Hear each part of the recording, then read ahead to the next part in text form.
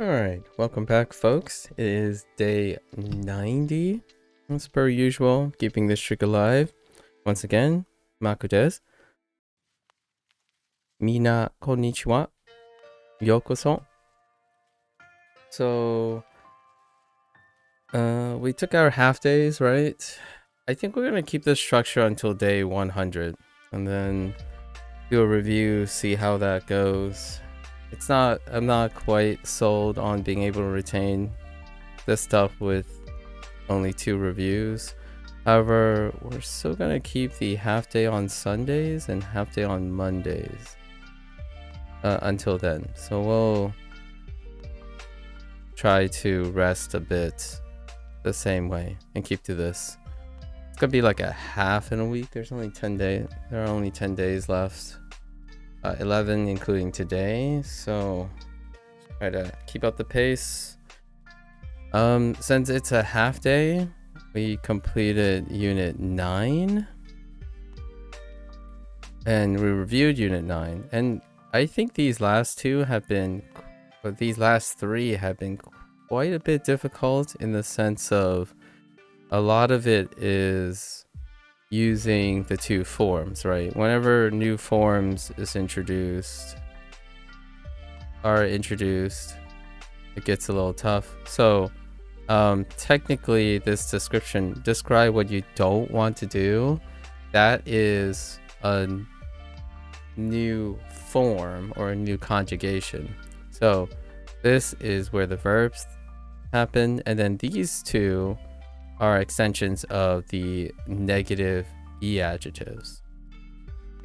However, we're going to try to recall this too as a bonus. But today, let's try to recall as much as we can, throwing any amount of Japanese writing we can muster here. And let's switch colors. Let's go to a more cool color now. How about, actually, maybe go back to green. Something like this. Kind of an interesting color. Okay. All right, so we're going to spend the next 30 minutes or so. So things we don't want to do. Embody our inner spirit. Finally, Duo is giving us a language we need to hook up in the next unit. Arrange to meet up. Wait, do you mean this right here? Or do you mean they announced? Oh yeah, wait. Yeah, next unit. Arrange to meet up. The only phrase we have to arrange to meet up at this point is ao. Yeah, ao. So let's get the elephant out of the room here. We have, so the theme was describe what you don't want to do, right? So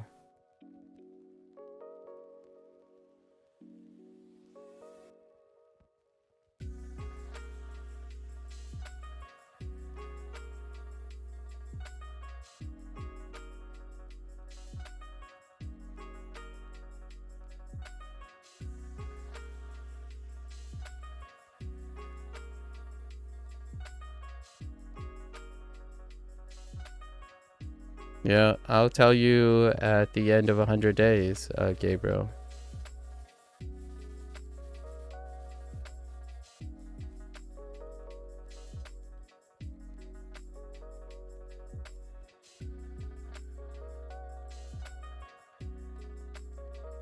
It might toss in more phrases just using ao or ashita.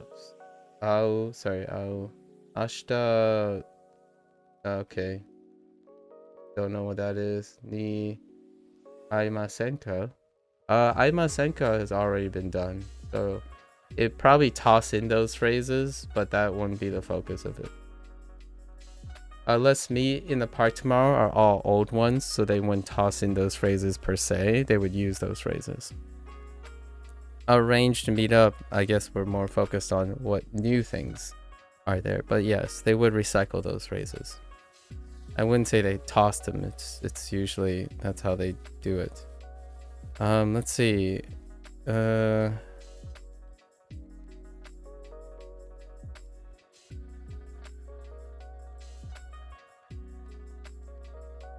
So, right.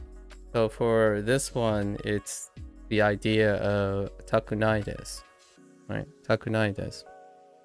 They wrote it a little with more vertical space. So let's focus on that. We have, I think this is a good time to review a lot of the predicates we have. This is technically part of the vocabulary.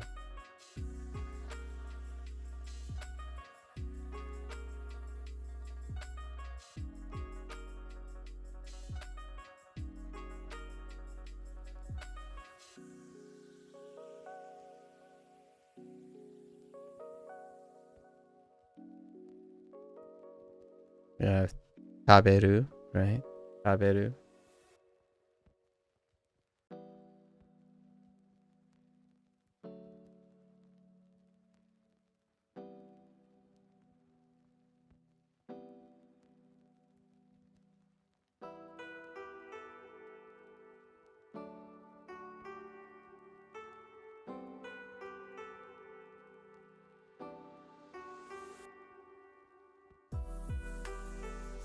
We have nomu, right?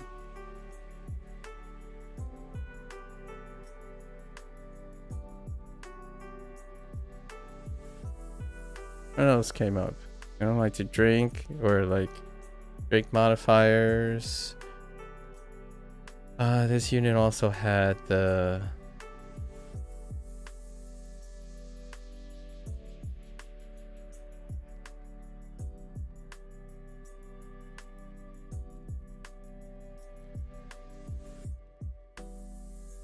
Thai form too, just to contrast. But what else did they throw in? Like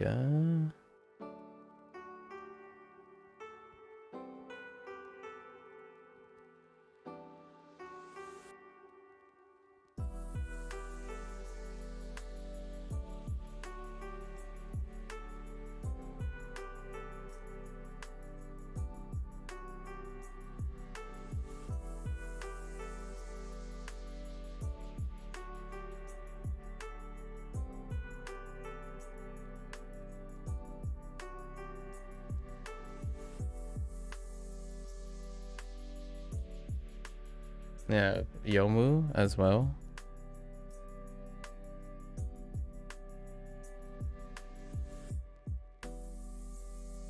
I'm a molecular biologist, but there's some overlap between microbiology and molecular biology. Off-topic question, but I've been always curious of how is it that males are more likely to be genetically disabled with XY chromosomes than females if females have XX chromosomes? Just imagine, so you're talking about sex-linked characteristics. So imagine if you think about redundancies. So males have XY and females have XX. What happens when one of the chromosomes fail? It's not that simple, but the idea, the thinking is when our genetic copies, we have our autosomal chromosomes, as in all the other things outside the sex-linked chromosomes. They all have redundancies, as in we have two sets of them. So if there's a mutation in one, oftentimes you have compensation with the other one. So if you only have one copy of things, what happens when they go wrong? Or they acquire a mutation? Or the gene's just not present when you're born?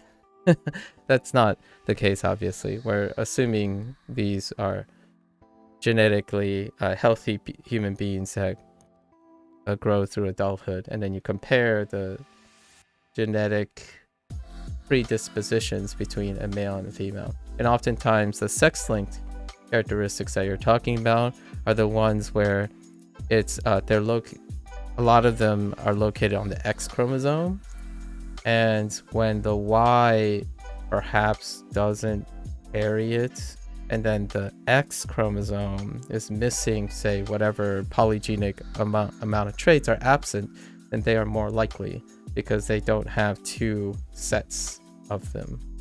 So a lot of times people traditionally talk about color blindness. Color blindness is a sex-linked trait, and I think it's localized to the X chromosome. So your father, per se, doesn't, or like that Y chromosome doesn't necessarily contribute to color vision, I suppose. You could see it that way. So if those traits, those genes that contribute to color vision is located on the X chromosome. I don't know enough about color vision, but likely that's the case. Then if, say, your mother is colorblind, then the son will be colorblind because the mother is the one that carries two X chromosomes, which has all the polygenic traits necessary or sufficient for colored vision. So it's kind of like that. Females are less likely when, like, color blindness is kind of the hallmark prototypic phenotype that most people talk about, where like why are males more susceptible to color blindness? That is largely because the Y chromosome does not provide color vision per se. It doesn't at least contribute to color vision as much as the X chromosome. Yeah, kind of like that. It's kind of like if you only have two methods, right? Or females have Anki and Duolingo, right? But if only one of them works really well, which a lot of people do believe that's how it works, then if you don't have access to the one that works, then you can't do anything about it. That's kind of the thing. It's a redundancy. So two X chromosomes protect against specific genetic dispositions, sex-linked traits, because they might be present on one chromosome and not the other. And then mutation at the X chromosome, well, if you have two X chromosomes, mutations are less likely. They have to happen twice as opposed to once, right? That's kind of the thing. Hopefully that helps. It's funny because the thing you asked is, I don't even know if that's considered more of a microbiologist concern or a molecular biologist concern. Funny. Microbiologists and molecular biologists do overlap in like their understanding of genetics because it's kind of necessary. So, all right. So I remember in this unit, they say you don't want to do things, but in this unit, it also said a few things that you wanted to do, like read something. What other predicates that were used? I don't want to what? Oh, I don't want to.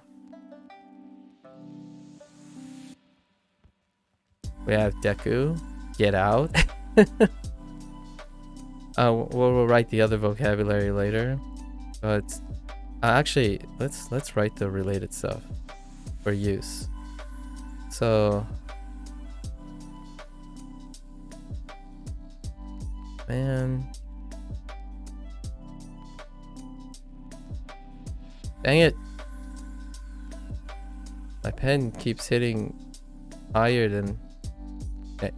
So, Deku was combined with kata for getting out of something.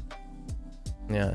Deku, so kind of like beto. Beto kara deku, right? Deku or detakunai desu, something like that. Beto kara detakunai desu. Something like that. What else? We got...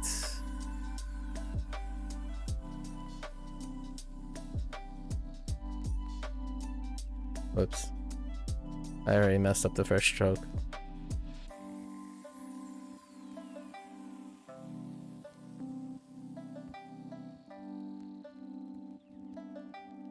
Nemu? Yeah, Nemu. And Nemu was linked with the use of... Whoops.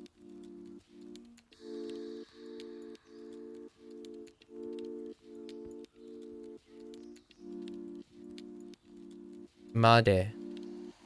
So something like Gogo Sanji ni no. Gogo Sanji made netai desu. Something like that.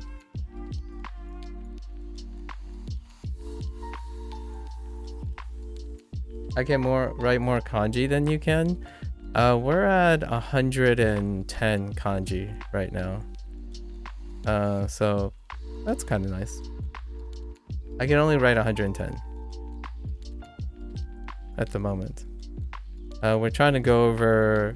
This unit was really weird, where the vast majority of the vocabulary is contextually not new, but I mean, it's contextually new, but the writing is not new. So we're trying. There are 6. Ichi, san, kawa, yama, and hi as separate things. Yeah, fair enough.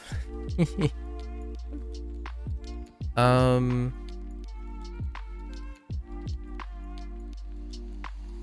don't know where this was used, but there was also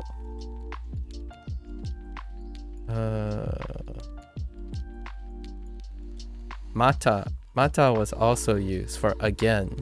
I think that might have been... I don't know if it's this scene or nothing. I'm trying to think of where would I say again with don't want to do something. No, this is last unit. Mata was last unit. To do something again. We're not going over the vocabulary. There's like 6 new vocabulary in this unit. The whole thing is dealing with expressions of don't wanting to do stuff. Like,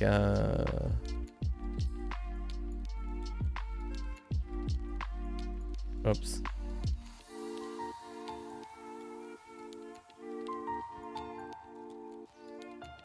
Thinking of that, like, au, something. I remember making a joke yesterday about,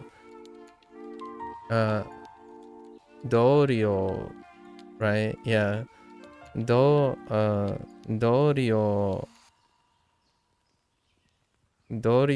ga takunai desu, or dorio wa takunai desu. Oh, sorry. Dorio wa ai takunai desu. Sorry.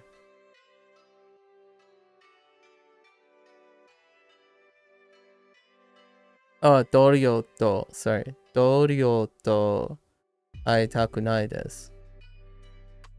I don't want to meet with coworkers.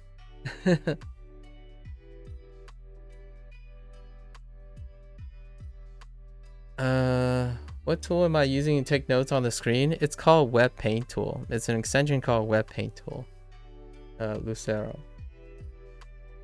Mata.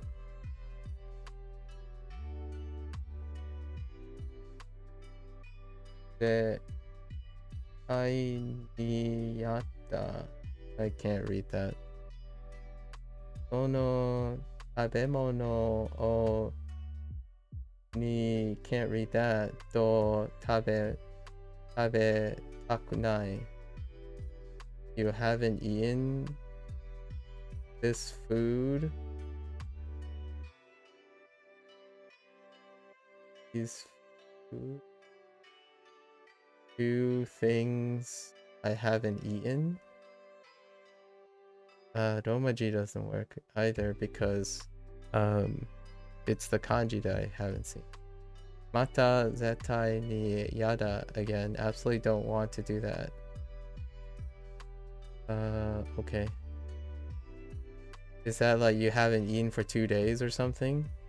You haven't eaten this food for 2 days? I have no idea. Your second one either. Writing isn't part of my practice method. Ah, I see. You can put it at the beginning. Mata? We're not going over what you can or cannot do. We're reviewing total recall of what the unit is showing. So if you haven't using kanji and stuff outside of comprehensible input is not helpful to this session of total recall. The total recall is based on what is learned and taught. So I'm not in that position yet. So this is not part of the first session. So you're introducing things that you are creating interference in comprehensible input. You didn't join a bit late. I do this every single day. Every single day since the first week. So this is the part where we review what is already taught. So we're not doing input right now. There is 0 input here. We're segregating the positions. So this is 0 input. There's no input whatsoever. This is completely output, total output. Let's see. Let's what else we got? And also, the challenge here is to do the output only to the unit, not anything else you know. So it's extra challenging to only restrict yourself to the unit itself. So if you do not use Duolingo, you would not know what's in Unit 9, except me or anyone else who have used Duolingo and did Section 3, Unit 9.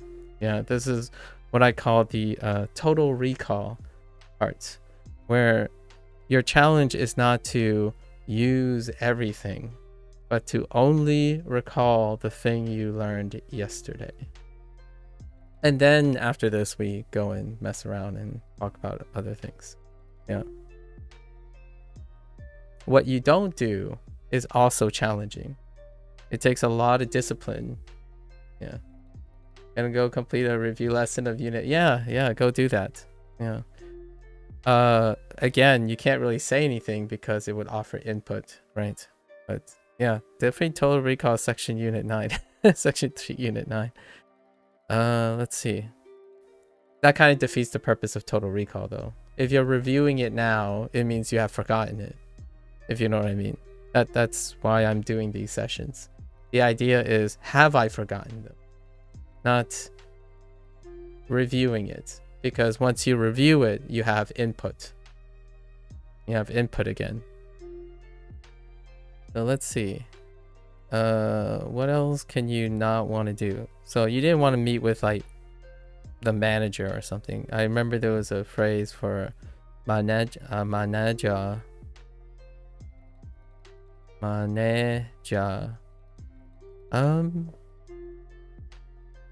We got deku, right? Kata, deku, kata. Association. Sleeping.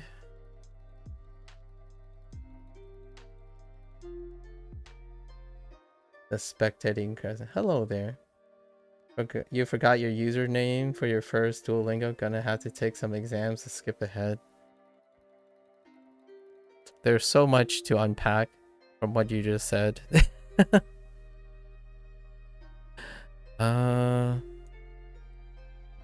There's got to be other. What other predicates do they use when it comes to don't want? Oh, they did use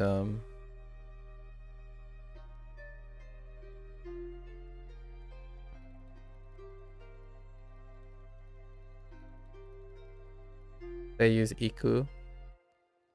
Iku like daigaku ni ikitaku nai desu. Something like that.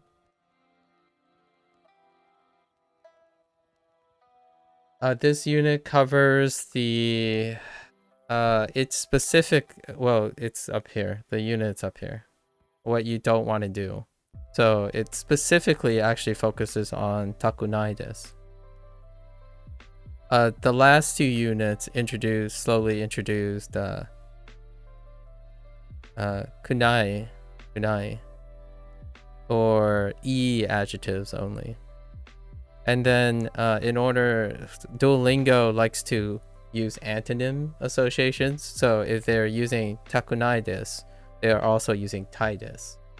So they give you examples where you want to do something, but specifically focusing on what you don't want to do. That's the new thing. So they take the tai desu, the tai form, which was introduced like 6 units ago ish, and then now they introduce the tai form, but also introduce the takunai desu just to contrast. So now I'm trying to recall all the different predicates that they used and the situations that they used them for.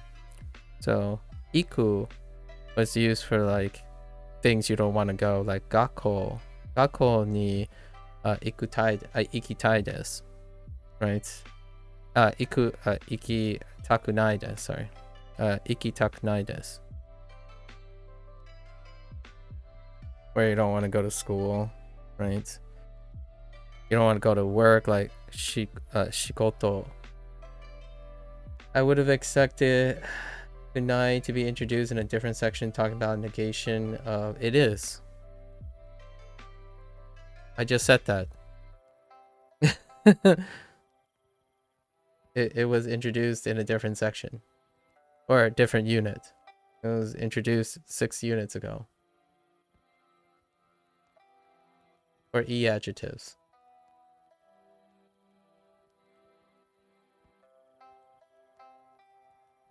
Let's see. Go. I guess we can practice more things. I don't think they used I don't think they used you. Well, we might as well write you down, right?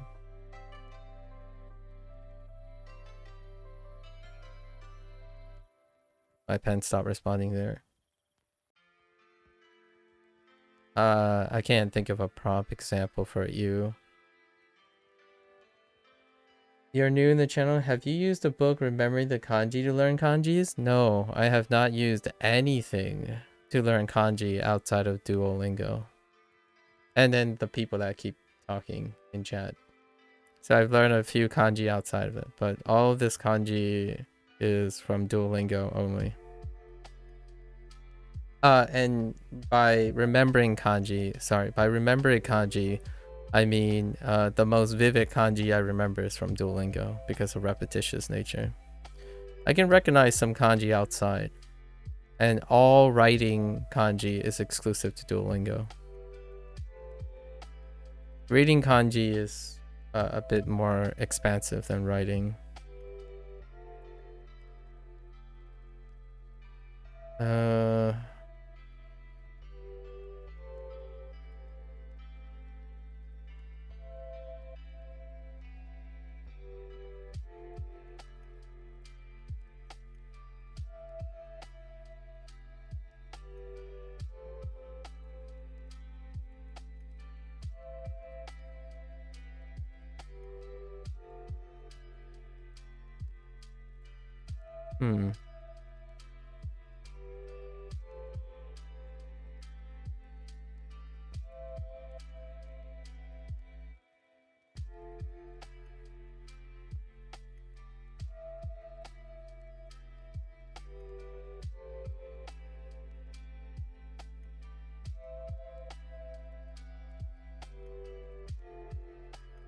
Okay, I guess this would be a way to say that they used suru Yukuri suru, right? Yukuri suru for relaxing.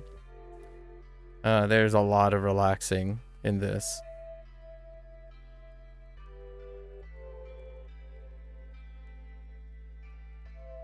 Oh, okay, which goes back to using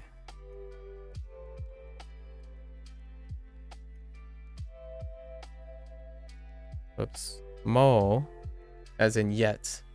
So something like I'm gonna mo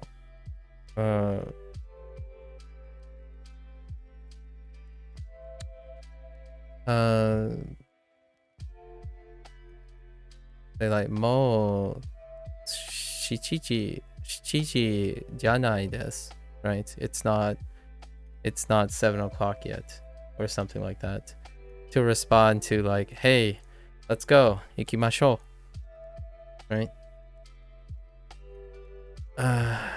We should go. It's either already or yet.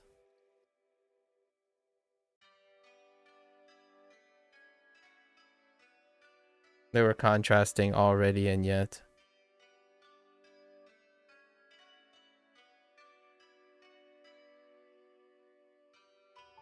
Yes, Duolingo teaches hatachi, yeah, for the special coming of age day. Yeah. That's last unit. Last unit is hatachi. You're on unit 8 right now.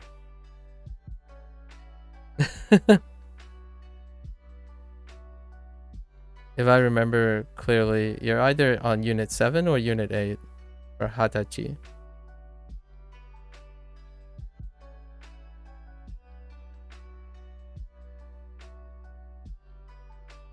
It's unit 8. Section 3, unit 8. Last unit. Oh, you're skipping past unit 8 at the moment, I see.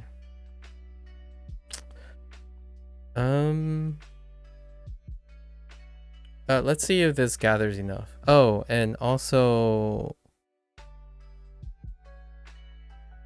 another phrase would be something like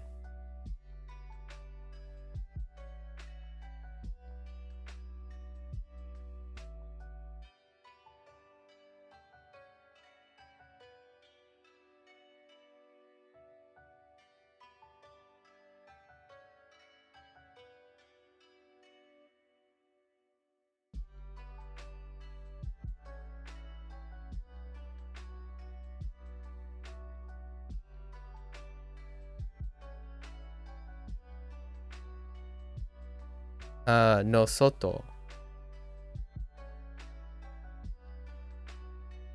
Yeah. No soto, which was it's a different application of soto, like being outside of something as opposed to in the outside, or in the out, like being outside as opposed to outside of something. Because there were a lot of phrases about, I don't know, ie no soto, or uchi no soto wa samui desu. Like, it's cold outside. I want to stay home. Oh, speaking of stay, I guess we have do we even have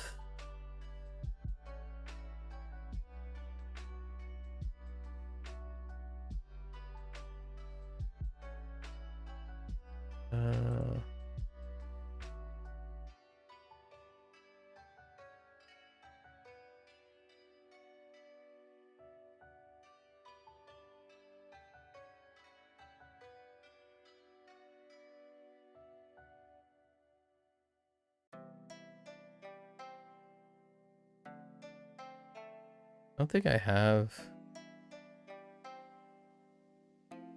iru, right? No, I don't have iru. I'll just place it up here. Oops. I don't have iru yet. But using iru as a way to say stay. That's also new to Unit 9. Like, stay inside where it's warm, right? Or stay in bed. Itai desu. Or itakunai desu. Don't want to stay. Didn't want to get confused about which vocab gets covered in Unit 9 when I take the Unit 9 skip exam. I mean, you can skip all you want. Yeah. Let's see. I think that covers everything else. So for the vocabulary, we have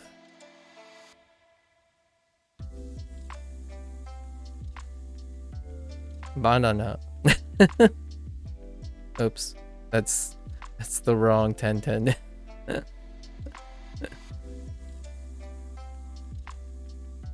And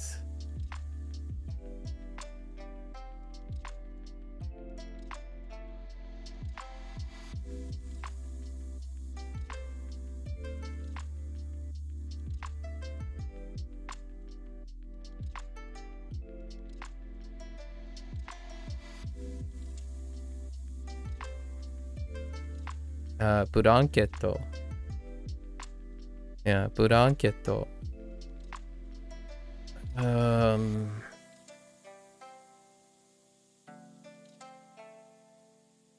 That's awful.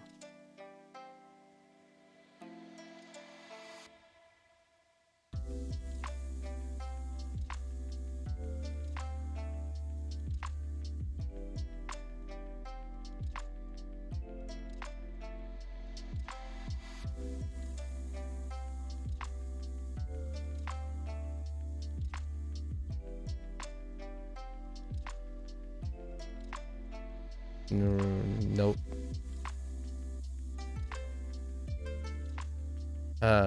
Shosetsu. Shosetsu.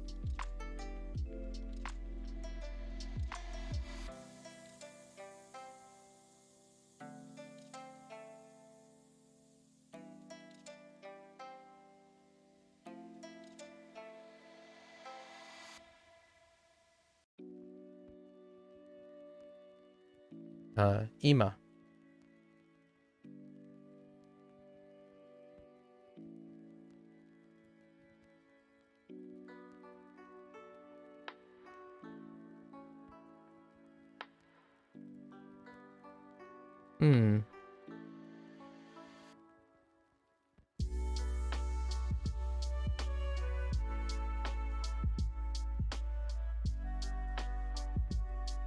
To Lotus's chagrin, Aramu.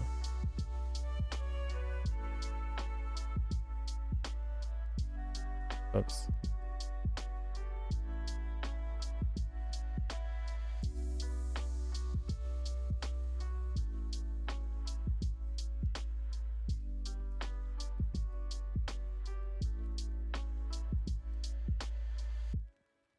Demokon.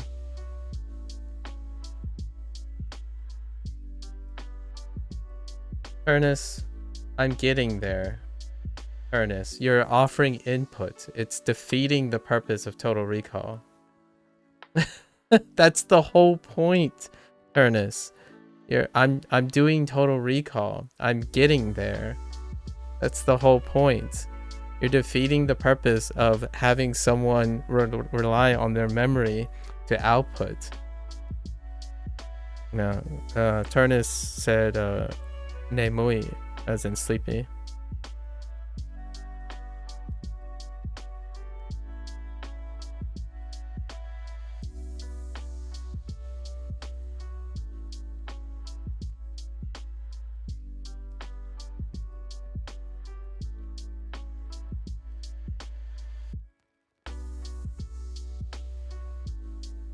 If you don't do this yourself, then I pretty much don't believe that you remember these things.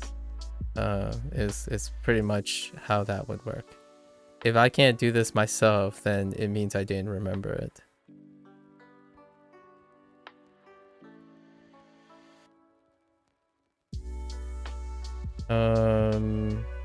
Honestly, I think that's all of them. Wasn't too much. We have any objects? No, it's like futon, beto, blanketu, blanketo, uchi, ie, kaji, soji, sentaku, shikoto, daigaku, shukudai. Lots of things you do, want to do, and do not want to do, right?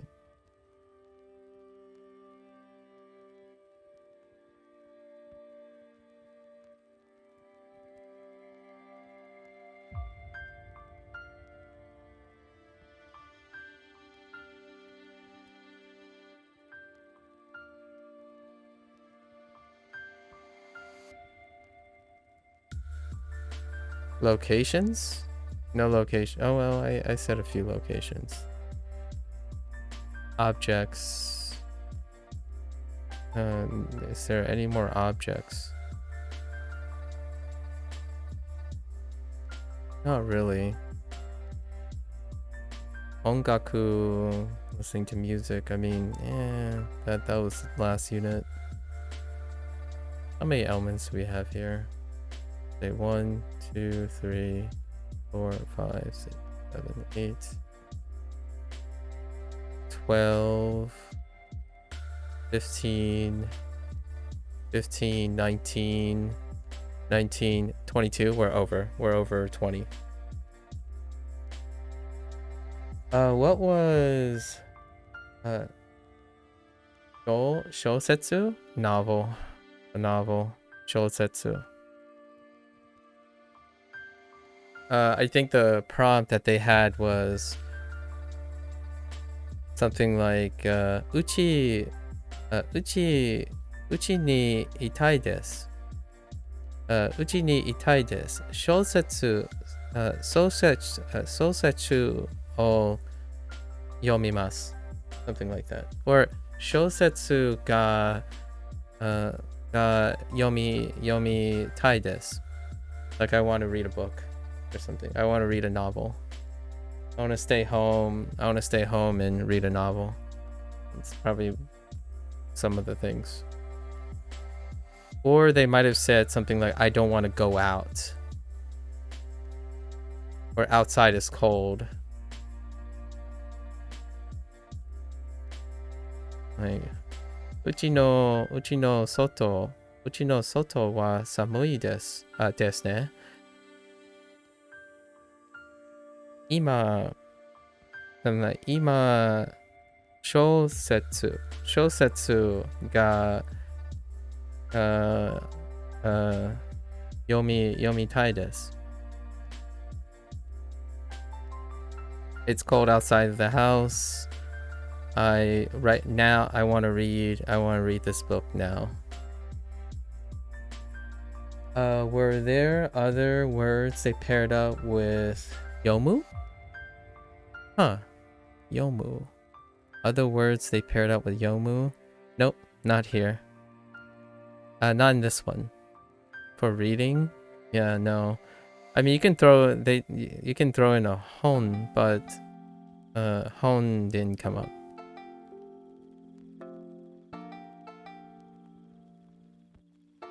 They didn't even. Oh wait. They did things like geimu though. Geimu linked with suru, right? Or geimu using suru. Play video games. That's a pretty reasonable thing to want to stay home and do instead of doing chores. Oh wait, I totally forgot one. It's the kanji of this unit. I totally forgot the kanji of this unit.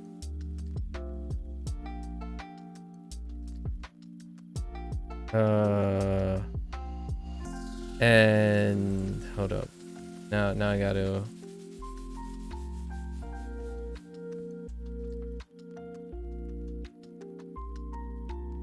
I think it shares the left side radical with Iku. So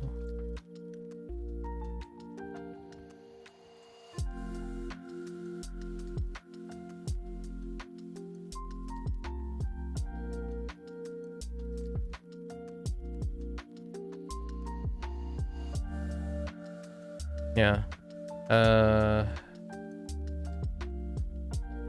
This is I just realized today that atote is related to ato in that. So this is later. Later atote. And we already were introduced to ato, which is after. And then the previous unit, unit 8. Actually, let's do some unit 8 stuff to wrap it up, right? I'm a little over time, but let's do some unit 8 stuff to kind of bring it together.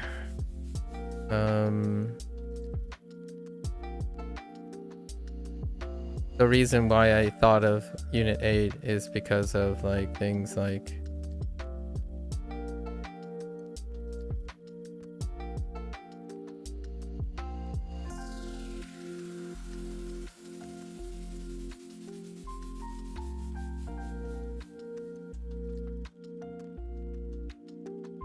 yeah, basically that's what I'm doing. Basically the reason why I'm doing unit 8 is because of oops, I keep doing the two things in the wrong direction.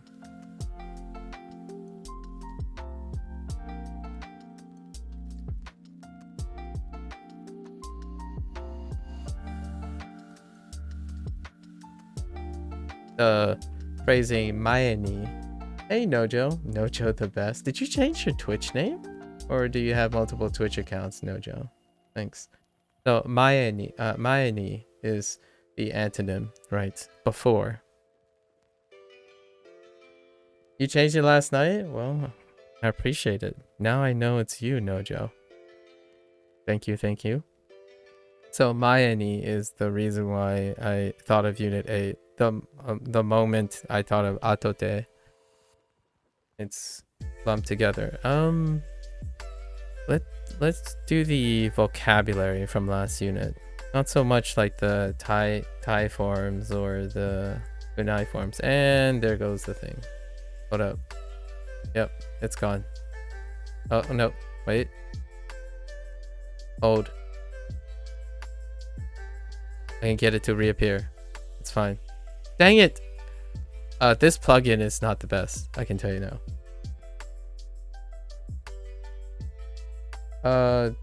Wait.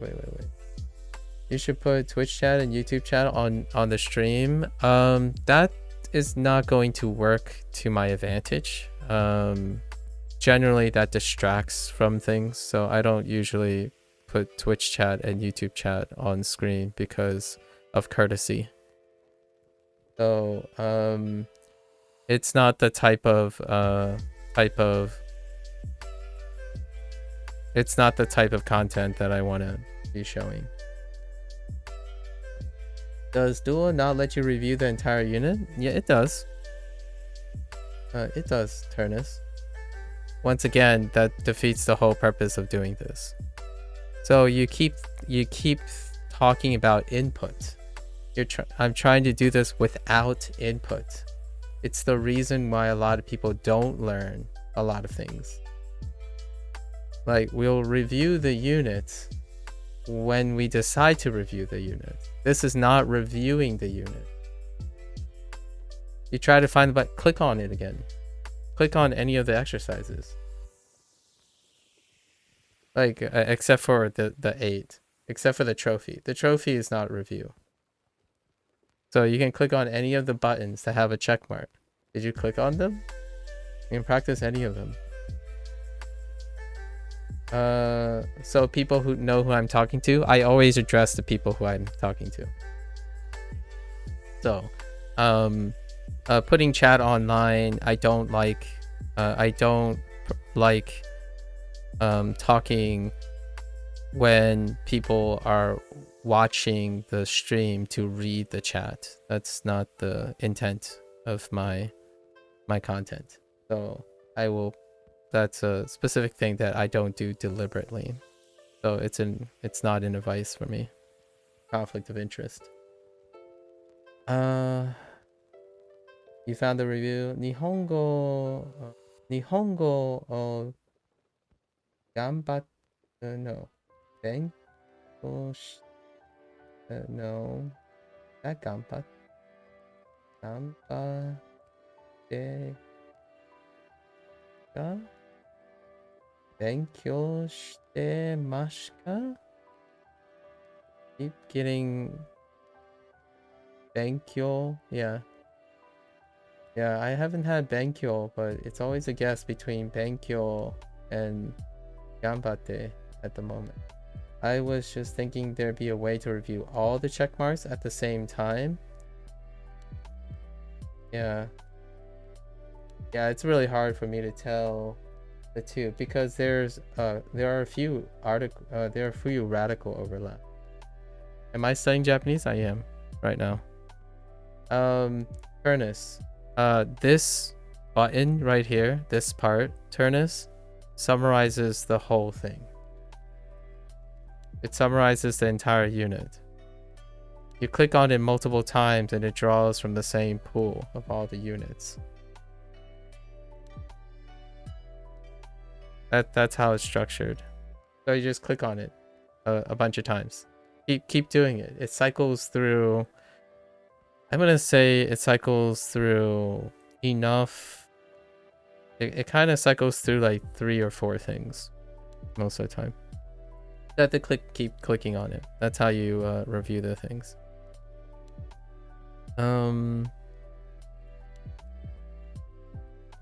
What happened here? I lost some strokes here.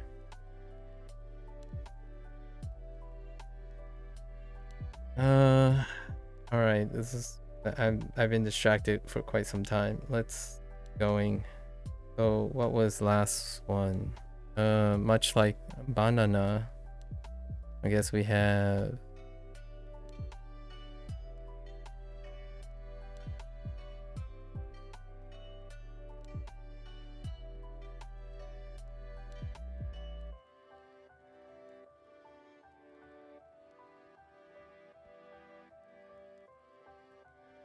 yeah. So we have chizu. That's about it. And throw in a food item. What things? Last one was making making plans for a party. So one special occasion they introduced was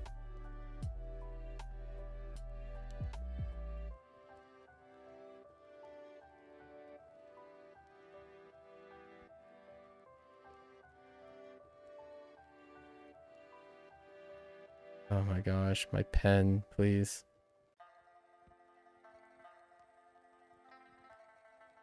Hatachi.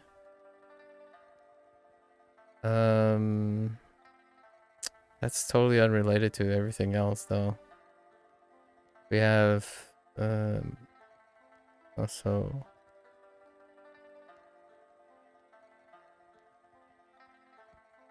mode of transportation. Kuruma.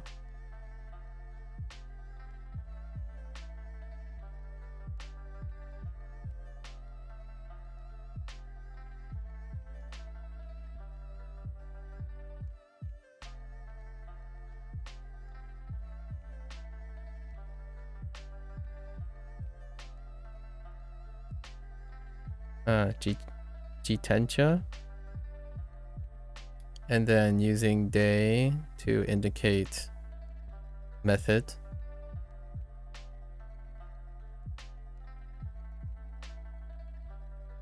Yeah, I didn't miss a day. I mean, streaks are pretty good. Yeah, streaks are pretty good. People keep their streak up.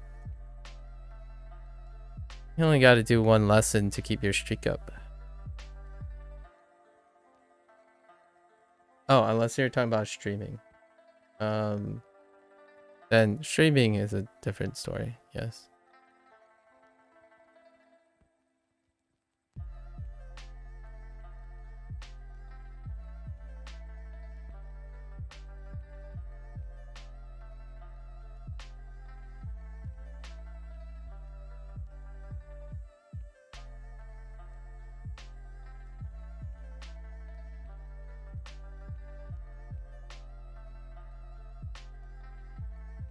Yeah, phrases like saikin.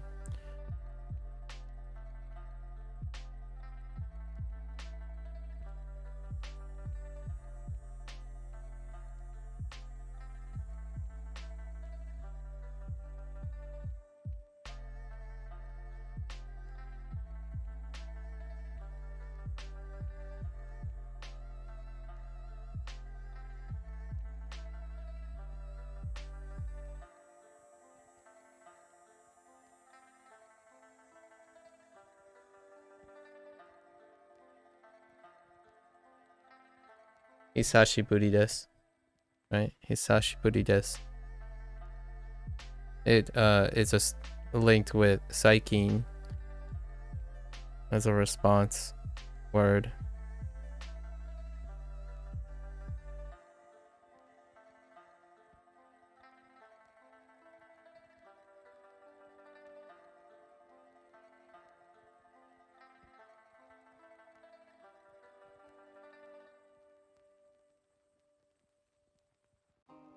Yoku. Oh no, not yoku. No, not yoku. My bad. Yobu or invite as opposed to call.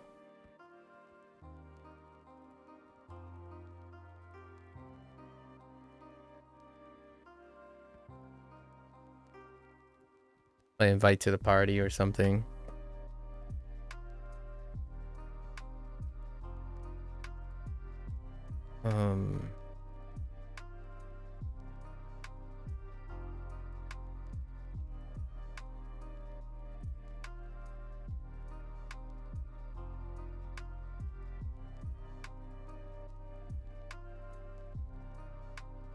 Soro soro.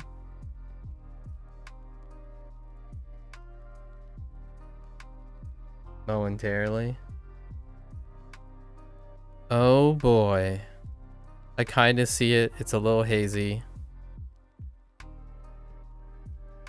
It's a little hazy right now in my head.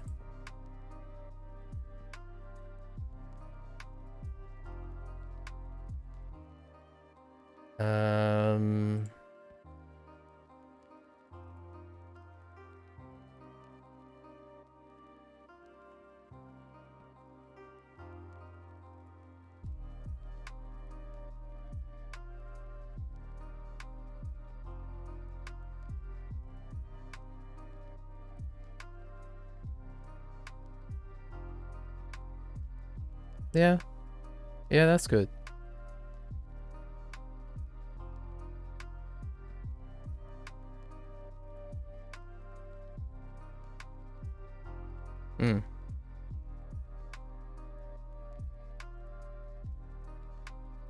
Airu?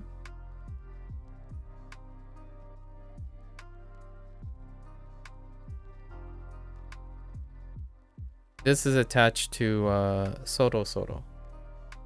After you like partied and stuff, you're gonna return home in a bit, right?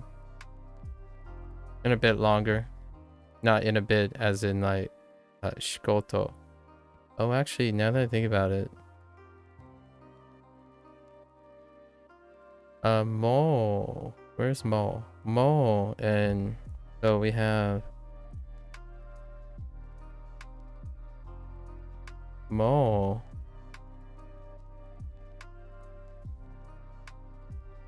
Shikoto.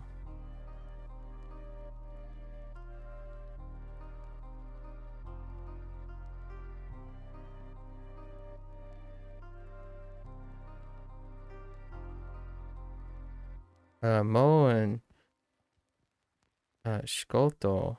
Shikoto.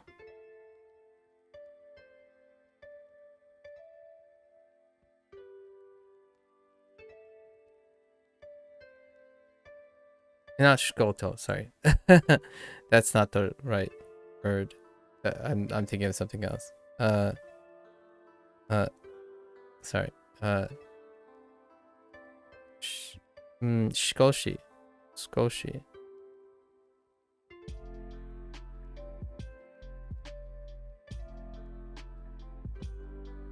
Shikoshi. So Mo Shikoshi was something a little bit different, like a bit longer. Hey Lotus. Yeah, Mo Shikoshi was Shikoshi was kind of nice.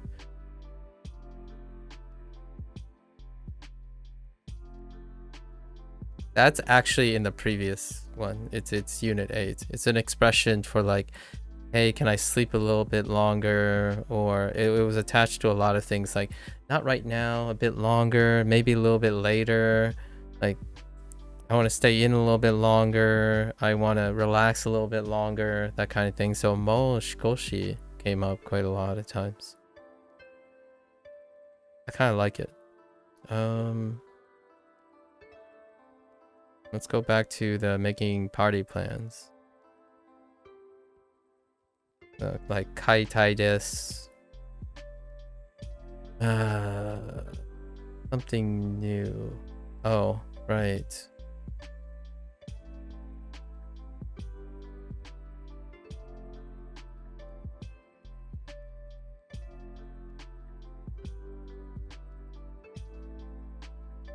Naru.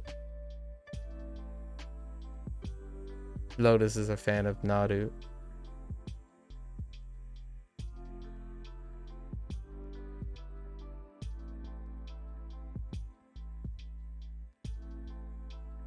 Sorry, I just randomly thought of Naruto.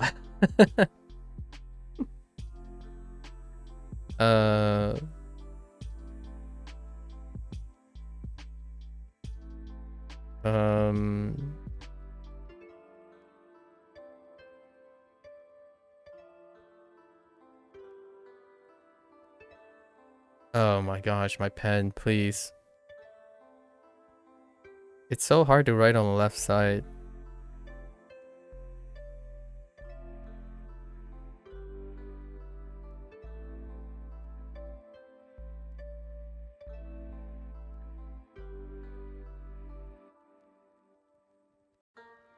Oh, right.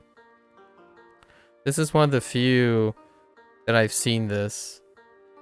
I think it's the only one that's in Duolingo so far.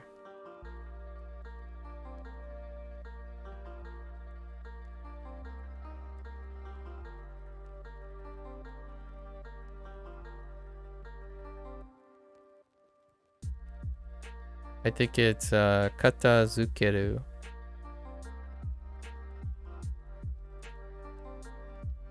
You haven't watched Naruto though? I wasn't saying you were watching Naruto. I was saying I thought of Naruto. You little butthead. I'm just kidding. Yeah, you're. How dare you? I mean that's fine. Honestly. Wait, how much younger are you? Nah, I mean you were a teenager when it came out.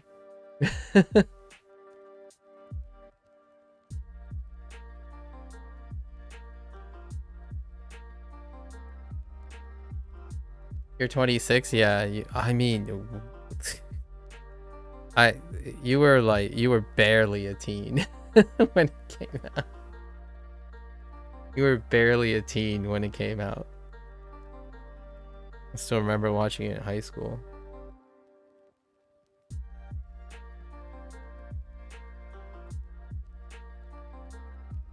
No, wait.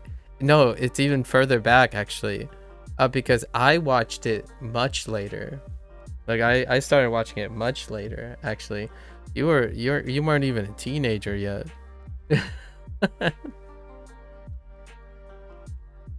Right? Naruto is circa turn of the millennia, wasn't it? Am I being a pep?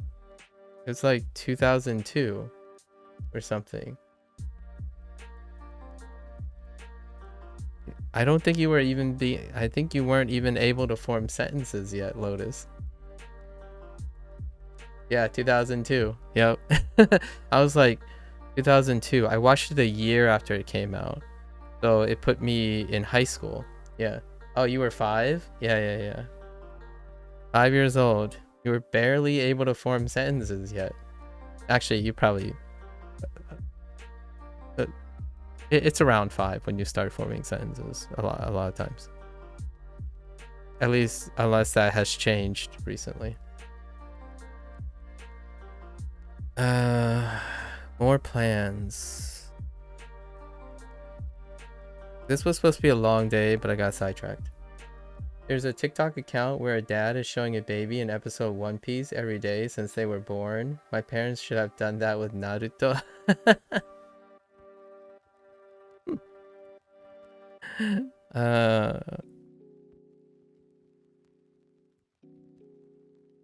You know what my parents did when I was 5? They gave me a book of multiplication tables. I knew my multiplication tables up to 12 by 12 when I was 4 years old. I knew how to multiply and divide when I was 4.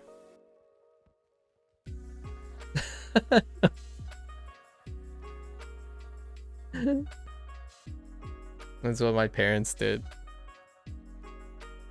I did math before I could form sentences.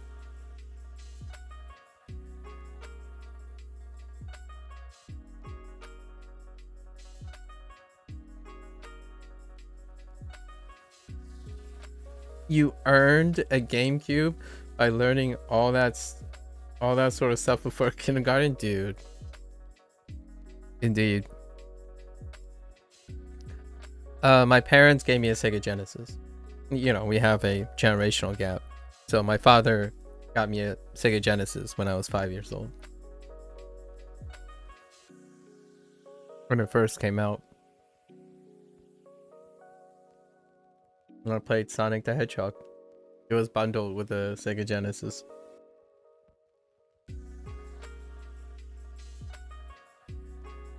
I still can't believe, like, if you're thinking about it, you know, we think about game prices, right? And then inflation and stuff. Sega Genesis, each cartridge was like $60 or $70. And then if you price in inflation, it's way more expensive in the current day's price. However, we also have to factor in that people aren't making proportionally as much money as well from the low inflation, from the inflation increase. Yeah, lots of fun things to think about, really, as one ages.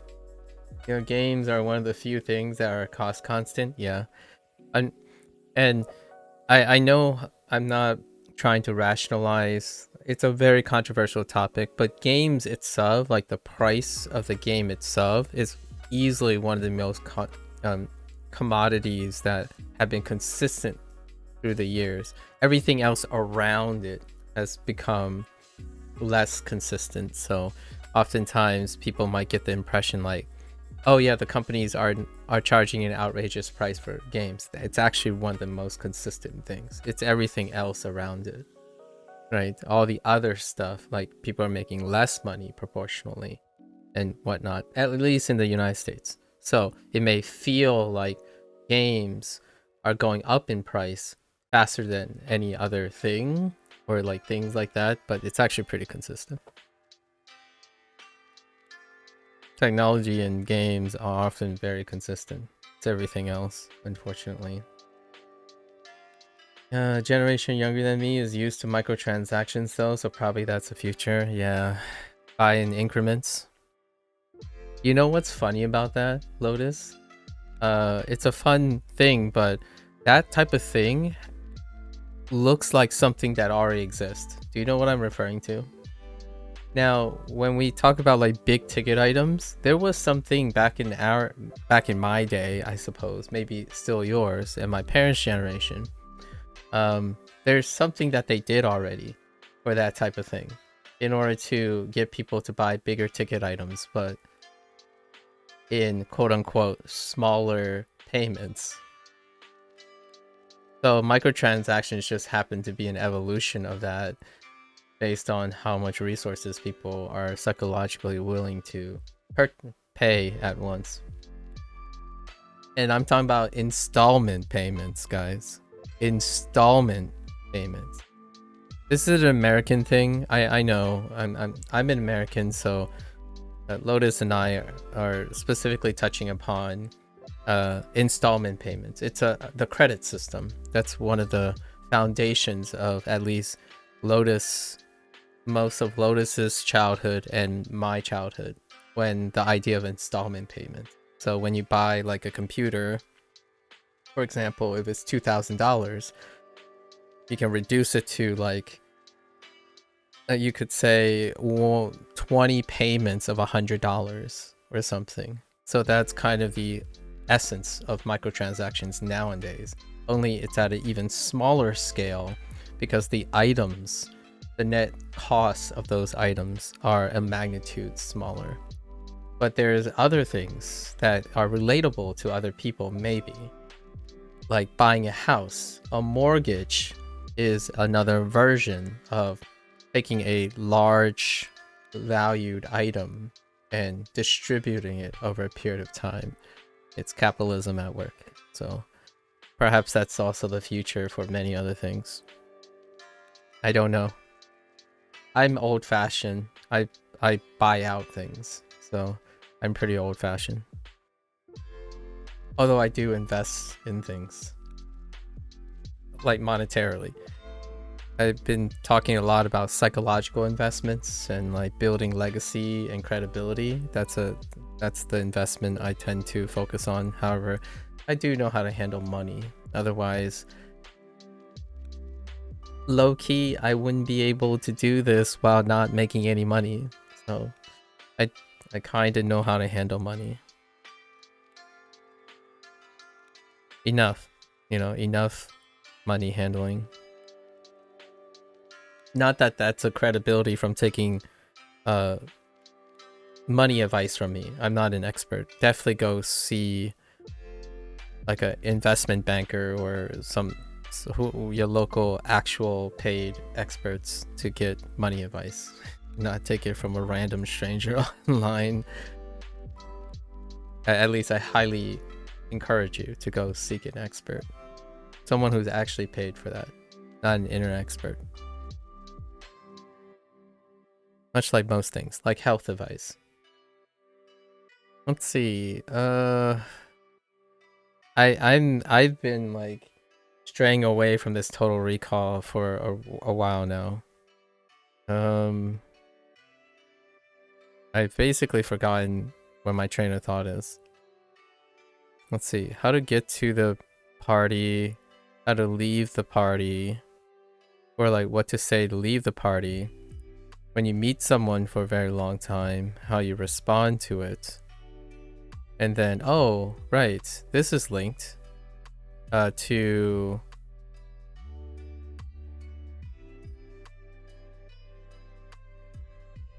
Yoji. Stuff to do. I got stuff to do before, and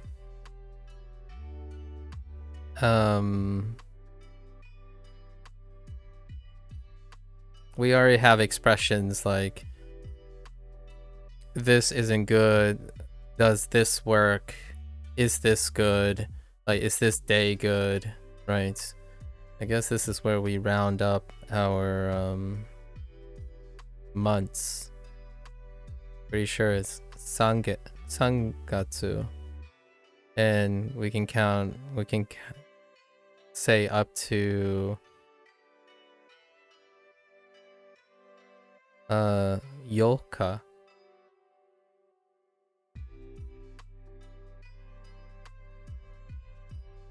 Which is pretty random. They throw in months as you go. Anything that has a counter, they throw in every once in a while to eventually fill out all the counters. I think we filled out all our months except for 2. November and June. November and June are missing. If 13 Gatsu had a name, what would it be?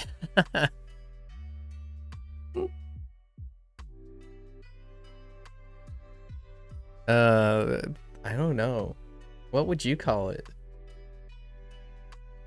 Honestly, I would honestly just stick with since it's Sangatsu, I just stick with Ju Sangatsu.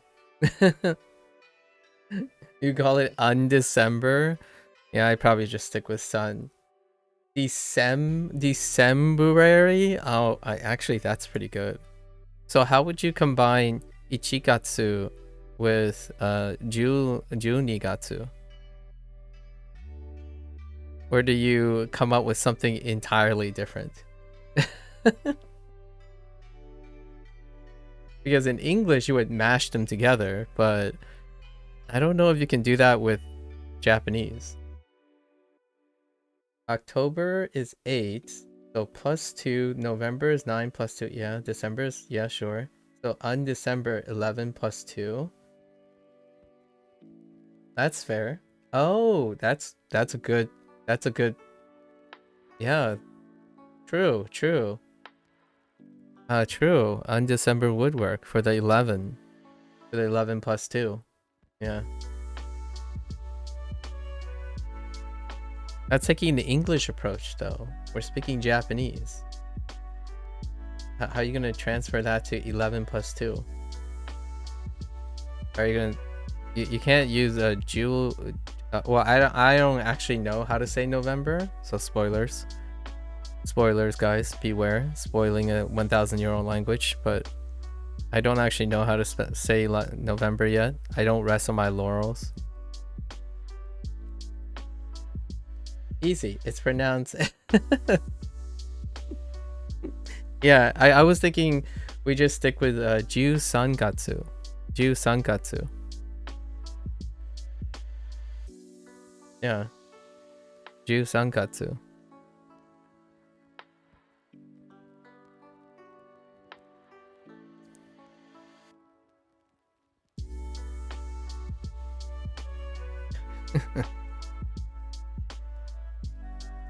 Well, yeah. But the thing is, would you use Ju Sangatsu? And what I mean by that is because, because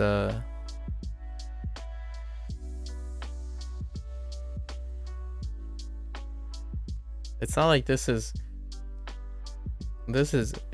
Shigatsu.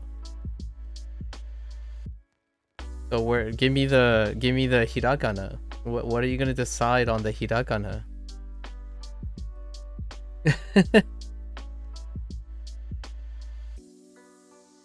We could be a little trolly and change up the hiragana.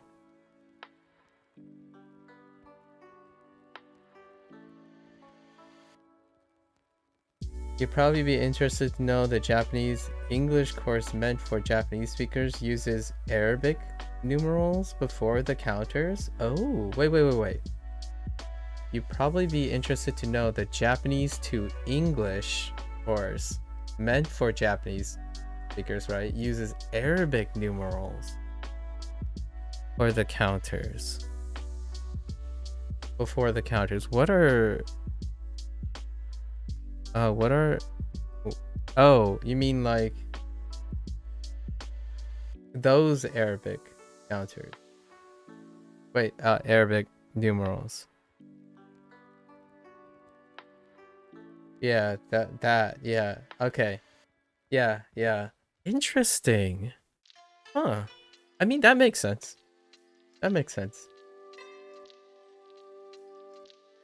Yeah. Yep. Yeah, Japanese people use the air, yeah. I've seen them on signs already. Like signs and especially like menus. I've seen them on menus.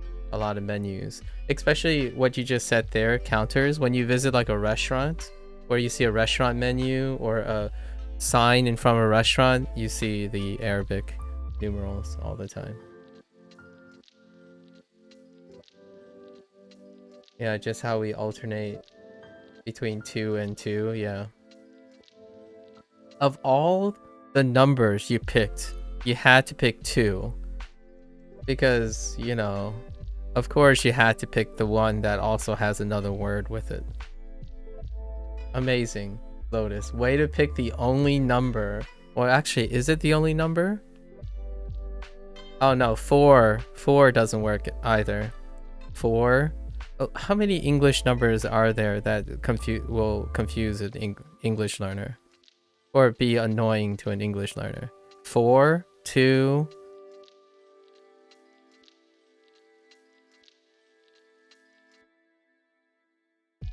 and 8. 8 sucks too.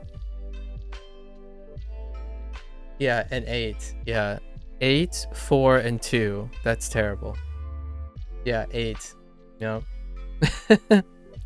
Heckin' 8. And 8, right? 8 throws off all the pronunciation rules too. Because ATE is mixed with other things. And 8 is IGHT. Yeah. Yeah, 8 is really bad, I think, in my opinion. 8 because 8 and 8 are two different 8s, the same sound, like IGHT and ATE. All the numbers above 10,000 are annoying to... Yeah, in Chinese it's the same. Or at least in Fujianese, it's the same. They use the 10,000 unit as opposed to... it's an adjustment, but I'm already used to it to some extent. But Japanese is one of the heaps that use the 10,000 unit. Man is for 10,000. I had to get used to it because my parents use a 10,000 unit too. It was very difficult to explain, like, oh, this is 50,000. So I would use Fujianese and say 50 1,000s, but it's actually 5 10,000s. I always have to remind myself, like, oh, Nguyen Wang, not Nguyen is 5,000. But if I want to say 50,000, it isn't Ngure Yin, is Ngu Wang, which is 50,000. Yeah, so Ngu Wang, much like Ichiman, right? Ichiman, Ngu Wang is 50,000, not 5,000. Ngu Yin is 5,000. But you don't say Ngure Yin as in 50,000. You say Ngu Wang, which is 50 10,000s, making it 50,000. All the likes are like 23,000, 10,000, and like I don't know how much that is without thinking about it. Yeah. For the longest time, I'm like, every time I said like, oh yeah, this is $10,000, and my parents are like, wait, are you saying 1,000 or 10,000? And I do this thing in Fujianese. I would say like, oh, inay soyin so wang as in so wang sida kwang. I'm saying there's 4 zeros in it, just to clarify. So out of habit, sheer habit, when I talk to my parents, I always clarify when I'm saying like 1,000 or 10,000, because they have gotten used to me thinking sometimes I say like 500,000, but I meant 50,000. They use context clues to know that there's no way this thing costs $500,000 as opposed to $50,000. But I've gotten used to it, but out of the habit of me and my parents, I do it habitually. Like I would say Ngu Wang Si Da Kwang, Si Kwang, as in 50,000. 4 zeros. 4 zeros. I immediately say 4 zeros afterwards to double check. Like I mean 50,000, not 5,000.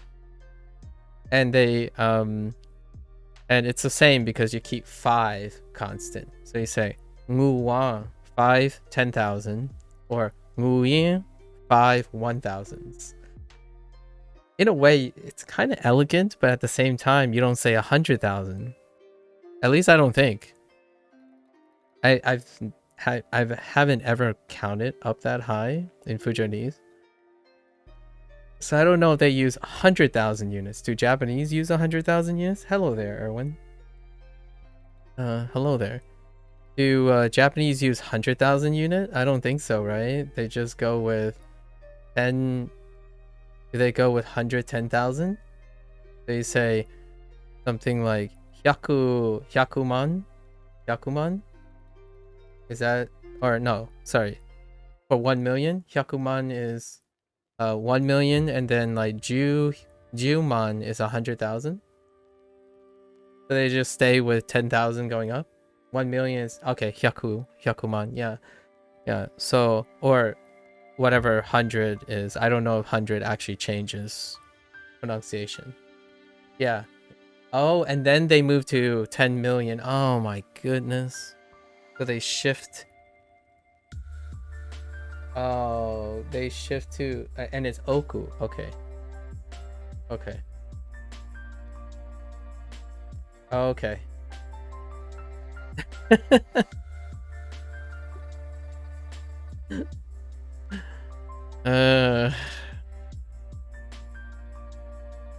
There is a funny story about telling my parents what commas mean, like how commas work in the United States. So like where like in English, you know, when you're separating commas, because it doesn't line up with 10,000s. The 1000 bit is read like any other 4-digit number. Oh, so they go with like ichi 000 man instead. And you just read it off like digits in a phone number or something. And senman for 10 million. Oh, okay. All right. We're good. That's enough number talking. I think we're just gonna wrap this up here because I don't want to remember any more things. Party plans. Maybe we'll throw in one more party plan. What can I think of when I think of parties? Oh no, I already said it. To tidy up.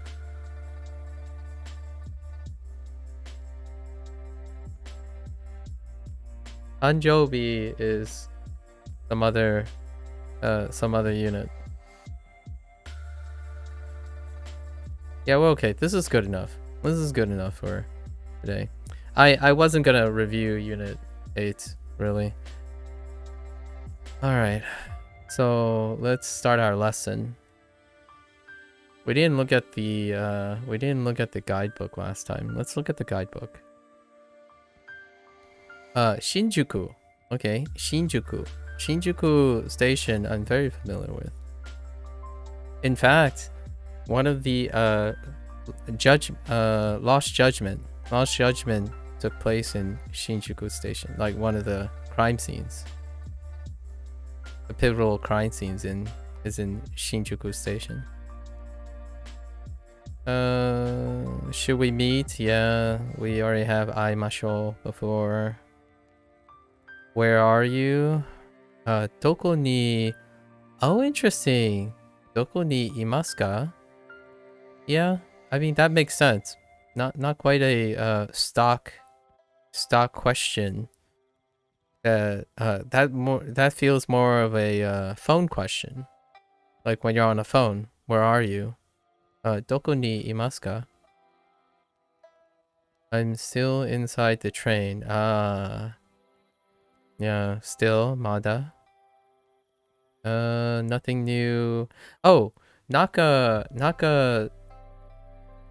This thing was used once too for being in the middle of something. And then now, interesting. Mata tensha no naka ni imasu. Interesting.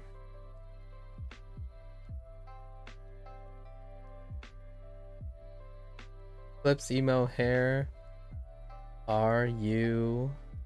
Oh, sorry. Wait. Oh.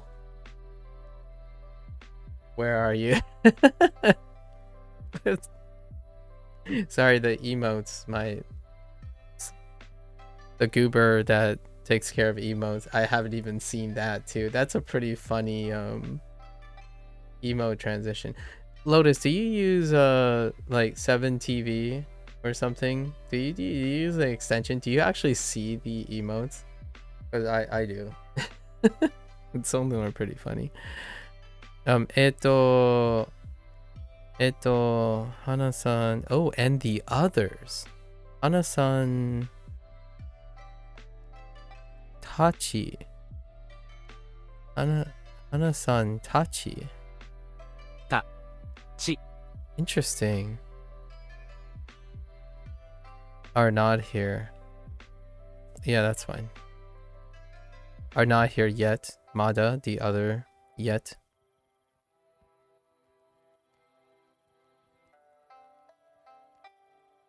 You are mobile, so no. Oh, okay.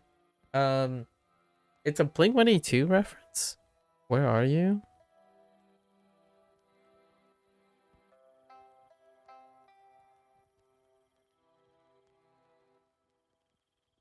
I'm trying to think of the song, but I got Small Things stuck in my head. I got all the small I got Small Things stuck in my head. Huh. Blink-182. I don't remember the song. Where are you?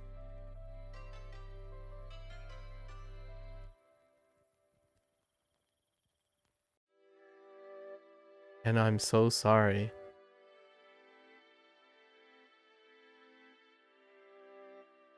Hold up. Now I'm feeling out of time.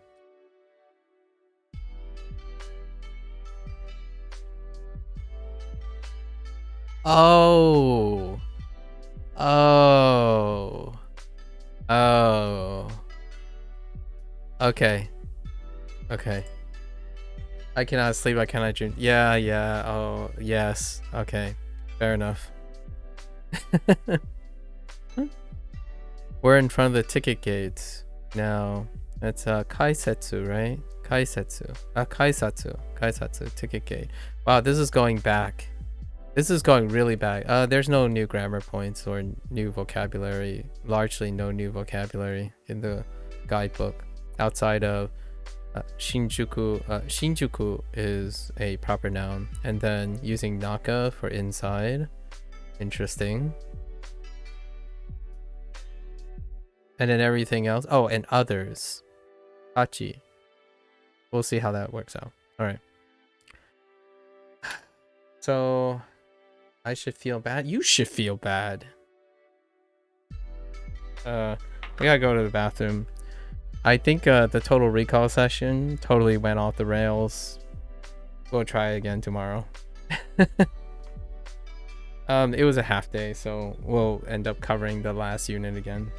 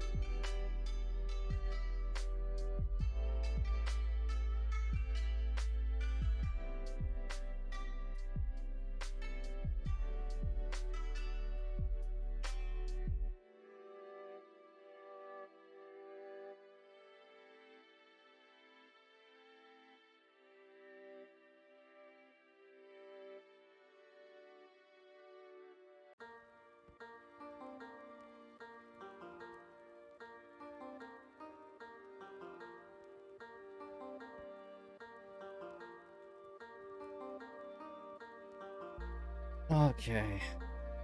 All right, edge lords, you and your Blink 182 references, making me feel like a Gen Z. Holy heck! I'm kind of curious who's the boomer now. Am I the boomer? All right, let's go in here. たくさんのデパート What? Is it just me, or is that super thick? たくさんの Whoa, whoa, whoa, whoa! Hold the phone. Did they change the way the purple thing is highlighted?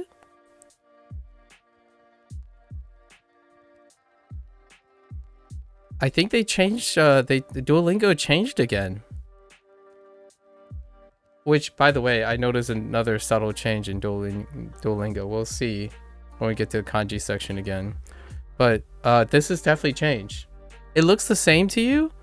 This is thicker. It's thicker. Like, this is bold font. This is bold font. Usually it's just colored. But this is bold. Now it's bolded. As opposed to, like, this thinness with color. Like, it's a lot thicker. It might be, I might be crazy. I might be losing it, though. So, don't quote me on that. But I'm たくさんの pretty sure this is thicker. Unless my browser changed. There's a chance this is a browser thing. Or maybe an OS thing, because the IME changes this stuff. So what I mean is, it might not be Duolingo itself. It might be my IME, my Windows IME. That might have gotten updated. That because this type of display is also affected by this. But this is bold faced. So this is bold font now. It's so thick. たくさんの You guys not see it? It's like it's almost like 50% thicker.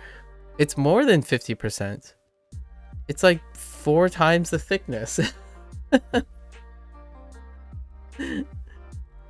It's so okay. All right, I'm fine.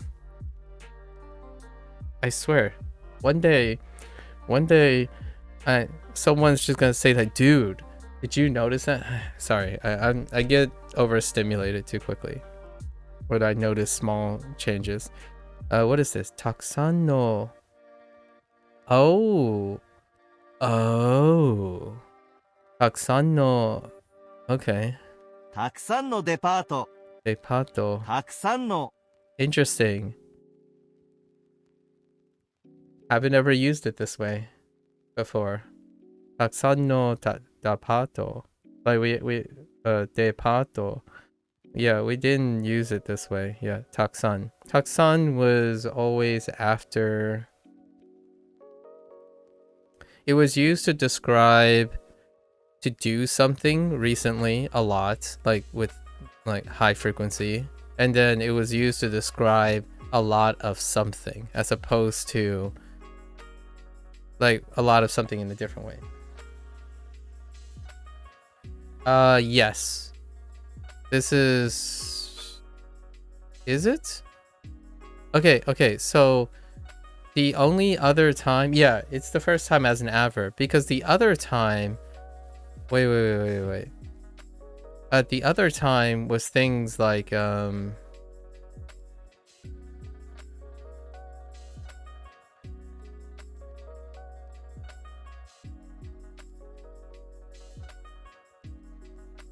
things like,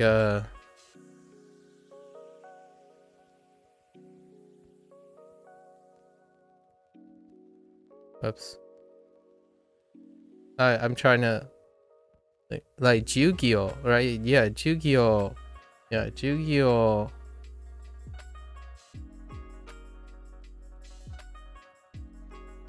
Right? Yu-Gi-Oh. Yu-Gi-Oh.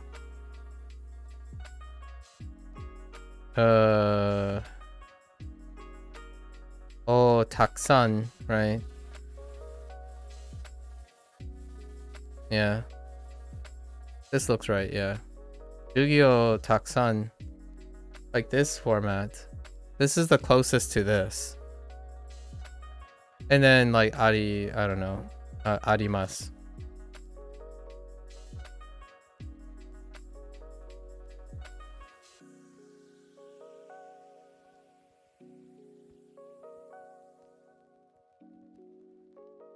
So how does that contrast with this? Like Jugyo, Jugyo o takusan arimasu. And then now we have it in the opposite direction. But now with a no, right? Interestingly enough. Although when I interpret this, it's similar to this. So I'm a little... I'm going to need a little bit of an explanation for this. Right, this says there is, or I have, sure. There is a lot of classes, right? A lot of classes. So that's like an amount, I guess. It's like an amount. But at the same time, it is kind of adverbial. Or it's an adjective, sorry. Okay, that makes the difference. Wait, is this an adverb? Wait, how's this an adverb? Oh, no, this is still an adjective. Same meaning, just different word order. Sometimes you need this one to build composite phrases. Oh, yeah, that makes sense. Oh, yeah. I get it. Yeah. Because the other way is a lot more. I see. So same deal, but a different way. Oh, that's kind of neat. I like it. Yeah, this is good for composite phrasing because of no composites. Yeah. All right. So a lot of department stores. All right. Nice. たくさんのバーもあります。たくさんも Wait, did you just say たくさんのバー What? たくさんのバーもあります。バーもあります。あります。 Oh yeah, here we go. So usually before and not the たくさん, there was another use of たくさん recently for predicates, like in front of a predicate, but not necessarily. But yeah, this used to be right here, right? That's where it was before. So now you can, okay, so you can flex it over here. Interesting. Huh. Yeah, so I'm sure there's a chance Duo is going to do that. They're going to do like both the structures with taksan, and just to show you like, hey, but this is what it used to be like, and now here's another way, right? So it could have been ba mo taksan arimasu, right? So it's just flipped. Okay. たくさんのバーもあります。 Okay. I kind of like this way better, honestly. I like I talked to someone about this before in the video comments. I like no chains. I like the idea of no chains. Instead of doing like the fancy stuff after like next to the predicate. I'm a fan of no chains. たくさんのバーもあります。 予定はありますか? Yote.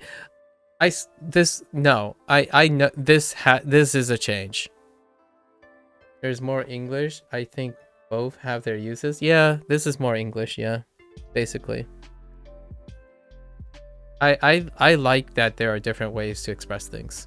So if Japanese people have different ways to express like similar things, but there's a flavor to it, I like that. Give me all the different things. Like, give me all the different things. I'm all about that life. I like when someone speaks to me and say, "Oh wow, I haven't said it in that way in a while." If you know what I mean.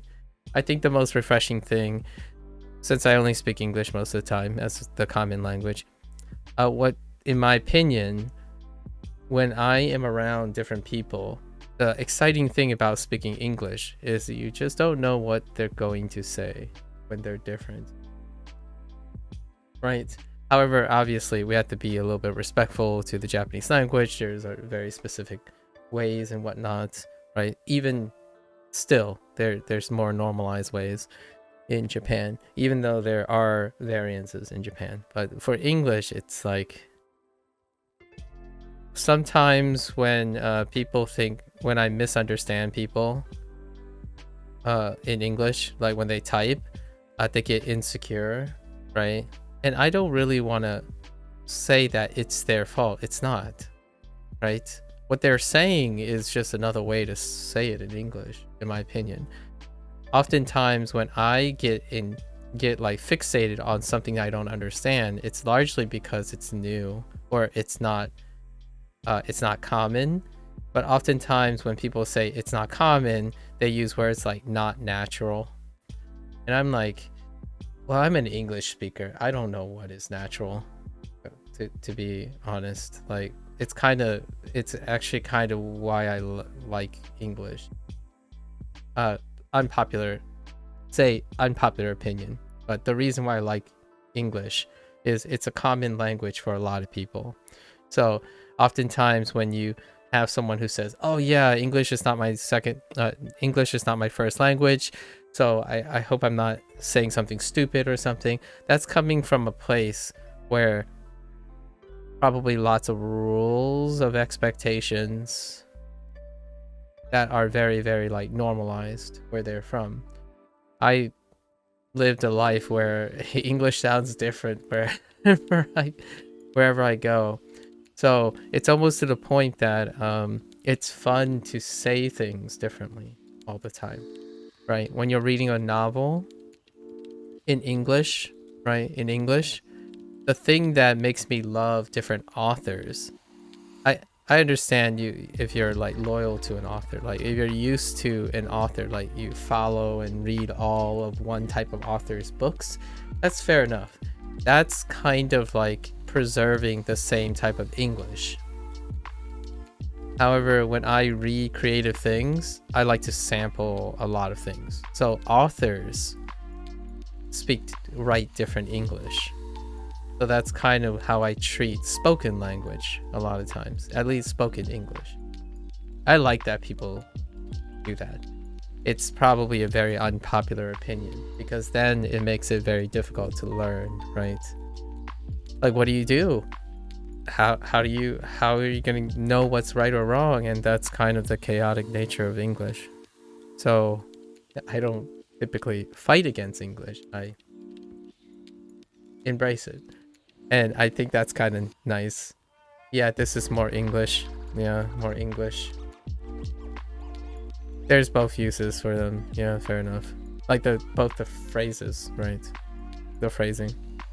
There's pragmatic reasons to be using both of them. Yote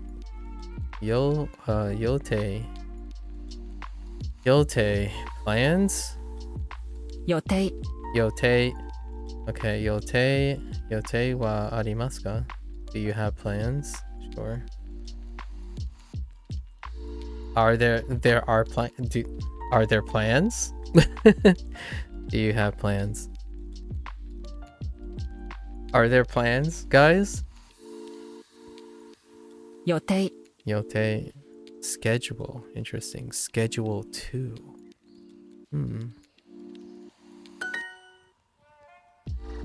8 p.m. What's happening at 8 p.m.? 午後8時に午後8時に予定があります。Okay. So they're あります。 sticking with non-pass right now. What other choices do we have? Hikarimasu. Light. This is the hikarimasu for light in our electronic store section. And then tsukemasu.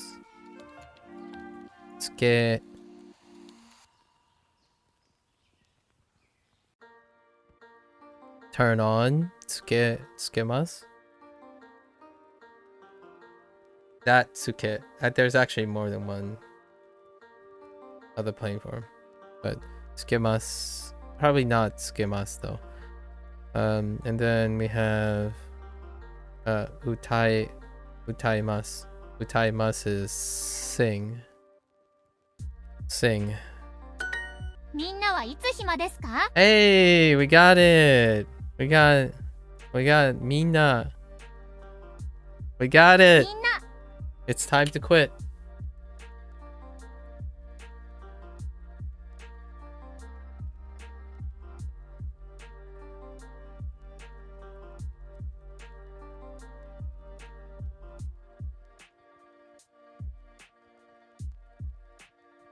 I'm kidding. I'm just taking a bite. Okay. Mina. Mina.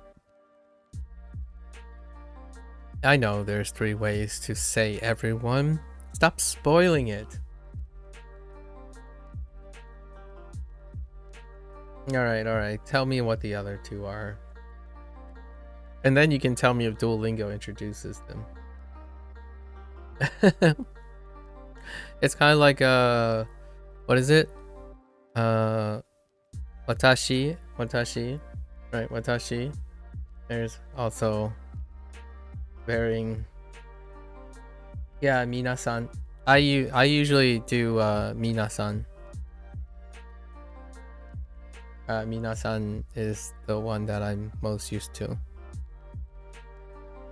And then I'm everyone. I'm a foreigner. Oh, minasan. Oh. Minasan. Minasan. Minasan. Okay. Everyone. I'm a foreigner. Minasan. That's a funny joke. I like it. I'm not even sure if you're being serious or not.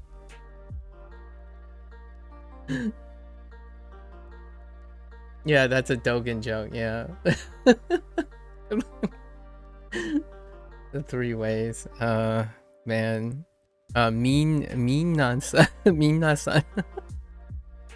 Yeah, minasan.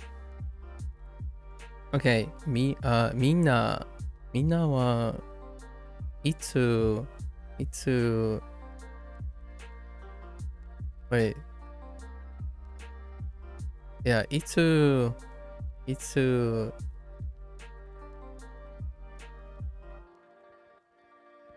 oh, itsu hima. Oh, hima. Wow, I haven't seen hima in a while. Itsu hima desu ka? Is it still meaning free? Yeah, it's still meaning free. So, when is everyone free? Yeah, hima only showed up like its introductory unit, which is about the same as this. Same structure, like when are you free? What days are you free? Like I'm free on this day. That's when hima was introduced. And then never again until now. Maybe one other time, but I'm pretty sure that was a practice, not a unit.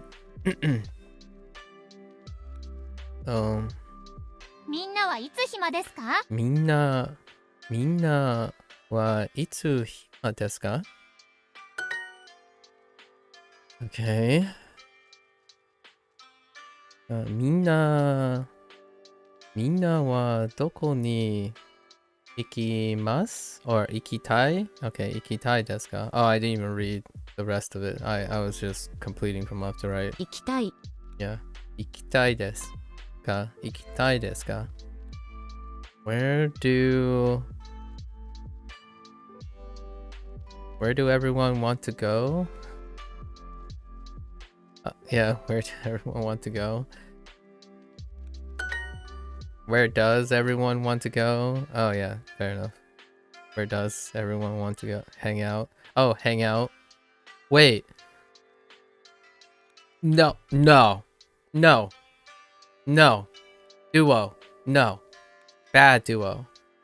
Don't give me that double layer of interpretation. Where does everyone want to hang out? Hold up. Hold up. Alright. Go well, to proceed, particular, go, pass, to stream, to die, to reach, to continue, to have an orgasm? Oh. I went a little too deep. To trip, to get high, hallucinate? I went a little too deep. No. I refuse. I reject this double layer interpretation of iku. No, I'm just kidding. It's fine. I suppose. Until they start saying like asobi tai desu. I sometimes have 4 layers of interpretation in duo prompts these days. Yeah. Like as soon as they start doing like asobi tai desu, I'm gonna slap Duolingo virtually. I'm gonna show Duo what's what. It's too many. That's too many interpretation layers. Duo. 明日みんなは忙しいですか？明日みんなは忙しいですか? Don't you dare. Don't you dare. Alright. Is everyone going to be busy? Okay, it's fine. That's fine. I'm okay with this. I'm so ready for them to pull out another like double or 3-step layer interpretation at some point. じゃあみんなは何がしたいですか？ Okay. That's pretty nice. じゃあ じゃあ Okay then. みんなは何したいですか? Or actually, wait. したいです Oops. がしたいですか? じゃあみんなは何がしたいですか？ Yeah. じゃあみんなは何がしたいですか？ Yeah, that's pretty good. Okay then. I guess what does everyone want to do? What does everyone want to do? じゃあみんなは何がしたいですか? 駅のどこで会いたいですか？駅のどこで会いたいですか? Wait. Why is it's so weird now to get a unit and there isn't like a new thing in the unit. Like you get a phrase and I'm like, there's nothing new here. I feel like I just got cheated out of a prompt or something when this happens. Wait. No, there's nothing new here.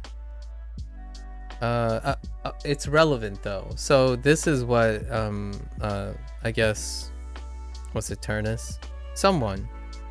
Turnus or maybe someone earlier said like they're gonna toss in this phrase. This is a toss in. This is a review.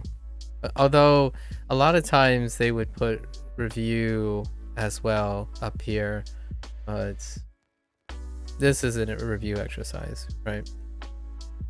Where do you want to meet in the station? Bars? Oh, that bars. Hang. Okay. 新宿は賑やかです。 There's Shinjuku. Yeah, this is thick as heck. This is thick as all heck. No, I'm confident. I'm absolutely confident. This is bold text. I'm absolutely confident. I'm not tripping, guys. Or tweaking? I'm not tweaking right now.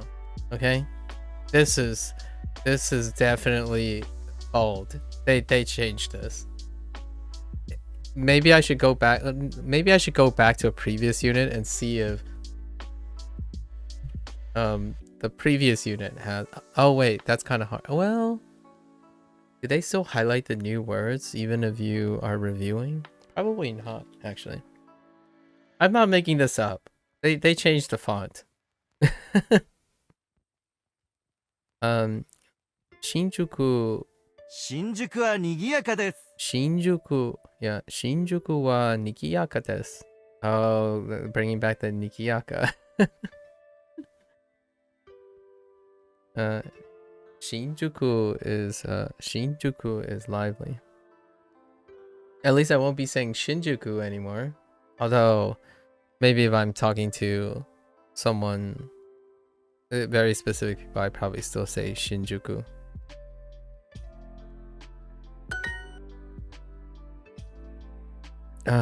Shinjuku Station. 駅 Eki. Although that kind of looks like the background for the Chikatetsu. Shinjuku. Oh wait, nah, it could be open air. You just don't have like the rest of the picture, right? If you color this into like put some clouds up here. I don't know, whenever I think of Shinjuku Eki, I think of that open air platform. Like yeah, they have roofing and stuff, but you can look down and there's like, it's actually not underground, the iconic part. Shinjuku Eki no. Oh, Ichiban. Ichiban Homu de aimashou. Okay. Meet on platform number 1. Sure. Ichiban Homu. Bringing back some old vocab. 火曜日に予定はありますか? Kayobi ni. Oh, now we can use the time of the days of the week again. Right. Kayobi ni. Is this seems like review with just putting in Shinjuku Eki everywhere, or Shinjuku. Kayobi ni, or not? Kayobi ni.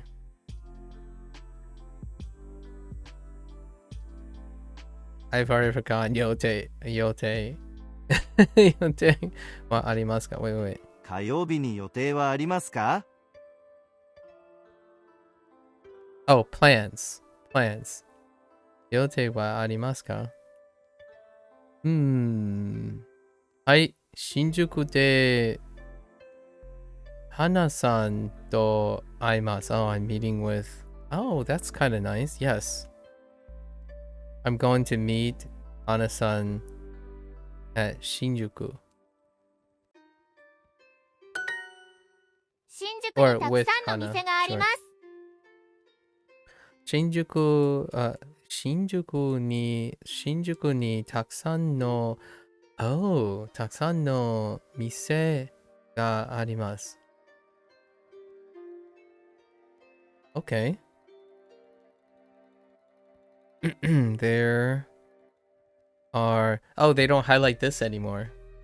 Yeah, they no longer is like... Duolingo is like, nah, you got this now. We're not going to tell you whenever there's a swap between there are, right? The layers are gone now. You determine the there are versus have, right? You could technically say they have a lot of stores in Shinjuku. That interpretation will still float pretty well. There are a lot, like a figurative they have a lot of stores in Shinjuku versus there are a lot of stores in Shinjuku.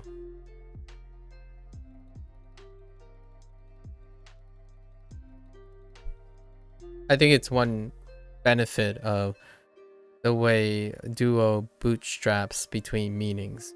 They repeat enough to give you their opportunity to add like 4 or 5 layers of interpretations for each of the prompts. To many, I would say that's probably very frustrating, right? To many, that might be frustrating, but in my opinion, I think that's pretty sweet. It's celebrating English, in my opinion. I like Shinjuku. It rained so much out of nowhere when we were there, though. Oh, you liked? What do you do there? Is there something specific about Shinjuku? I don't quite know. I mean, like, we're talking about not something general like food. I mean, wherever I go, food is a thing. However, is there anything specific? I know a lot about the station because the station is kind of like it's almost like iconic in the sense of things like Grand Central Station stuff. What I mean is people recognize the station, right? The train station, but I don't know if I know much about the area around Shinjuku. 金曜日に予定はありますか? There's a big government building that you can go up and see the city. Oh, like a Sears Tower kind of thing, or a Empire State Building kind of thing. The station has a huge underground walkway connected to it. Ah, okay. I see.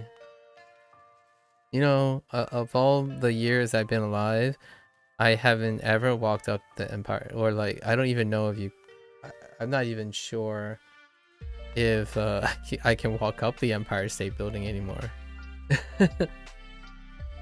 Golden Guy? What is a Golden Guy? I'm not familiar with that. Is that like a statue? You had some good yakiniku. Jealous. You want to hear a really unfortunate story, Lotus? I saved this story for Mother's Day 2 days ago, but here's a very short story. Hello there, Jacob. So I didn't tell anyone on what happened on American Mother's Day. So I will do some preface to make this story a little bit interesting, right? American Mother's Day. So my parents are Chinese, right? Chinese parents.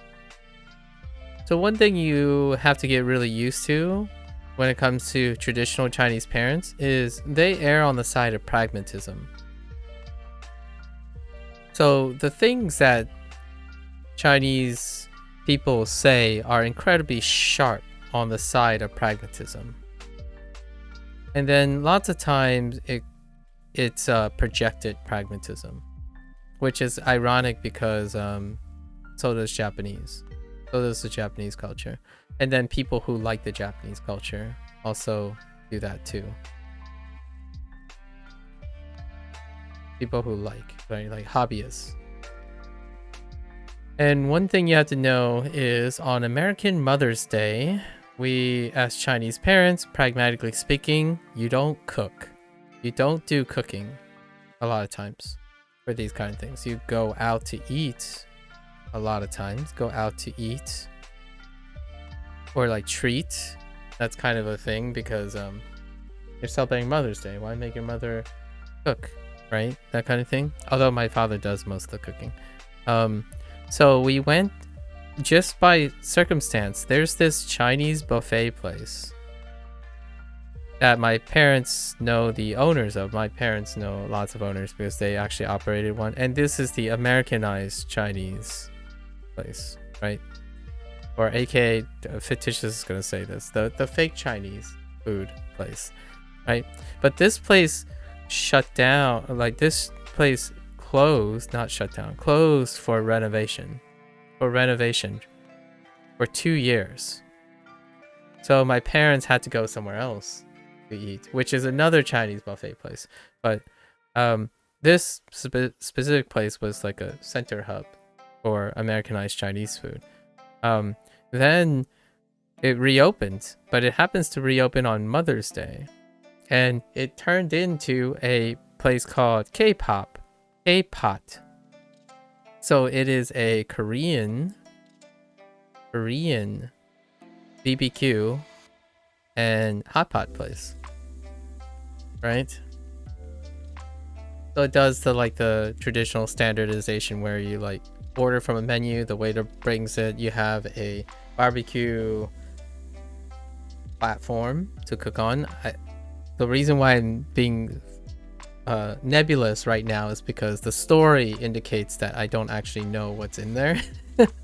So there's a hot pot place, right? So it's completely renovated. You have like the whole table electronics kind of stuff, right? Table electronics kind of stuff. So basically you go in, you register your name and your phone number, and then everything is automated in the sense of a wait list, right? Automated wait list.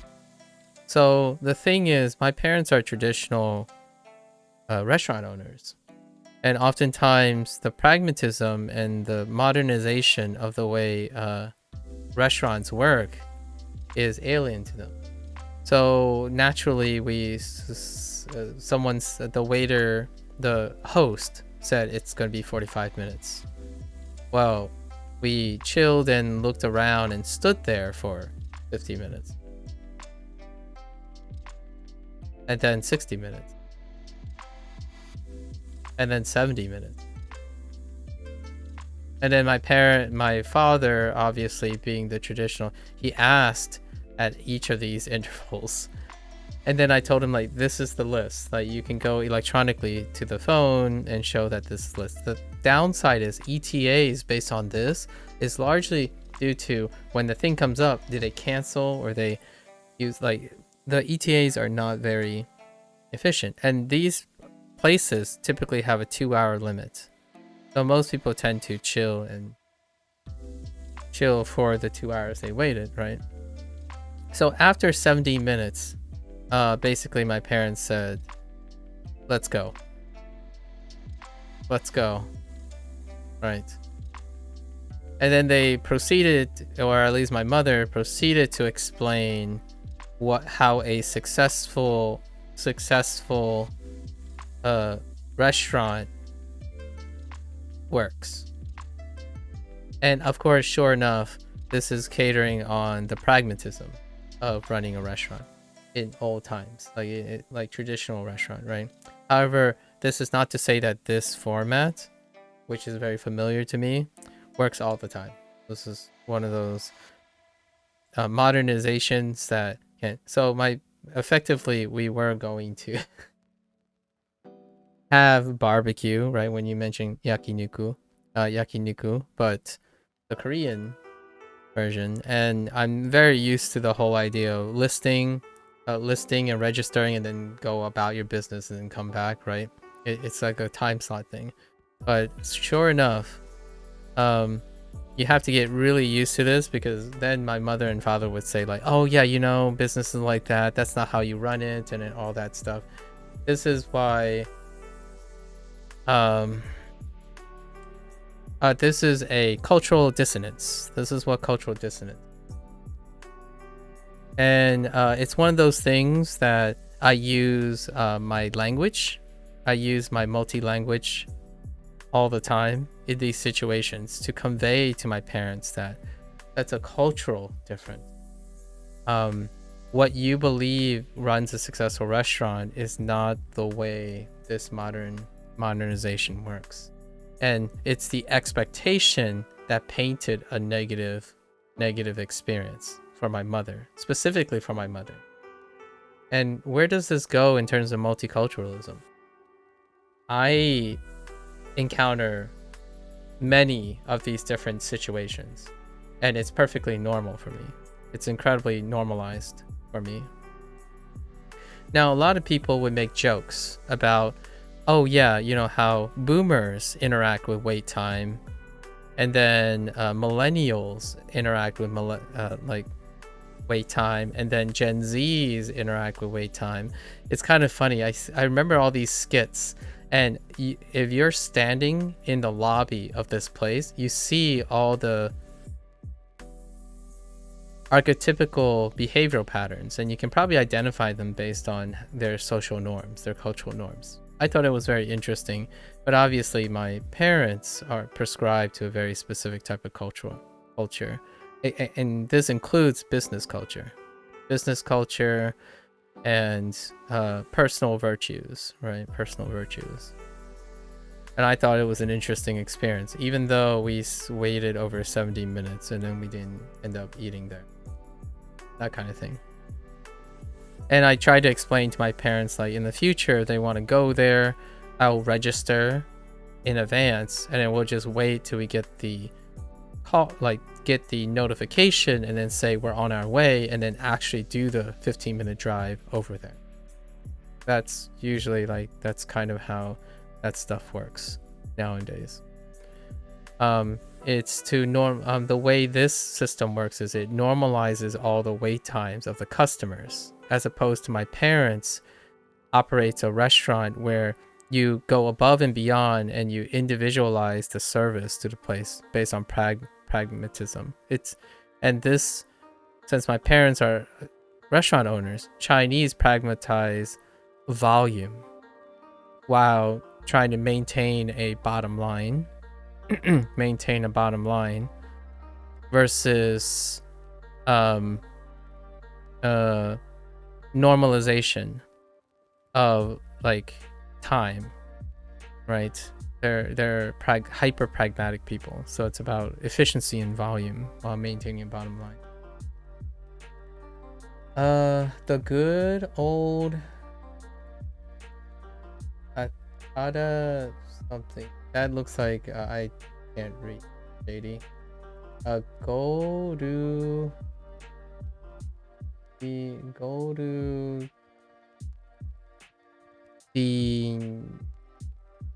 Dean something.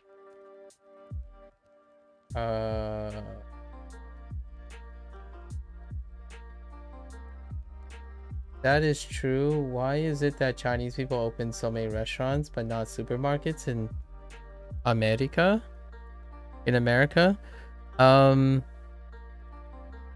Well, in America, to open a supermarket, you would need a lot of English competency, honestly. And it's a lot more, let's just say the infrastructure was already set for food, and food has a higher turnover, and supermarkets, ooh, that involves a lot of layers of language competency and a much larger operation as well. So oftentimes the restaurant business, especially for Fujianese people, is the network that is manageable, the unit. Not to summarize it too quickly, there's a lot more to it. However, that's probably one of the first pragmatic stopgap.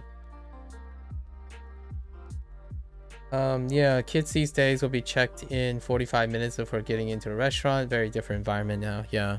So for me nowadays, I actually check in even before arriving at the restaurant. So it's like, it was a very unfortunate circumstance where my parents saw an older restaurant who's managed by someone who they are acquainted with, and then they have modernized. So what happens is my parents were unfamiliar with it.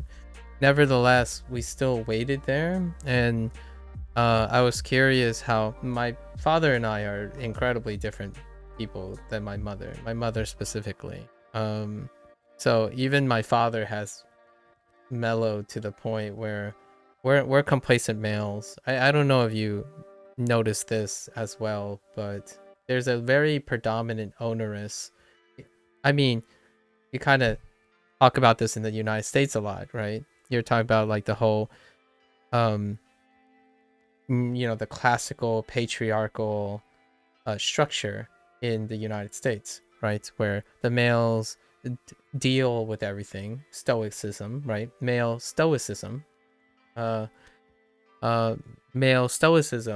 and female expressionism, right? That whole like older style traditional household, but that is largely maintained for Asian households.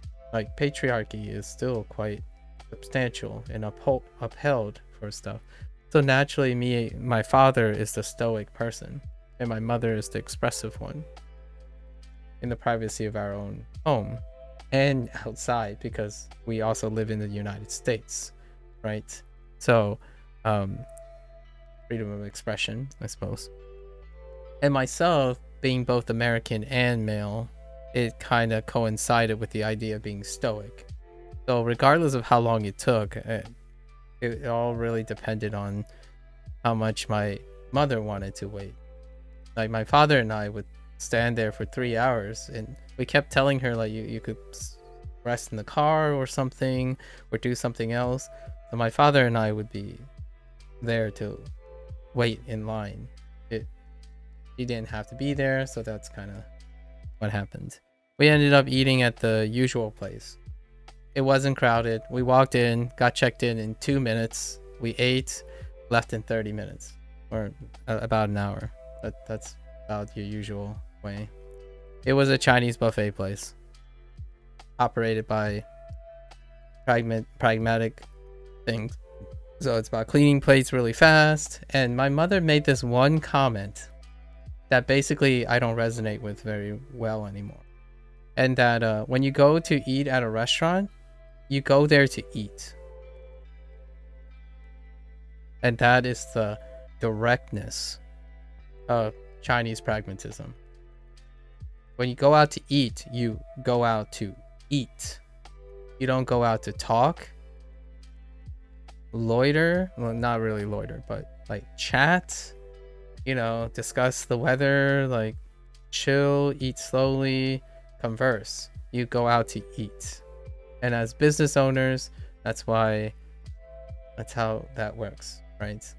So they kept drawing contrast between two different styles of cultural, social events. And that was something that I navigate more or less every single day. So thought I share that a little bit about multiculturalism. Golden Guy is an alley with like 50 bars in it that fit like 5 to 6 people each. Oh, wasn't there a word for that? Those little shops. They might not be the same thing, but I always wanted to go to those little shops where like it's really on like a semi-cold day and you just chill out with strangers. Usually they offer like kind of like small time snacks and stuff, but largely for libations.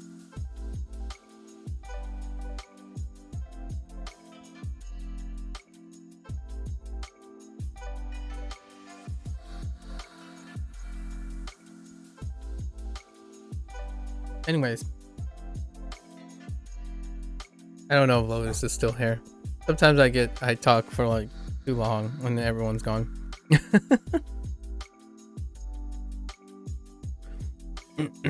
Okay. Do you have plans on Friday?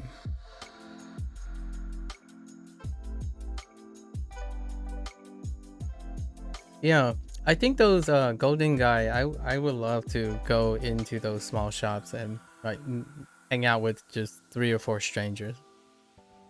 Were you able to use Japanese then? I imagine you were able to use your Japanese in that situation. I saw other people who go to Japan to do things like that. It seems so homely. It reminds me of Yakuza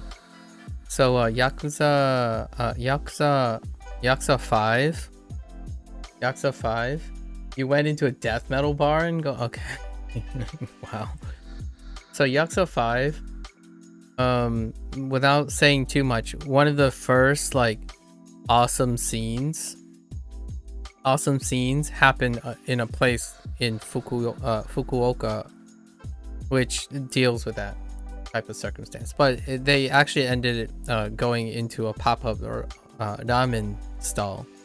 But the idea is very similar, where it only can cater to like 4 or 5 people, and you're really in close proximity, and then it's about chatting and ambiance, right? So it's one of my awesome scenes. He said, desu metaru. Desu metaru. And I was like, I guess that makes sense. I see. That sounds like a wonderful, memorable encounter.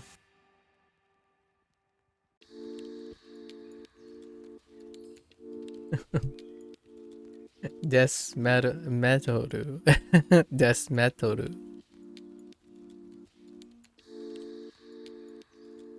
Well, did you recognize the music? The closest thing to Japanese death metal that I have is like new metal. I like new metal. I dabble in new metal every once in a while. And it's all owed to Maximum the Hormone. After Maximum the Hormone, I started dabbling. I started dabbling in new metal. Hey, Sub-Zero. Hello, Sub-Zero. Welcome. Alright, so what plans do we have? Shinjuku de Kai-san to asobimasu. You see, asobimasu. Hekin that ikimasu. Ikimasenka, like, holy, come on, Duo. Extra layers of interpretation. 新宿のどこでバスに乗りましょうか。新宿のどこでバスに乗りましょうか?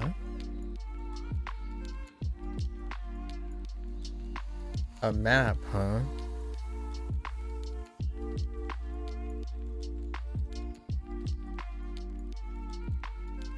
You found it? Let me see. Are there pictures? Oh, there are pictures. Aww. Yo, this looks like a dive. And what I mean by a dive, I don't mean in the bad sense. Oh, yeah. Oh, yeah, this is a dive. It's a dive bar. Oh, that's so cute. Oh, you know what this reminds me of? This reminds me of, in Kabukicho. In Kabukicho, the Champion District. Or like, I don't know what the district is called, but in the Like a Dragon series, it takes place in a fictional rendition of Kabukicho. And these are like the back alley things where it's basically a dive, like bar dives area. And man, this one picture I see next to Deathmatch, it looks, it's so reminiscent of your back alley stuff. Yeah, I like dive bars, by the way. I grew up around that kind of thing in the countryside. Yeah, all the bars have like super strong themes like that. Yeah. Yep. Like just brimming with personality. Incredibly brimming with personality. It's let's just say it scratches that hipstery vibe, you know, the incredibly hipstery districts. You got your bars, diners, and dives. That death metal one, that looks like a dive, like a very, very typical Americana dive bar. That where you might, if you get really lucky, there might be like one musician in the corner. If it's large enough, there's like one musician in the corner just chilling and playing something. Right? Small gigs, if it's large enough, but that one looks like a particularly small one. But, you know, all drinks cost 666 666 yen. That's hilarious. Well played. Super themed. Those types of bars and establishments make me really appreciate the small things. Like it really feels. I've been to like gigantic bars before, you know, like the industrial bars where you have like your 1,000 packed people and your high rollers and whatnot, you know, as well. But man, for every one of those, there are like hundreds of little things like that.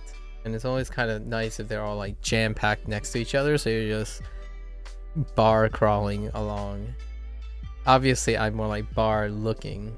I don't drink very much. I don't know how often you drink, but I just say I'm not that lightweight, but not too much, not too many drinks.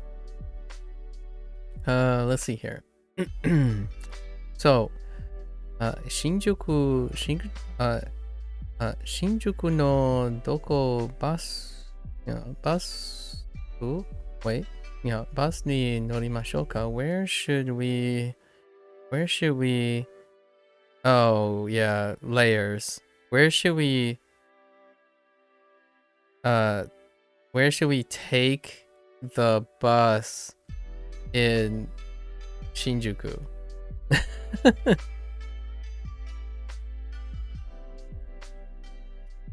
Yeah, that's another double layered thing.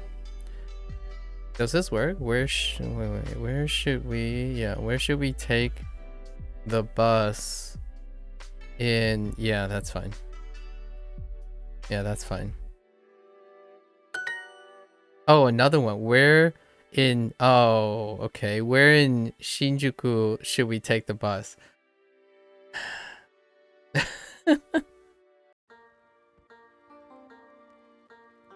All right, fair enough. Where in Shinjuku should we take the bus?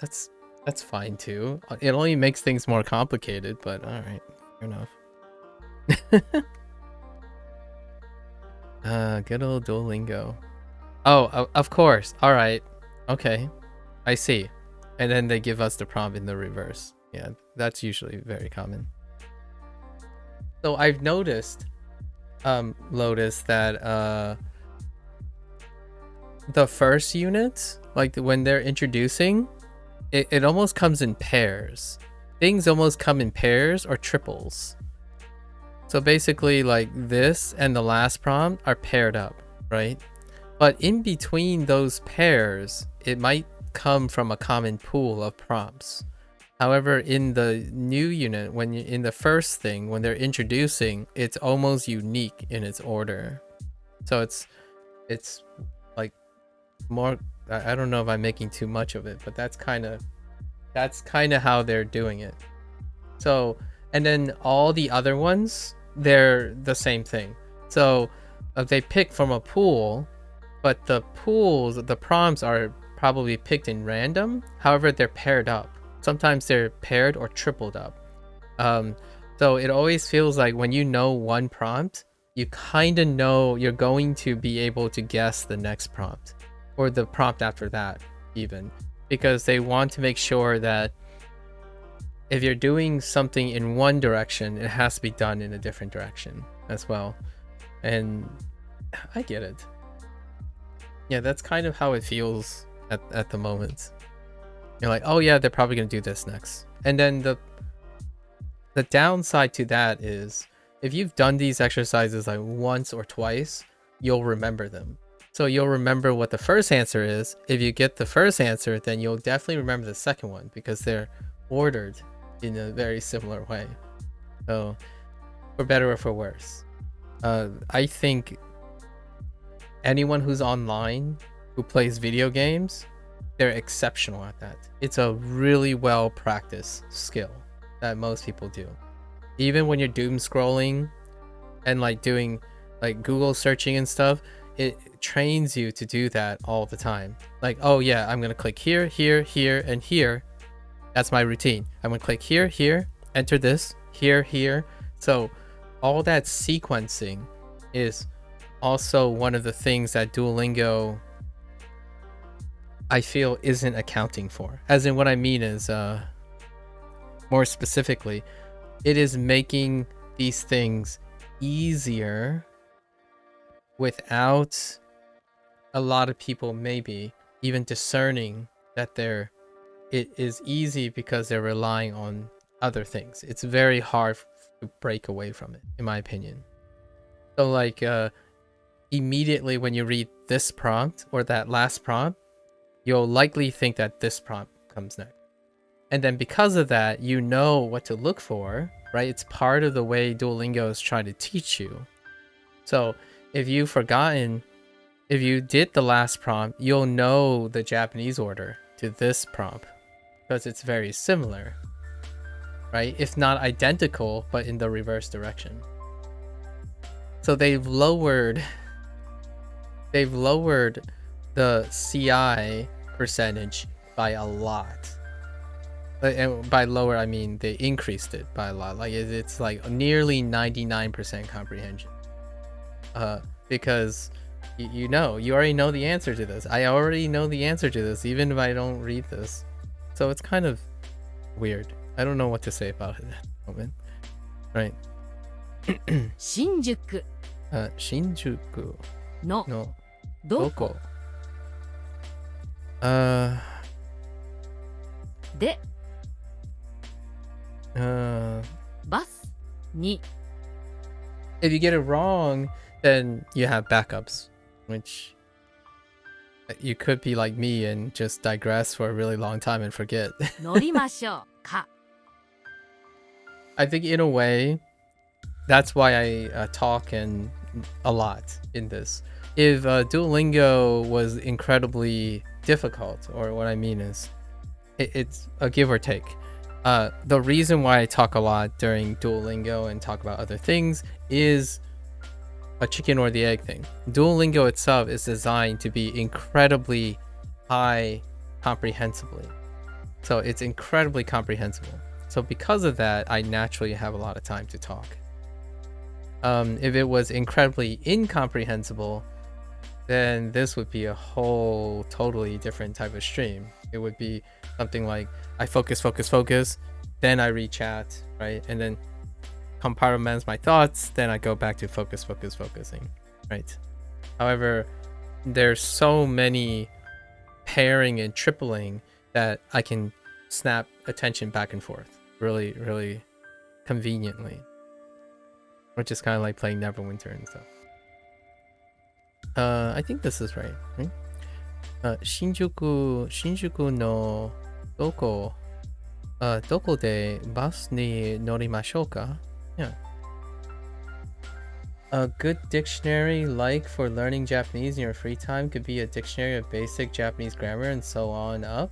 I already have all of that, so you don't really need a dictionary for grammar points. You can use pretty much any vlog or not any vlog, but any website that categorizes a blog that tackles all the grammar points. Structurally trying to make all the grammar points as a mandatory thing can really make you unnaturally rigid, in my opinion. So you learn grammar as you go, as opposed to having a source in which you refer to in some order or searchable, right? You can use any website for that. You don't really need a dictionary of basic Japanese grammar. And also I'm beyond the point of basic Japanese grammar. We're talking about nuances. Actually, how did people learn foreign languages before the internet? They go to a library.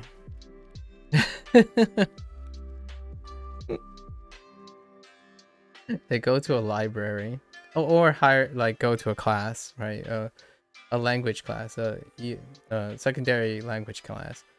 And if you're talking about self-study, libraries are where they go. I learned Spanish largely in a library, and a teacher, because I was in college. So in high school, your teacher, you have to go to high school, so your teacher provides it. But how would you ever learn how to speak it? That's the greatest question of all time. You force yourself to speak it. Otherwise, you don't ever speak it. And that is one of the failures of formal education, or one of the lacking parts of formal education. Most people who learn a secondary language in the United States, I'm only talking about the United States, most people forget what their secondary language that they learned. They still can probably read it, a lot of it, but they usually don't speak it. So much like me, my Spanish is pretty, for lack of a better phrase, hot garbage when I have to speak it. But I can probably still read Spanish. An italki teacher I talked to said he learned English via cassette tapes. Yeah, and you can get cassette tapes at libraries. Libraries have archives of like recorded speech, and basically the library was the hub for everything. Like in my year, I know, guys, I don't know how old you guys are, but during my generation, you had to learn how to use a library. I kid you not. That's the thing you have to do. You have to learn how to find learning material and media in a library. There are actually times dedicated to understanding how you use a library to find like videotapes, like VHSs, and cassette tapes, like recordings, and then where in the library you go to study, and how you use the Dewey Decimal System to find books and textbooks that you need to learn things. I actually kind of miss that. Now I want to visit a library. There is a public library here. I do have the privilege of living in a place where there's an accessible and maintained, like the city, right? The local government supports maintaining a library here, right? So it's kind of a lot of fun. Yeah, the answer to your question, at least from an American standpoint, from where I am, Gabriel, you have to force yourself to speak. So basically my Spanish was hot garbage. It's still hot garbage right for now. I do plan on learning Spanish. It won't take too long for me to review and catch up to speed again. The 3 or 4 years of Spanish. It's gonna take a while though. It's not in my long-term memory. So I'm gonna need something to remind myself of what I know and what I don't know. I gotten to the point where phonetically it's like Japanese, or it's a little like Japanese. Since Japanese has pitch accents, I honestly don't know. We didn't talk about pitch accents in Spanish class. We didn't get to that point. Largely, we established a difference between Latina, like Hispanic Spanish, and Catalan, or Catalan Spanish in Spain, right? Those are the only audio samples that we had. So no, yeah, we spoke in class. That's how people learn languages. Like speak language and learn language, much like how Japanese people are learning English these days, right? I'm pretty sure the predominant Japanese person still uses the classroom format as the way to learn English as a second language, and not self-study English. I don't know. It would be interesting to take a deep cut into people around the world. What is the frequency of self-study versus classroom, like formal study?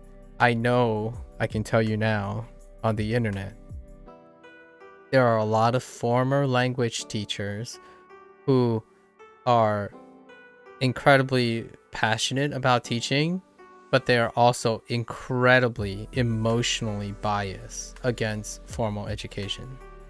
So hopefully most people take it with a grain of salt, because generally a holistic approach to learning is ultimately going to make someone a more dynamic learner than saying my method is better because I spent 30 years teaching formally and they suck. kind of YouTube video. I've seen a lot of those YouTube videos. Even though they're supposed to be very benevolent, they're basically saying, I'm a better teacher. Stop paying and using resources that other teachers disagree with, like that they disagree with. It's very charged. So when you finish Duolingo Japanese, will you do a stream on learning Spanish only through a library?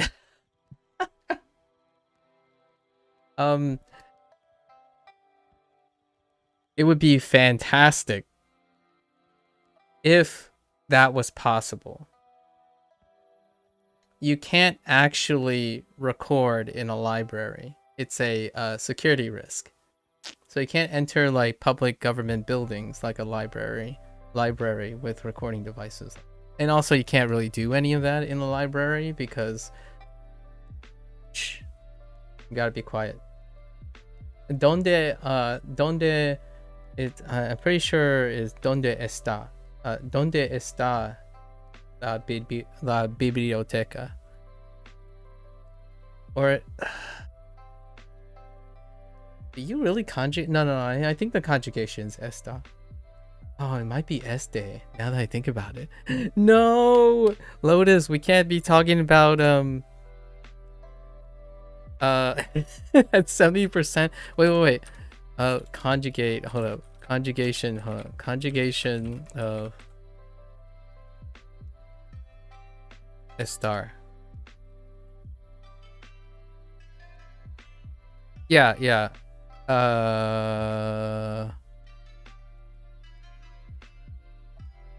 It's probably esta with a accent mark.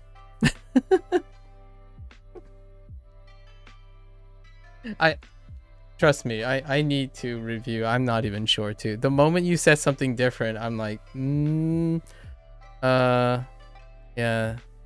Wait, did donde? Oh no. Did donde have an accent mark too? I don't know if donde have an accent mark. You have to get used to using accent marks too. I think that's one of the biggest English hurdles for Spanish, in my opinion, and it's vowel indicating the vowels with accent marks. Yeah, that does sound right. Yeah, and I like the question marks, obviously.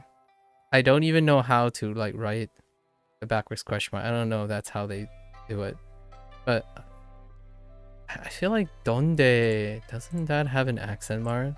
Wait.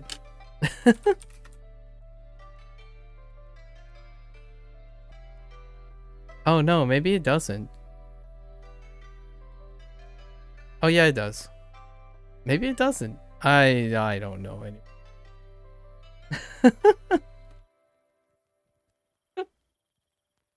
We'll get there. We'll get there. Do you want to learn Spanish with me, Lotus? Maybe in like 3 years? Maybe when you come back from Japan? Yeah, as far as I know, Gabriel, that would be pretty cool. I would love to see if anyone has learned something in a library before. Like another YouTuber, like another content creator who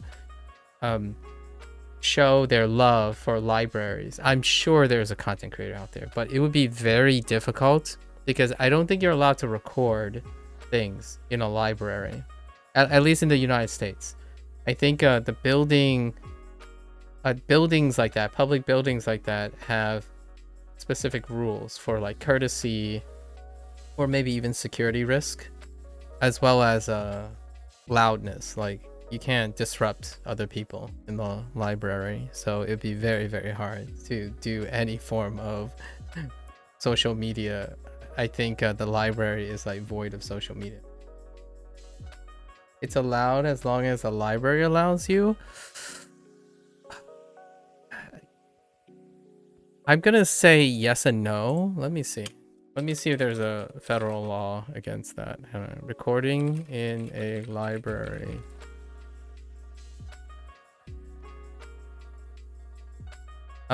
Social media guidelines for public and academic libraries. Let's see. Here's the American Library Association.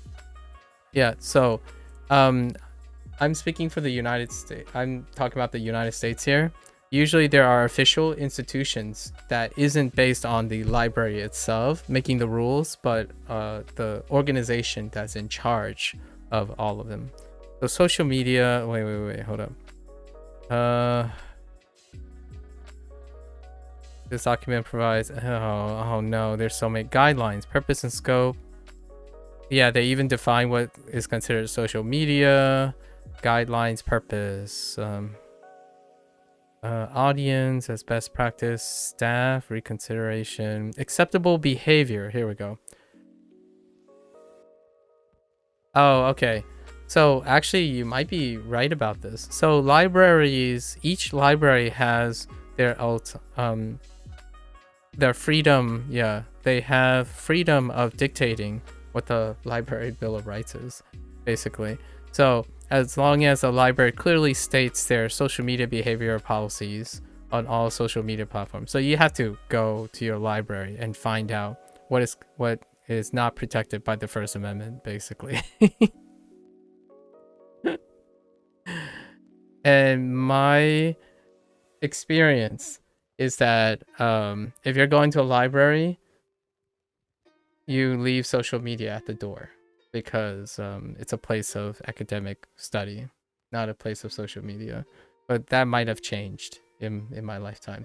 In fact, I don't even know if I took my cell phone into a library at one point. I'm sure it's common day now, but I live in a time where cell phones are not allowed in classrooms. I mean, cell phones didn't exist when I was in high school. Like that, the smartphones didn't exist when I was in high school. But yeah, I still grew up in a time where you didn't have photographic devices on you. And library would be one of them. Because of the contents that are contained in a library. You also needed, I remember needing security access.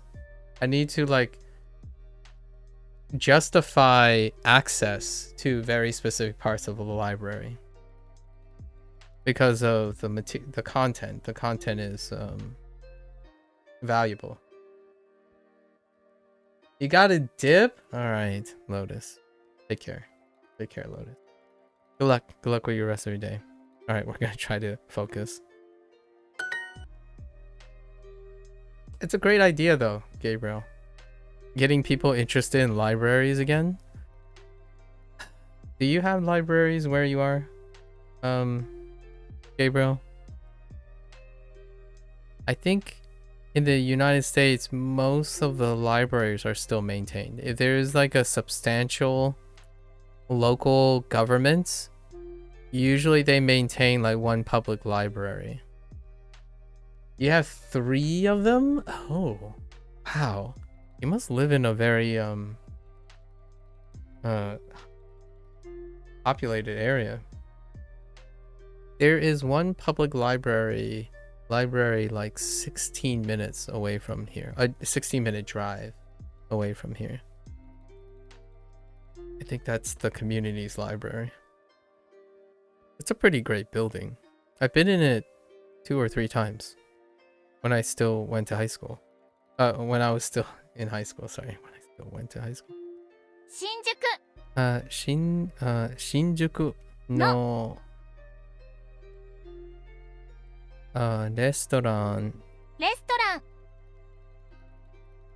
新宿のレストラン。Oh, wait a minute. の They gave me knee too. にが Okay. Oh. の Oh. Ni. Wait. They're probably. Oh. たくの Probably this. Yeah, there are a lot of restaurants. Yeah, okay. レストラン たくさんのレストランがあります. I see. I see why you can pull off that. Wow. But you can also just move this to the end. たくさ Like this. んの And drop this. Or you could even do this No. based on the way they're interpreting it.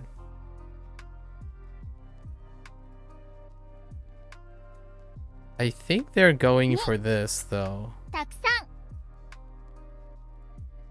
ん Shinjuku, yeah, Shinjuku ni takusan no restaurant ga arimasu. Yep. Yep, that's what they were going for. There are definitely multiple ways. I think you could get the same expression. There are lots of restaurants in Shinjuku.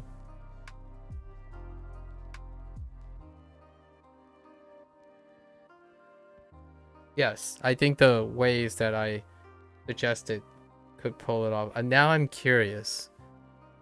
Oh, we're gonna have to use super soon. We're definitely gonna have to use super soon. If these are the types of prompts that I'm getting, I want to test out how flexible the overlap is when you're rearranging sentences. I don't want to test it out now because it's gonna... The hearts are gonna keep it from me from experimenting.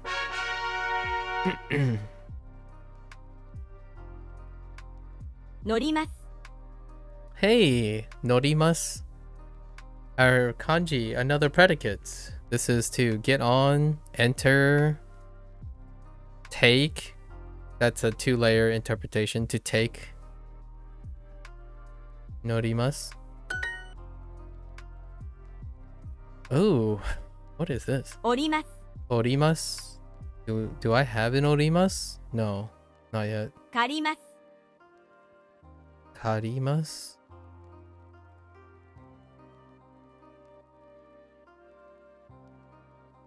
«切ります Ah, we have a kirimasu. I don't know which kirimasu. That's probably cut. Kirimasu. 借ります Karimasu. Karimasu. Not sure. Maybe. 降ります I don't remember an orimasu. 乗ります Some teasers. Sorry to burst your bubble, but Duolingo Super is exactly the same as Duolingo Regular without ads and element hearts. I'm sorry to burst your bubble, but that would be incredibly incorrect and absolutely way incorrect. So incorrect that I can't even begin to discuss it without exiting this lesson.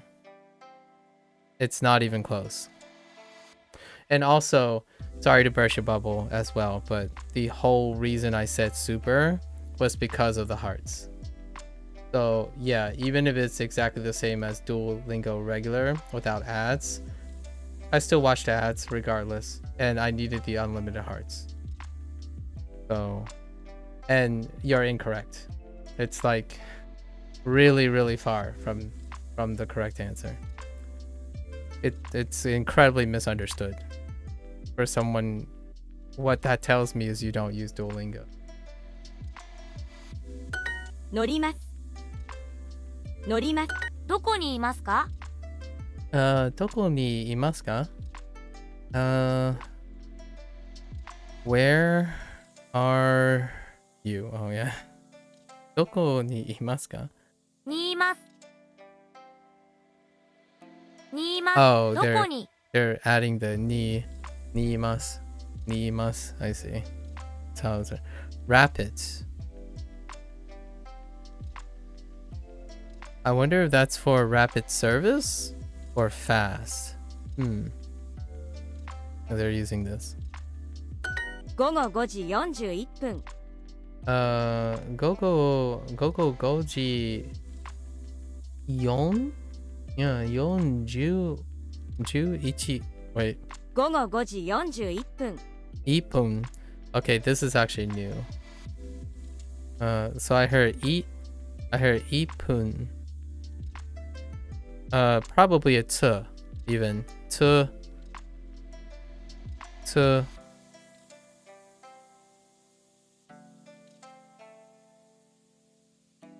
Yeah, probably to and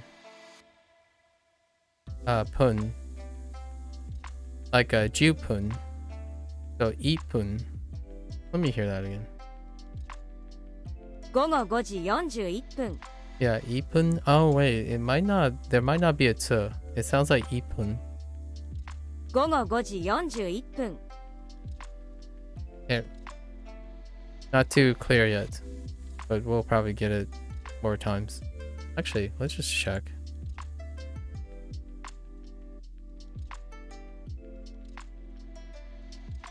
Ipun. Oh, there is a t. Yes, ipun. Yep, it sounded like ipun. So, there is a t.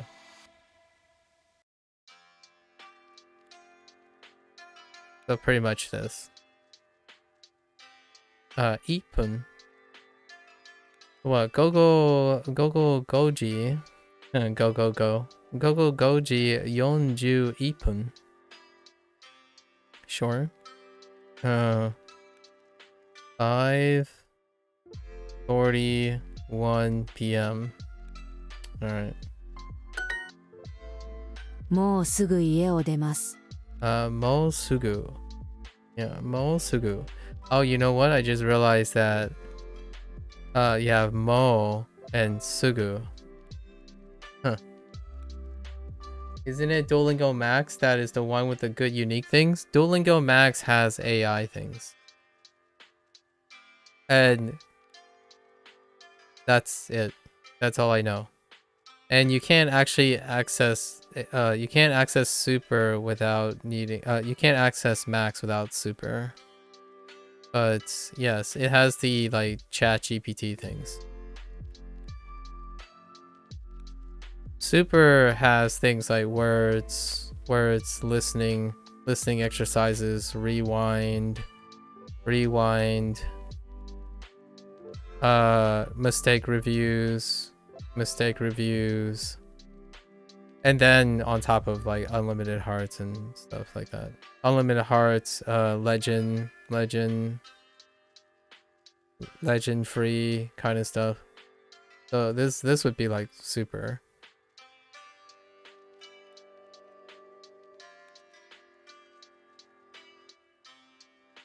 Mosuku ie o 出ます demasu. Going to leave. Wait. Demasu. Okay.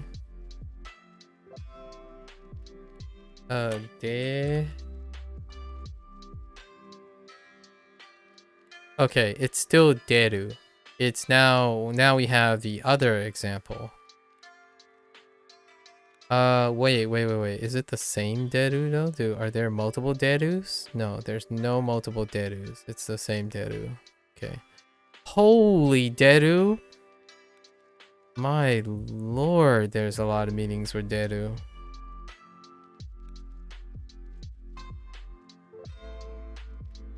Oh yeah, no worries, Gabriel. No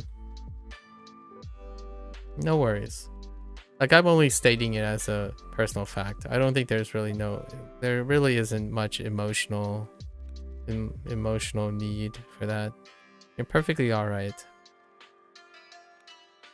Yeah, the only reason I said that I needed super is you can't experiment, right? This was controversial, by the way. Adding hearts to the desktop version was a controversial move. For me, I like experimenting, but the hearts keep me from experimenting because eventually I'll end up spending most of my time practicing, and that could interrupt my learning experience. So I can't like try things. I can't experiment to see how flexible the Duolingo system is without unlimited. And super removes that unlimited hearts part. Is just to cross a boundary, I think. Yeah, but I like that it has a lot of nuanced meanings. But yes, it's to cross a barrier. Yeah, Someone have mentioned that before. Like if you're crossing through a door, that's crossing a barrier. Not to be confused with cross, to cross, and also to exit. I mean to enter, which is still cross. To cross was also introduced, but that's a different type of cross. It doesn't deal with crossing a barrier. And then you have getting in and entering, which is noru. So they introduced deru in order to counter with noru. So noru and deru now. Before they introduced deru as getting off of no. They actually no. They used something else. They used what is it? Oh,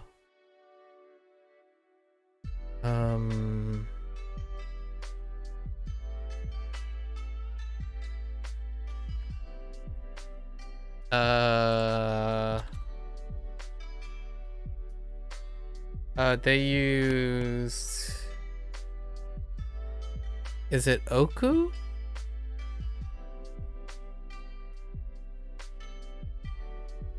No, not oku. Oh no. Odu.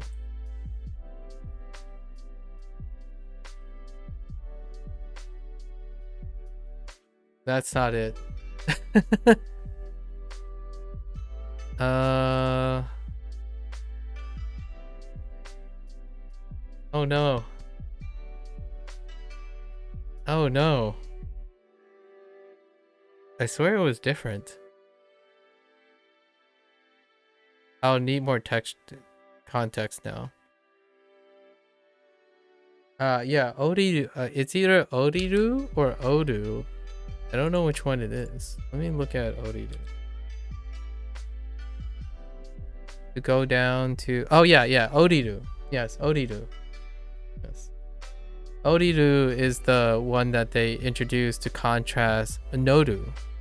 So Nodu and Odiru, and now they're using Nodu and Deku just to contrast between those two.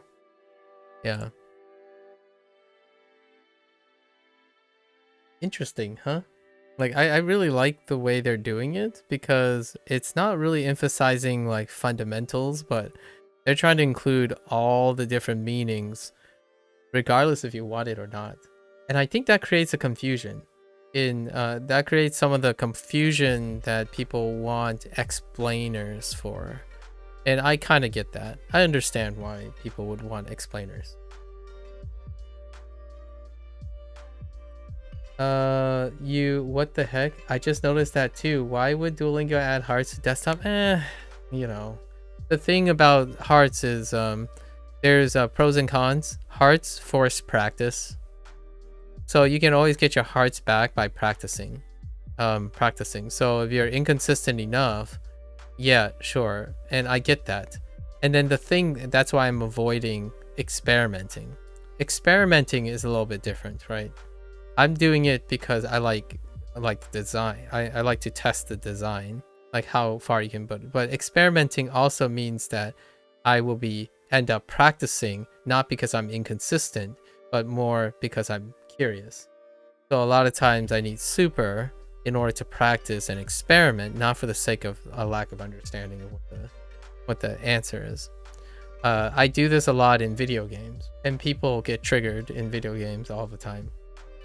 Like, you're doing it the wrong way. It's like, yeah, I know. I'm doing it the wrong way, as in I'm doing it to be fun. Like, I want to know what the designers did. Oh, hey, Shady. Are you okay? Did you have to do something? Yeah. So I like video games. I like doing goofy things in video games. It helps me learn. Like, I like what not to do as well. So lots of times the hard thing to me was, it's not because of their design is a problem. their goal is to push people to understand that if you're losing focus, you need to slow down and practice and get those hearts back. For me, I don't need that anymore, but it's not as engaging if I don't experiment. So I oftentimes, in science all the time, it's like, what is not an answer? Can I get away with certain things? And I treat most of the things the same. I know that a lot of people will say like, but there's only one right way to say things. And I get that. I understand. I tend to learn better when I explore and learn what not to do as well. Not because I made a mistake, but out of curiosity. It's also why I ask so much questions when someone offers me something. Oh, I like this thing. It's like, well, what else did you not do there? Or like, what else can you be doing there? So I like doing that all the time. Like the last prompt, or 2 prompts ago, I would love to know if Duolingo accepted 3 different answers for it. Because by coincidence, technically, from what I learned from Duolingo, there are 3 different ways you could have translated that into Japanese. And I wanted to know if one of them are wrong, so then I can look it up and see, oh, what's wrong with this one, right? Then I learn even more about it. How do I deal with boredom? I noticed that it's really hard to just sit in a room with nothing to do. How do I deal with boredom?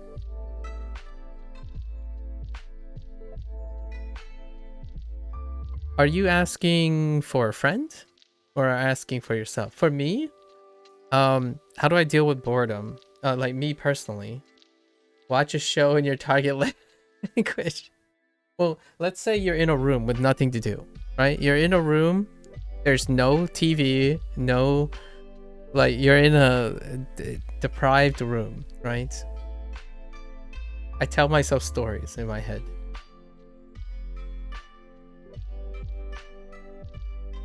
What is the infinite? Where does boredom spawn, right? Boredom spawns from an inability to entertain yourself.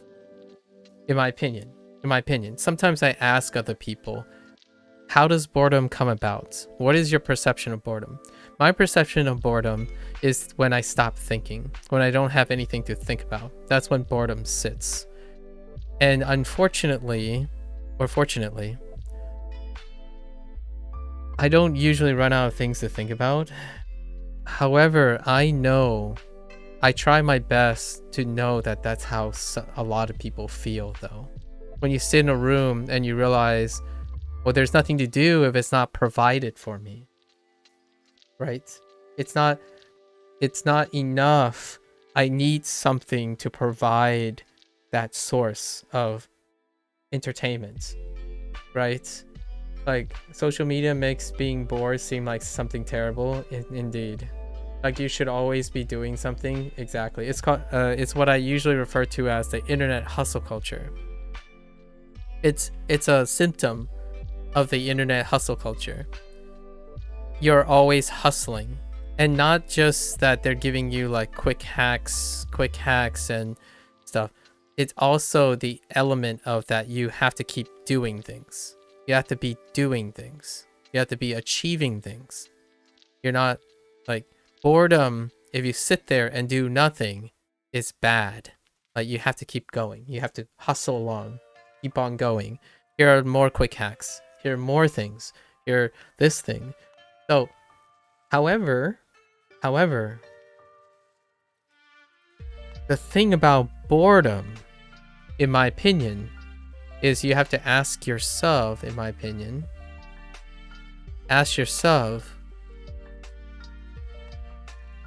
do you need something to provide interest? And the reason why I ask that is, if you can answer yes or no, characterize it, as in like describe it to yourself. What is that thing you think you need? right? Need is in quotations because you don't literally need it, but figuratively, describe it, characterize it. Like, what does it offer you, right? And lots of times people would say, well, I need to learn something, or I need noise, or I need TikTok, for example. So when you are able to characterize what you need, then you can ask yourself, how do you address that? And you will be, in my opinion, I trust that the person who can answer those questions will find their own way of addressing boredom. For me, I can sit in a blank room and I'll just imagine the wall with canvas. The wall is my canvas. I'll draw something. I'll draw something along the wall. If I don't have a pencil or paper, I'll just imagine it on the wall.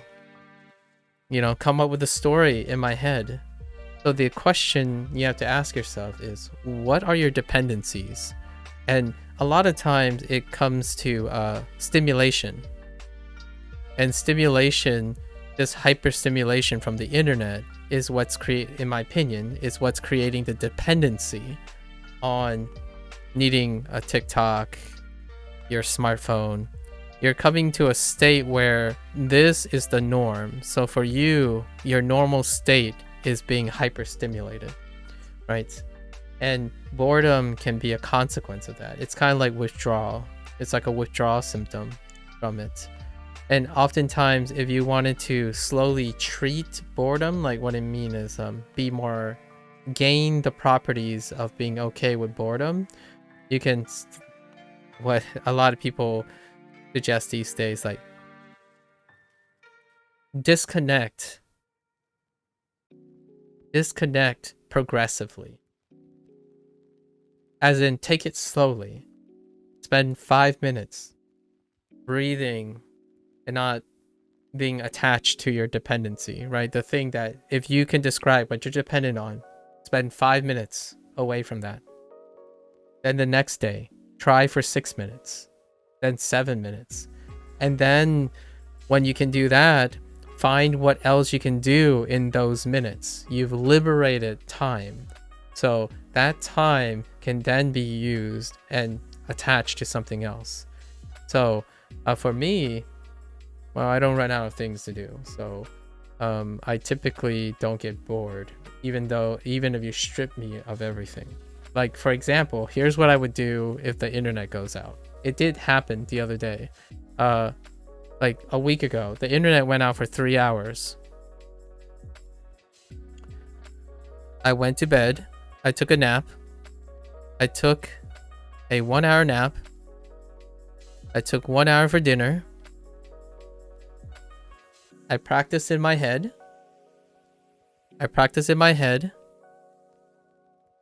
And then got back online for 3 hours to finish off my lessons on stream. It's actually one of the, there's 1 day recently that have 2 streams. So that's what I do, right? I don't get bored because I know how to use my time. My time is not dependent on one thing. And you have to become creative. It's necessary to be creative with that. So in order to treat boredom, in my opinion, in order to combat boredom, you have to explore boredom. Like you yourself have to explore boredom with you can even explore boredom with a different context, maybe with a friend that you spend a lot of time with. They can exchange ideas with you. So you have to characterize what your boredom is. What is it that makes you bored? Like something that's taken away from you, something that you don't have, or things that you want. What is that? And then you learn, you know, much like everyone else, Gabriel, you're a learner. So naturally, if you can see what triggers your boredom, you can explore it. And then when you explore it, you can have like sources, friends, maybe even me, as a person who can share relevant ideas, right? Much like language, in order to gain more idea and insight without literally doing it yourself, you have to be able to express what it is. It's very difficult without the ability to communicate that. So for me, when you ask me how I deal with my boredom, a lot of things I'll say is on the assumption that you are like me, and it's going to be difficult because I already mentioned that I'm pretty much high functioning all the time. So I when I'm tired, I want to be alone. I want to be bored because I get really exhausted. So my state is usually I'm high functioning with or without the internet.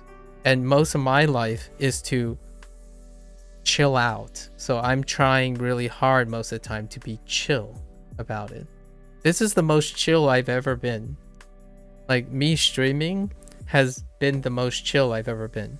If the stream goes off, it kind of gets faster. Everything gets faster. I stop needing to talk. I don't need to express myself. I don't need to slow down and think about who I'm talking to.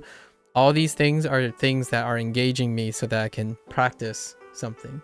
But when the stream goes off, like for example, at my job, if someone is, say, they spend 8 hours doing, I don't know, writing an essay, say they need to do 1,000 words essay, I would write until the next day. Like in my head, I would do like 20,000 words. I do it until I am really tired.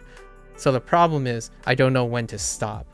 And that's probably why when I say, how do I deal with boredom? I don't. It's very difficult. So most of my days I've been exploring this boredom thing through others. So I talk to other people about how they solve boredom or what makes them bored. And oftentimes it really does deal with social media. It comes up all the time. Social media, video games, they're hyper stimulated. So the only way I can like objectively suggest certain things is to slowly, a day at a time, like 5 minutes, this is going to be cliche, but 5 minutes of meditation.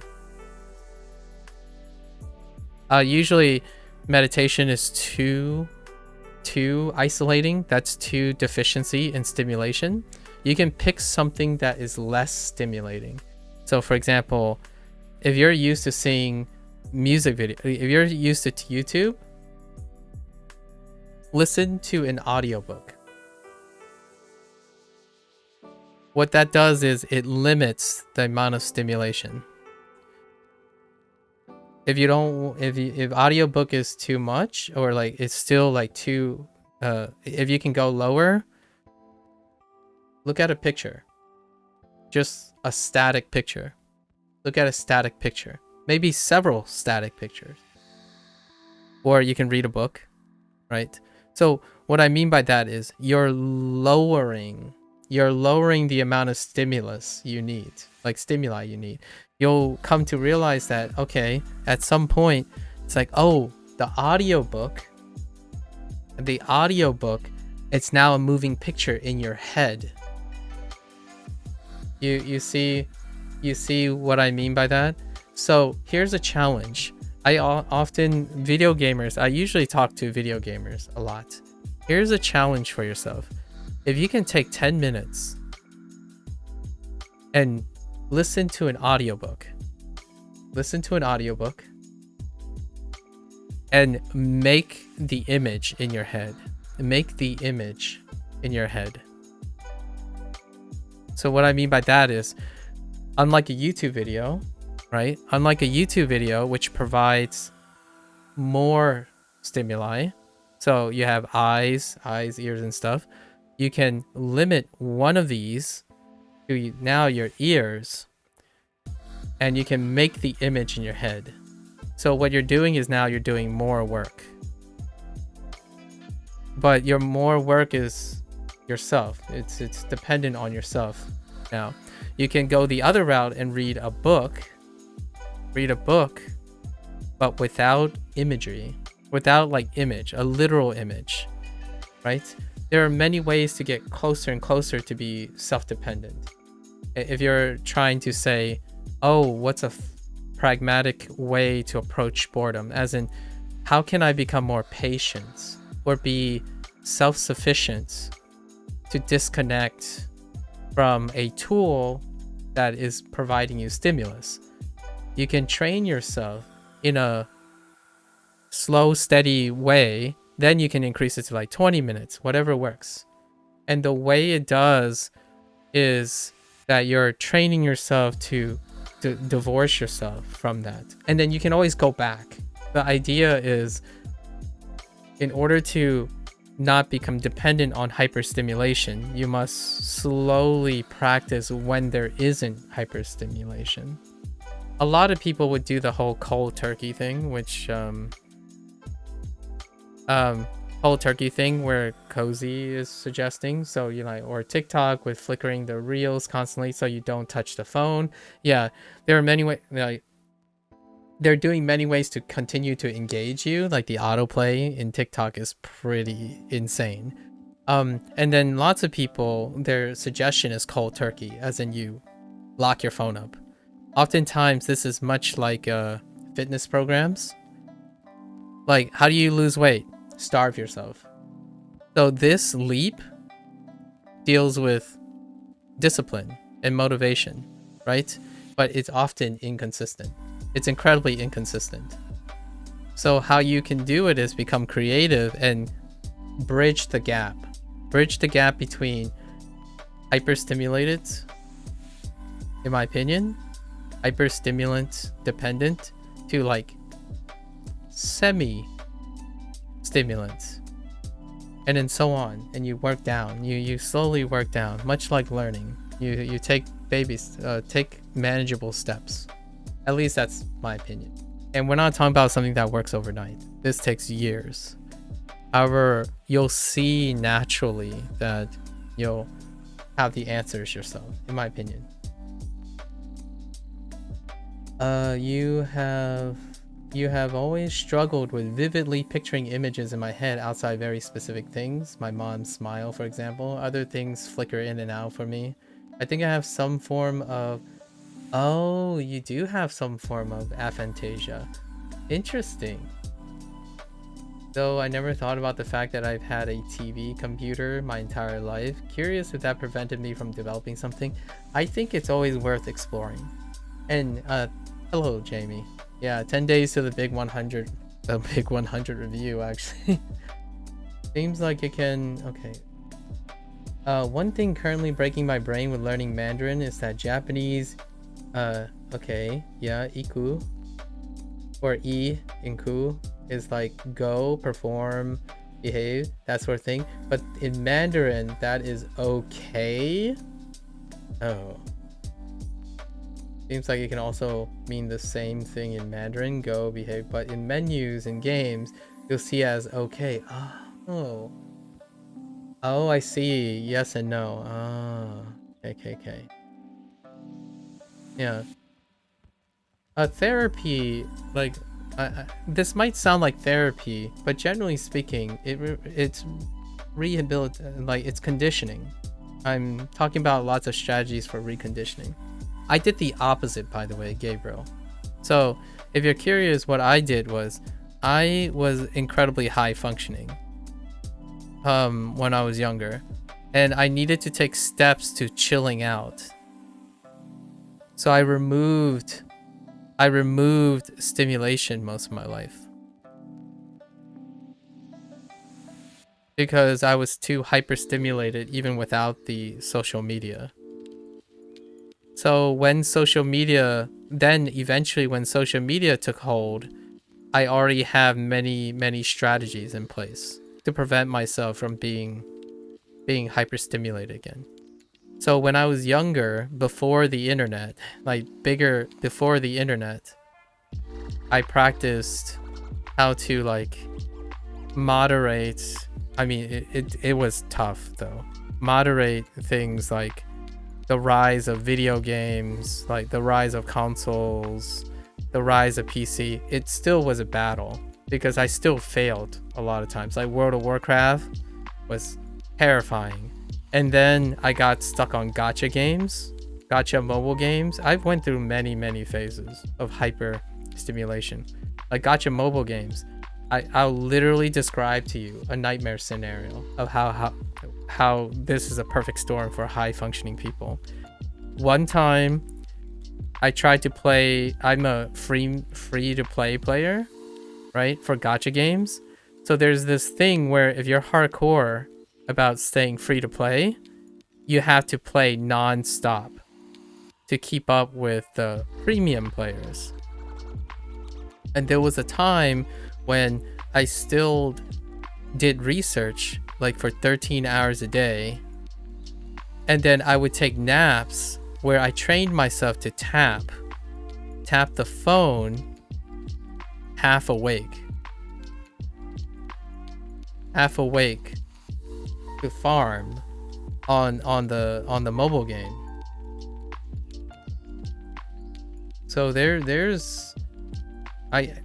are so many ways I can tell you that if you're like anywhere near where I am, I tend to try to manage the stimulation. And sure enough, most of the things that I use to manage my own problems or like imbalance can be applied to a lot of people who are struggling in the opposite direction, where they're very dependent on hyperstimulation when you take it away, because you're so normalized to a level of stimulation.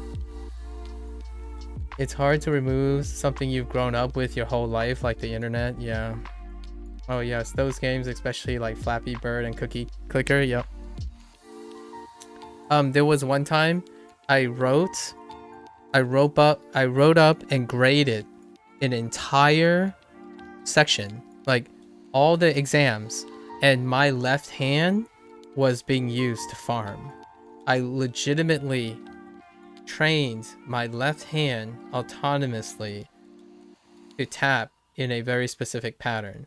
So it's kind of like maintaining a rhythm in one hand and then grading the whole time. And I still do it today, but I do it in a healthy way. So like I play live service games so that I can stop thinking, as in I do relaxing things in a different manner. Some people can meditate, some people can go out on walks, and I suggest that to a lot of people.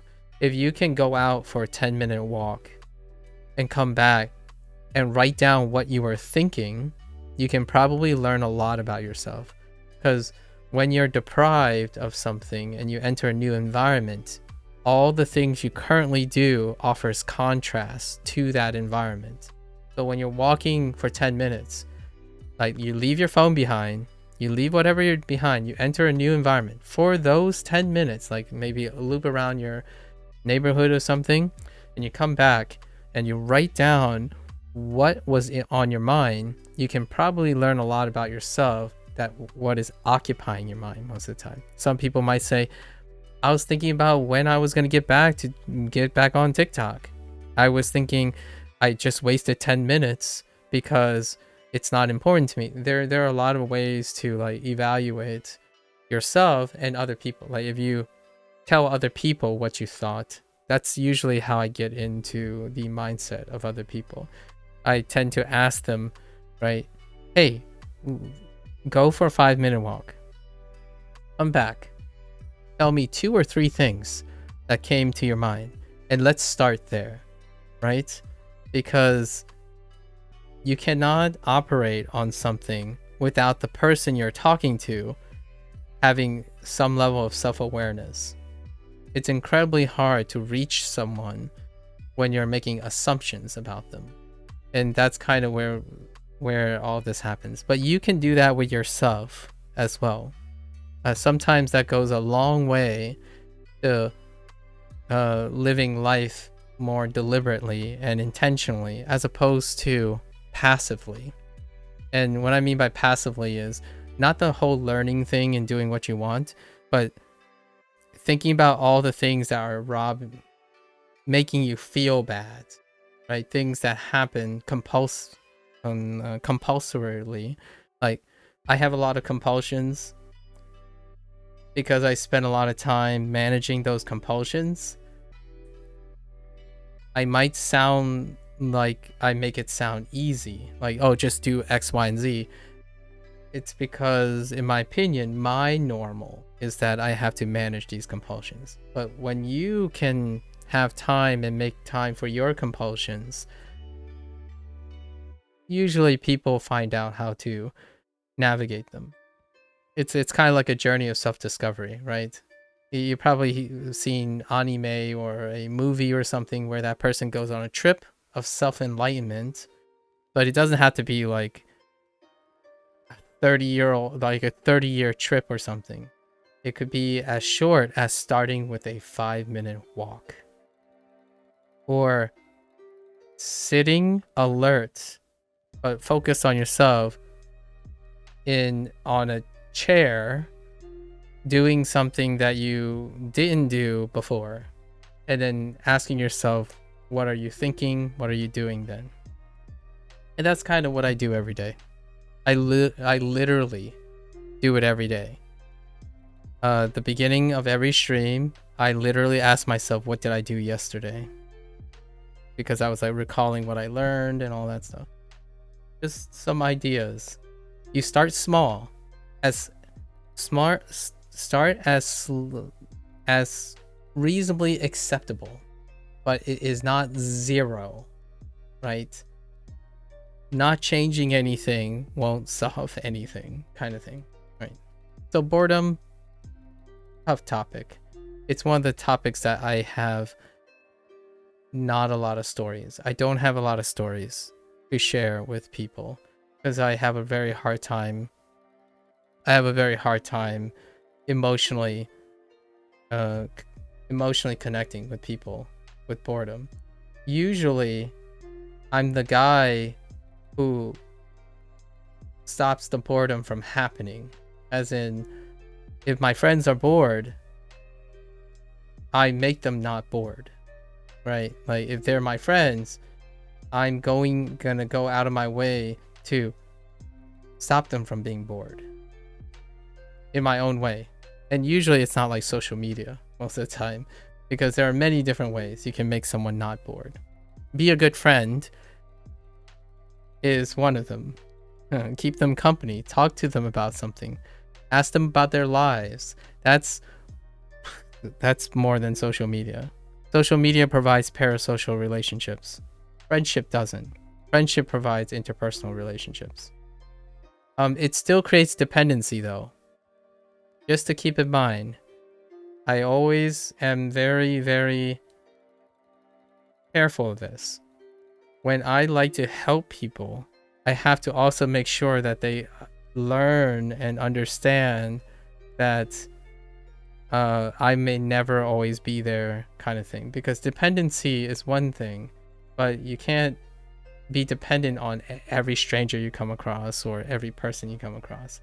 It's nice to be realistic and build up yourself so that you can be self-dependent as well.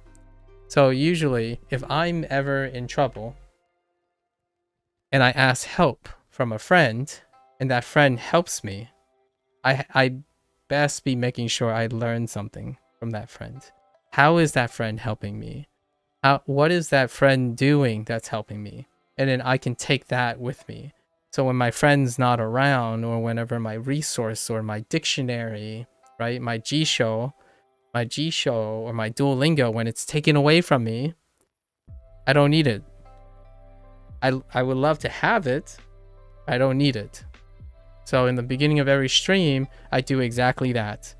I spend the 30 minutes to 1 hour doing something that's not dependent on Duolingo. Because eventually, I hope people don't like go up to someone and start talking in a target language and then pulls up Duolingo and say, wait, 1 second. Let me wait. Oh yeah, it's section 3, unit 9. and it's like word 460. Oh, okay. I'm ready to speak now. So that's kind of what I'm doing. But I'm doing it super slowly. So slowly that most people don't even like it. And that's fine. But that's how I approach things. I don't think I ever get bored of something. It's rarely hard for me to give up on things too. Like giving up on things is a problem. The opposite is bad too, when you don't know when to give up. So it's always in the middle, right? It's moderation. The grass is not always greener on the other side as well. When you're constantly not bored, you get exhausted. You end up like me, and you get burnt out on anything you touch. So I always keep myself grounded. Whenever someone says, oh yeah, have you considered, like your library suggestion? If I didn't work on myself today, I could drop everything I do and then do the library suggestion. And then I'll burn myself out really hard. So, yeah. Just thought I offer the opposite problem. Actually, having you read that out loud made it more sense to me, and also contextualize the Japanese grammar point in a way that is definitely not connected to Mandarin. I was about to say, Shady, when you say to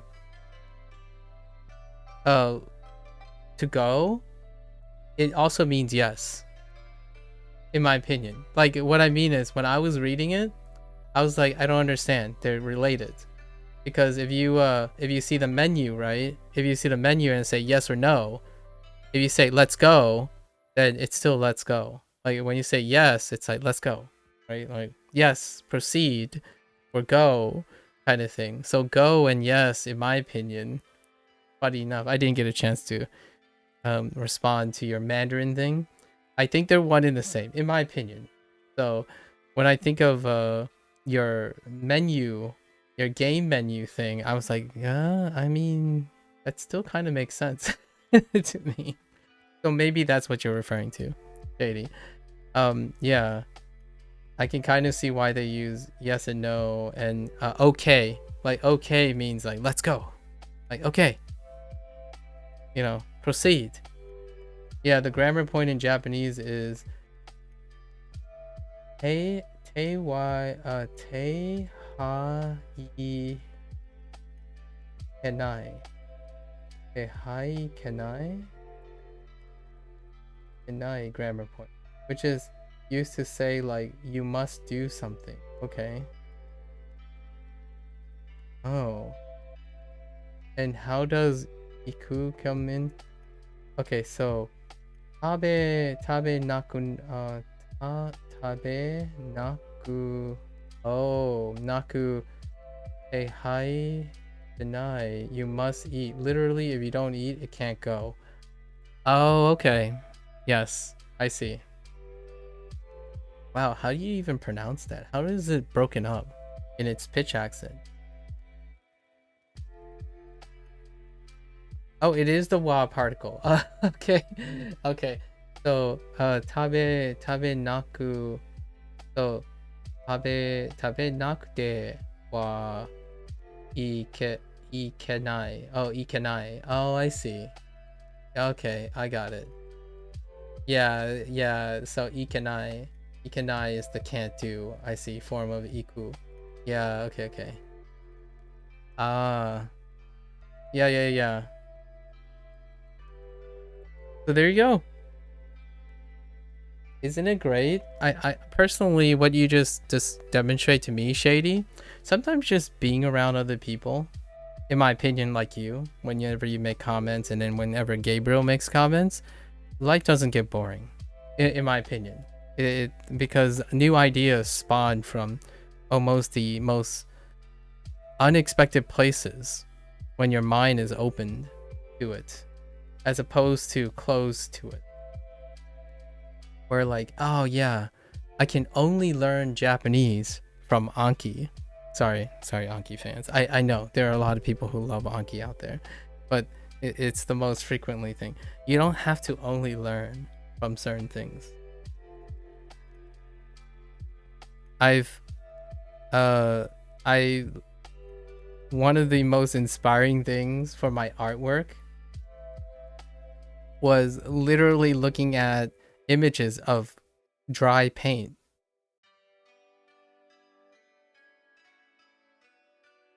But if you think dry paint is uninteresting, then it can't ever do anything for you. If you know what I mean. It's kind of like I don't like this phrase, but don't hate it. Don't hate it until you try it kind of thing, but that's not quite the idiom I'm looking for. Inspiration comes from very unexpected places. And what bigger source of inspiration than interacting with another human being? There's a big caveat these days, though. To me, one thing that I'm incredibly bittersweet about the internet is that the internet has ushered in a golden age of information. However, the people that use that information has become so dependent on that tool that I lost the person that I'm talking to. So what I mean by this is, if I ask someone, hey, how you liking Duolingo? And then this person will spout out what all the things they learned online. But rarely were they capable of expressing their thoughts, their observations, and how they agree or disagree with the information they're taking in. So what happens is I hear an echo chamber that overshadows that person's capacity to critically think or solve problems of their own. So when someone comes around and say, oh, did you know that this and this and this and this? My first question is, how did you learn that? Also, why do you know that? And how did you come across that information? And the person would struggle, in my opinion, for expressing that. They would say something like some pragmatic reason, like, oh, you need to know grammar structure because people say that you need to know this grammar structure. And then because you need to know this grammar structure, you also need these resources to know this. Like, but wait. Slow down. So are you telling me that the whole time you connected all the dots from someone else, a collective somewhere, and you still were unable to answer why you do all these things well enough for me to understand that this is your choices, your opinions, and your ability to synthesize information, not something that you're following and being prescribed by, right? That's kind of the bittersweetness in things. Like it comes off even like this, where someone would say, Duolingo is awful. And I asked the person, say, okay, can you describe how it's awful? Like what did you do? Like, how is it awful, right? How is it awful? I need to know. I want to know. And it would start with something like, well, people say it's awful. Okay. So then I ask, did you use it before? And then they're like, well, yes. And I'm going to say, when I hear they say it, I use it. My question then would be asked, so how did you use it? What did you expect from using it? So eventually, this person will take it personal, because it is personal. I care about them personally, their input, but they will take it personally in the sense that they will withdraw from answering. So they'll be like, well, why does it matter? It's like, do you not believe me? It's like, well, technically, yes, I don't believe you, but that's not the point. My main concern is, can you tell me how, what? Did you even record why? Did you think it's awful? Like, do you think it's awful, or someone is telling you it's awful, right? Those are two very big different things. They're incredibly different things. And in the scope of the internet, sometimes it can be, and it's perfectly normal. It's the human condition, right? It's gotten to a point where it's very hard to know if it's your opinion,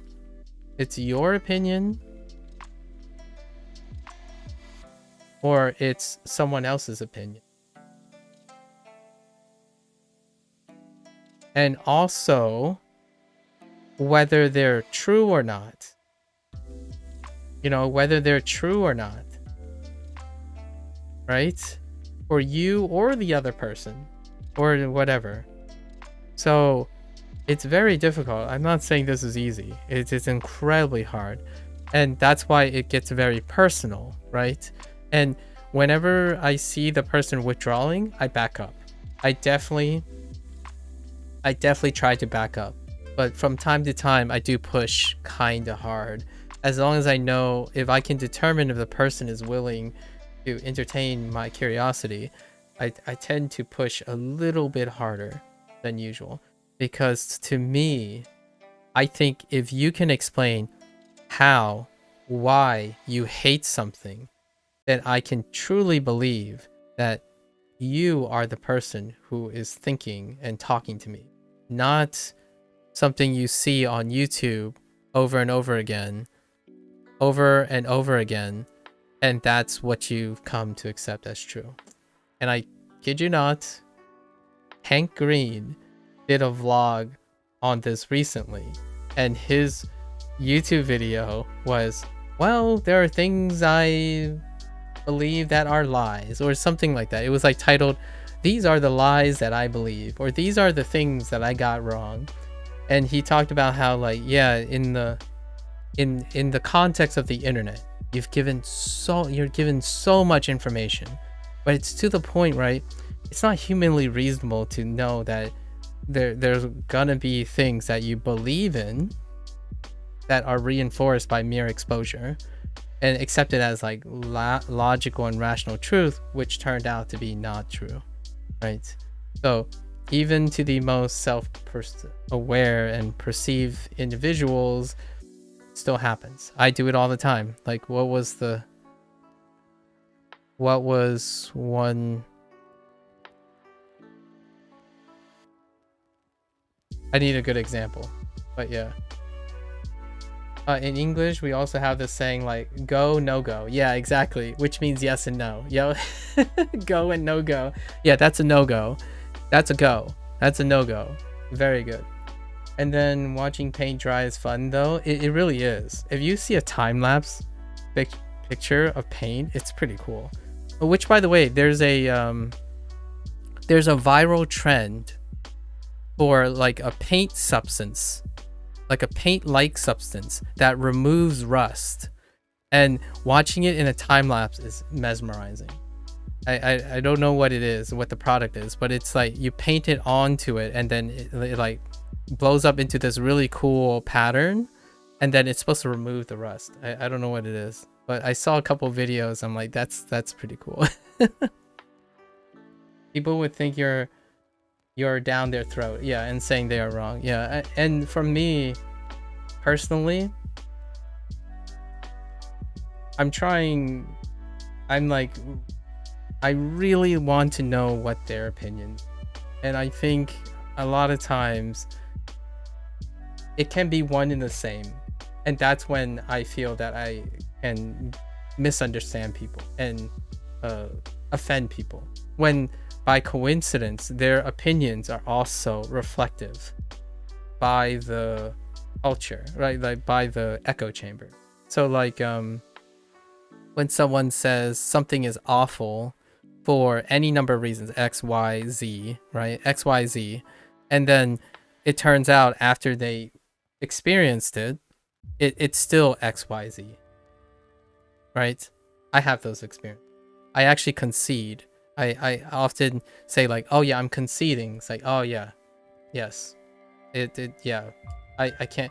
So what can I say? So all the things that Duolingo, that people say that Duolingo doesn't do, I actually agree with most of them. Now the question is, when I'm thinking about why, how, and who, they're different answers. They're different answers, right? I didn't take the word of the people that observe the same thing. So that's the difference, in my opinion. It's a big difference. Observations can be factual. Answers and interpretations is a human filter. So when someone says something is awful, awful is a human filter. What Duolingo do and don't are observations. So when someone says Duolingo is awful, that's a filter. So I ask, how? What are the observations you made? And then how does that lead you to explaining it's awful?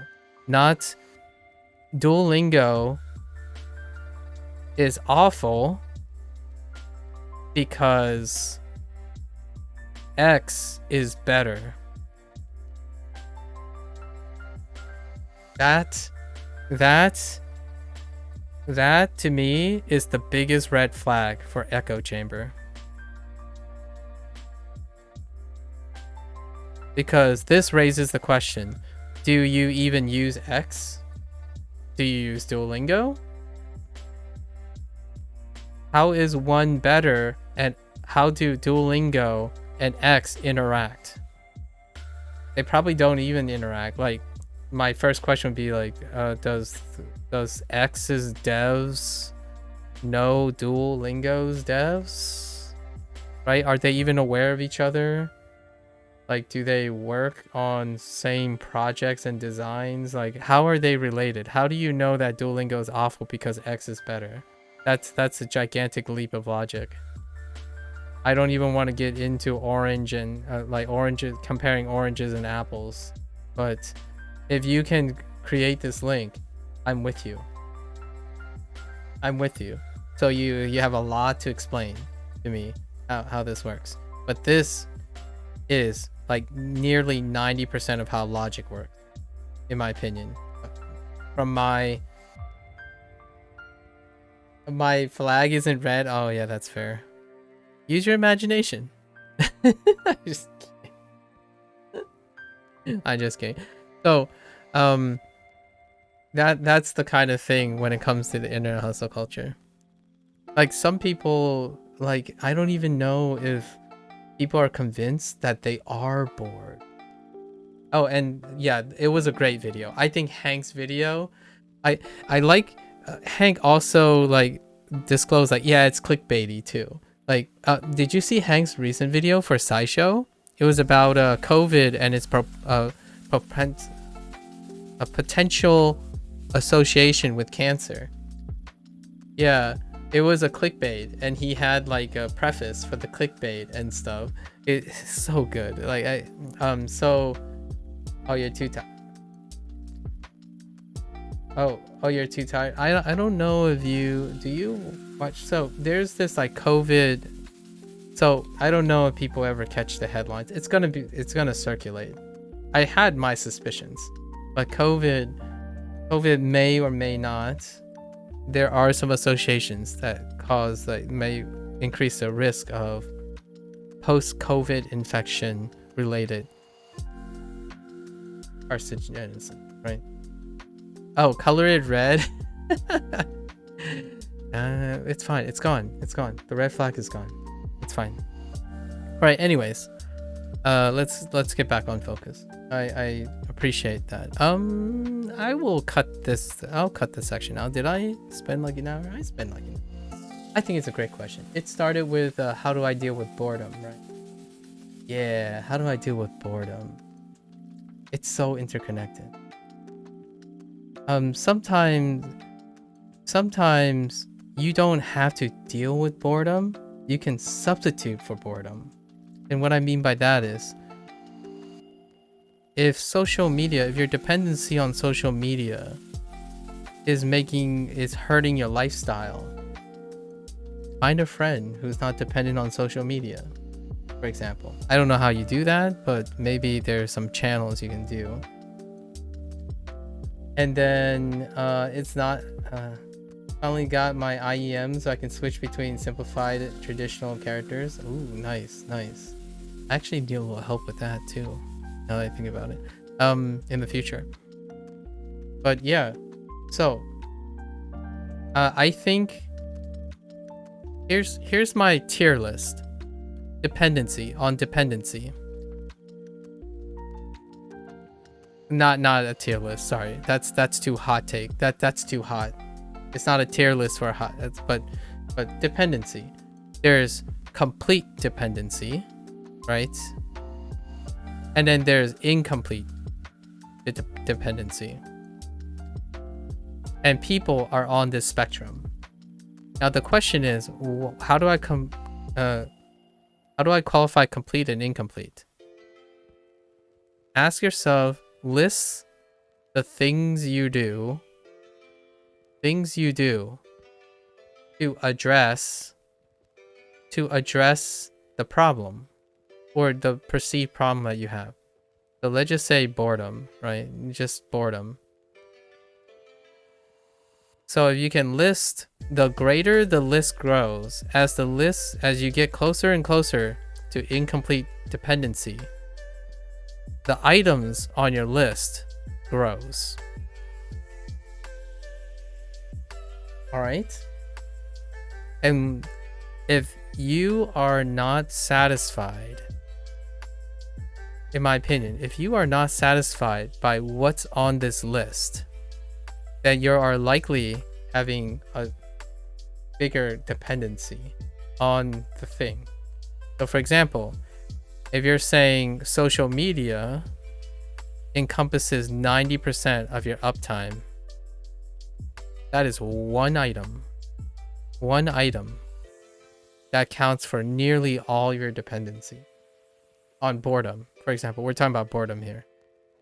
So you have the rest of your life, right, to slowly find a number 2 if you can, a number 3, a number 4. I hum to myself when I'm running. I run. I eat food. I try to make my eating experience a carving of boredom. So as you're growing this list, your dependency will become more and more incomplete per se. And another great word would be more diverse. Your dependency will be more diverse. So no, you don't necessarily have to be completely independent. Like, I think being 100% independent is naive, because humans are social creatures. To some extent, we are dependent on certain things, especially other human beings. So, however, you can strive for independency, but if we're specifically talking about how boredom is acting on dependency, then ask yourself, how many things do you have access to that addresses boredom? And then how many things you don't know of, like you go around to explore what you don't know, and then you go around inspiring yourself to figure out other things to address this. And that gives you flexibility, Gabriel. It gives you flexibility. I usually focus on accessibility for people. So like we flip, and I ask the person, okay, what are you willing to try here? And then they list like 10 things, and then I organize it by accessibility. As in, if someone says they like to sing, where can they sing? Well, they can sing anytime, provided their voice is healthy, right? So if there's, most of the time, that's super accessible. Let's start with singing, because that will be able to take up a lot of, it will be able to disperse the dependency on things. And that's kind of where you go, right? That's kind of, All right, going to hop in the shower, then get ready to head to the store, and maybe back later, depending on if not. Yeah, take care. Take care, Shady. It was nice. Sorry, I gotten too much into this, but thank you. It's always a pleasure hearing your thoughts and shares. Now I'm gonna try to complete this half day. I think we're gonna settle on the idea that we're gonna sing in the shower. Actually, singing in the shower is fantastic, Cozy, because it also warms up. It warms up your throat, like your airways, without like needing to warm up. Like a lot of times when you're dry singing, you can you can damage yourself, like damage your vocal cords over time. So when you like sing in a warm environment, it can help, like a warm, wetter environment and stuff. So you can kill like many birds with one stone. Figuratively, guys. Kill many birds with one stone. Sing while on a walk because you're warmed up from the walk itself. Yeah. So accessibility is great. Our smartphones, the reason why social media is here is because our smartphones make it incredibly accessible. So sing to your family.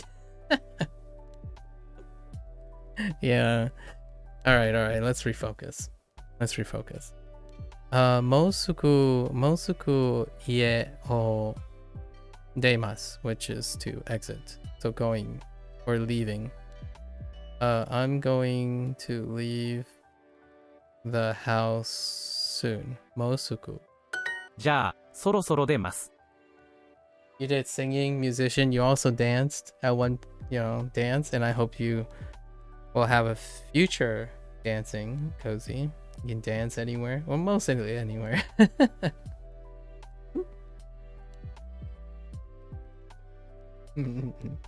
じゃあ、そろそろ出ます。じゃあ、そろそろ出ます. Did you say 出ます? 出ます。 I'll leave in a bit. じゃあ、そろそろ出ます。 Yeah. じゃあ、そろそろ出ます. 次のバスは6時21分に来ます。次の... Wait, I haven't used this in so long. 次のバスは6時に21分に来ます。Okay. The next bus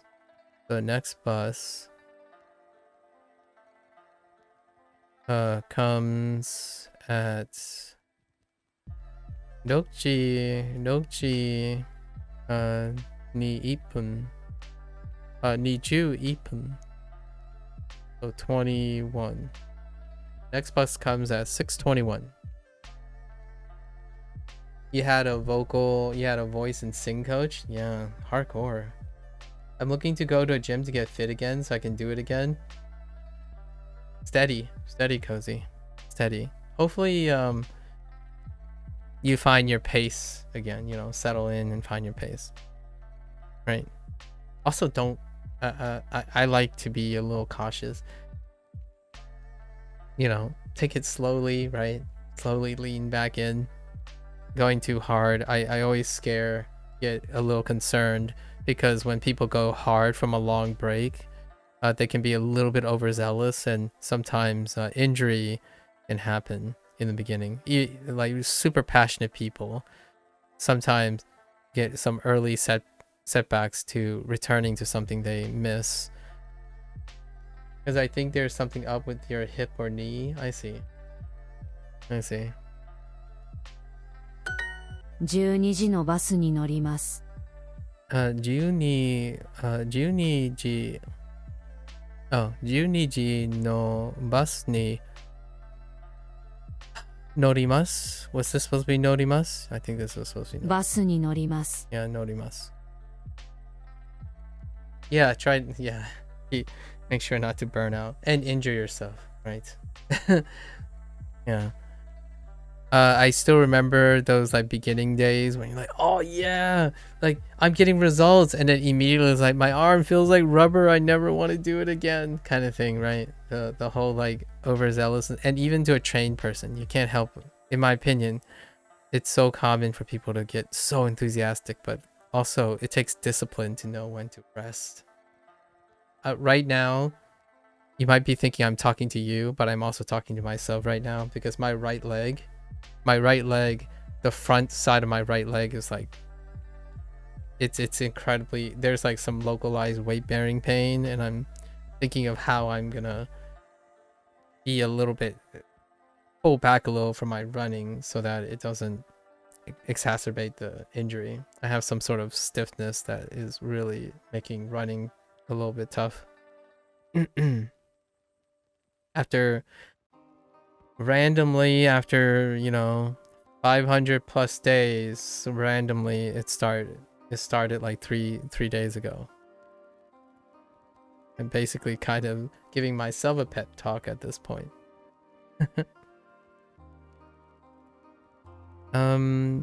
Oh, this is that phrase, the 12 o'clock train. So or train bus. I'm going to take the 12 o'clock bus. Yeah, this is from 2 units ago. Yeah, I succeeded. I'm gonna just chill at home from now on. Yeah, I succeed. I'm gonna chill. Oh. 11時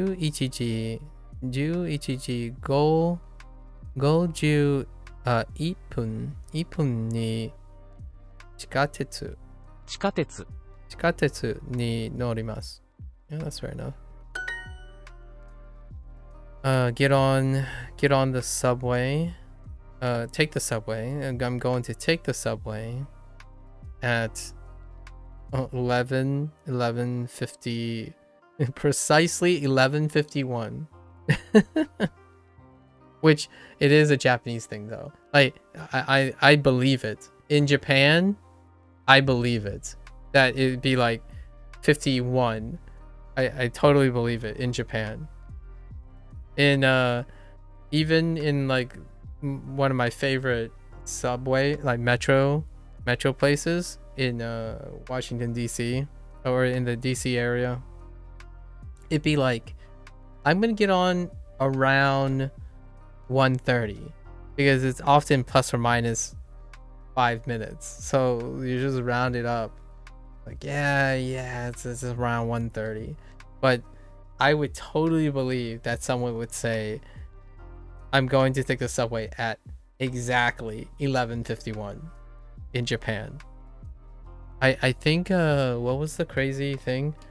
Japan's trains run within plus or minus 1 minute of each other. The closest I've ever had was maybe plus or 5 minutes. It's usually like plus or minus 10 minutes in the United States. At least the ones that I've been to. so you just round up. It's so, it's uncommon for, at least from me and my conversations with other people, to say something like, wow, it's actually, the party's at 11:53. Guys, make sure to be at the party at 11:53. 今から切符を買います。今から now from? What does that mean? Now from? Just? 今から Just now. Oh, okay. Just now. 今から。今から切符を買います。I just bought a ticket. Or I just now bought a ticket. Okay, fair enough. I think just is enough, but I'm going, it's future. Okay, I'm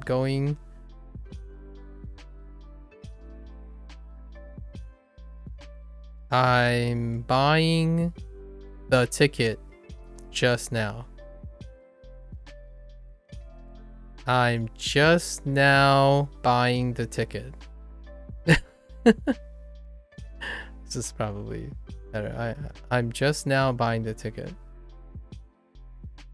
What is this, YouTube?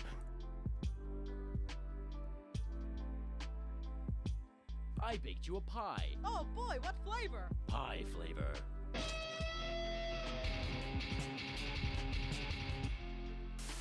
I like singing. I like dancing. I like trains. Hey, it says gullible on the ceiling. Oh, so it you stole my lungs. Yeah, I just saw that part. Not today. It's like, hey, there's gullible on the ceiling. Oh, so there is. Oh, you stole my liver. I'll have to watch all of that. I like trains. I like singing. I like dogs singing.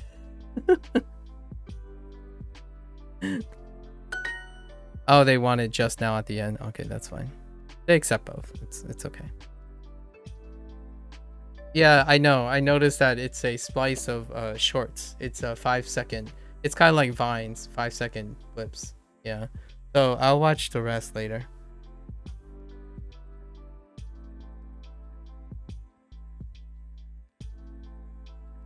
Thank you, by the way.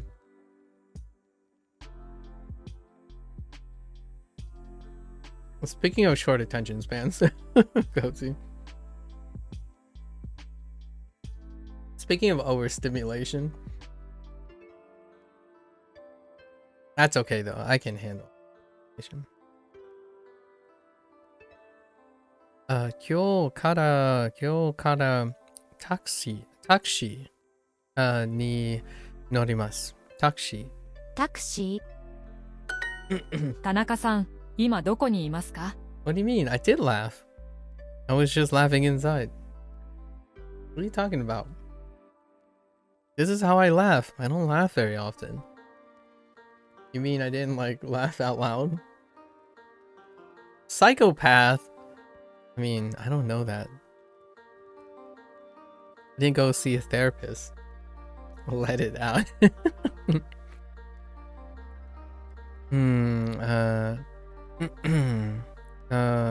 Tanaka-san. 今どこにいますか? Where are you now? すみません。今からバスに乗ります。Oh, hey. They phrased it like a telephone call. Yep, that's exactly where that phrase would, in my opinion, that's how I imagine it. I'm taking a bus. I'm taking a bus now. Just now. I'm taking a bus just now. Laugh like this? I can't laugh like that. I think it's been a while since I laughed like that. Usually when I laugh like that, it's because I did something embarrassing. I laugh harder when I'm embarrassed and confused than I am actually thinking something is funny.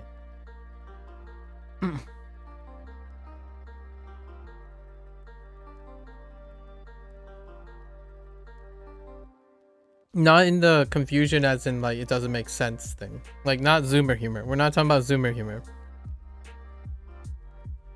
That stuff, I'm more confused. So you know, like I don't know if you're familiar with Zoomer humor, but there's like this trend of Zoomer humor where the whole point of it being funny is because it doesn't make sense. Like it's not supposed to make sense. I laugh when I am confused. A lot of times. It's my defense mechanism, if you call it a defense mechanism. Yeah, but concerning me that you don't laugh much, that's a fair point. I laugh inside. Just think of it this way. I won't need Botox in my future if I keep smiling and laughing too less, you know? You gotta preserve your face, right?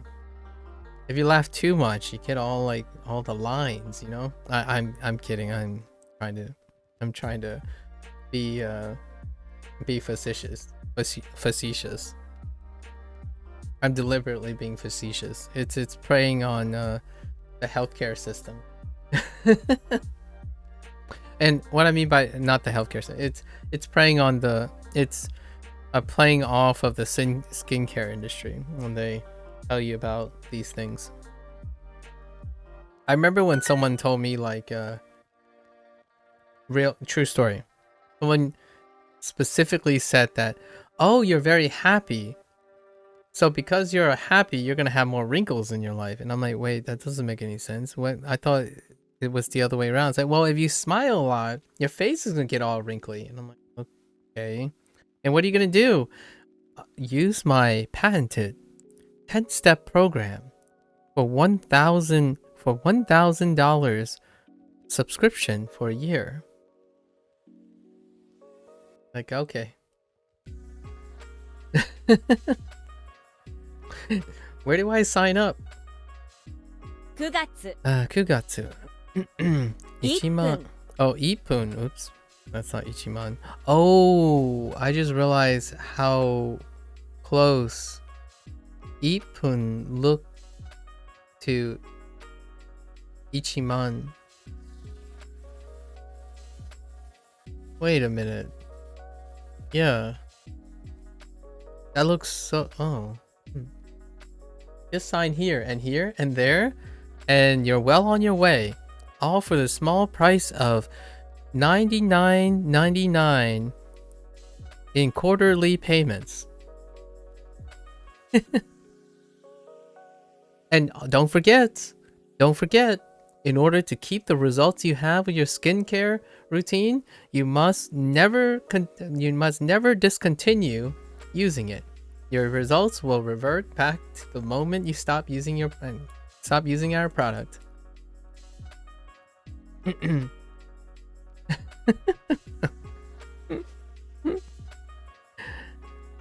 Okay. Okay. 乗ります。京都。木曜日。もう家を出ましたか？もう what? Oh. もう家。家を。もう家を出ましたか？ Oh, 出ましたか？出ましたか？ Did you already leave the house? Oh, did you leave the house yet? That's another way. もう家を出ましたか？ Did you already leave the house? Okay, so they went with did you already leave the house? Okay. すみません。すみません。すみません。まだ Wow, they're really まだ they're really challenging all the little words, and I like it. All the adverbial stuff. Or participle stuff too. まだ wait. すみません。すみません。まだ still at. I'm still at. Okay. まだ まだ baste. 布団 That's a futon. バス停 baste にいいま。ますす。Yes. No. Yes. No. Yes. What is this メ long ッセージを送りましょうか。メッセージを送りましょうか。メッセージを送りましょうか。 Why is this lumped together like this? Okay, I think this is fine. すみません。すみません。まだすみません。まだバス停にいます。Yes. I'm going to get on the bus at 1:21 precisely. Okay. I know a few people in my life that would literally read off their boarding pass or boarding ticket and say this over a phone. Like, oh, it looks like my bus will come at will arrive at 1:37. I'll see you then. At exactly 1:44 when the bus arrives at the station.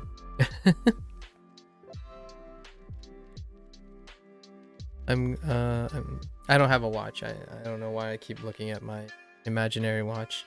Such a habit. I don't wear watches. Something I picked up. I'm going to get on the bus out. Okay. So 1 21分21分。21分にに、バスバスにに、wait. That work? 乗ります。 1時21分。21分にバスに乗ります。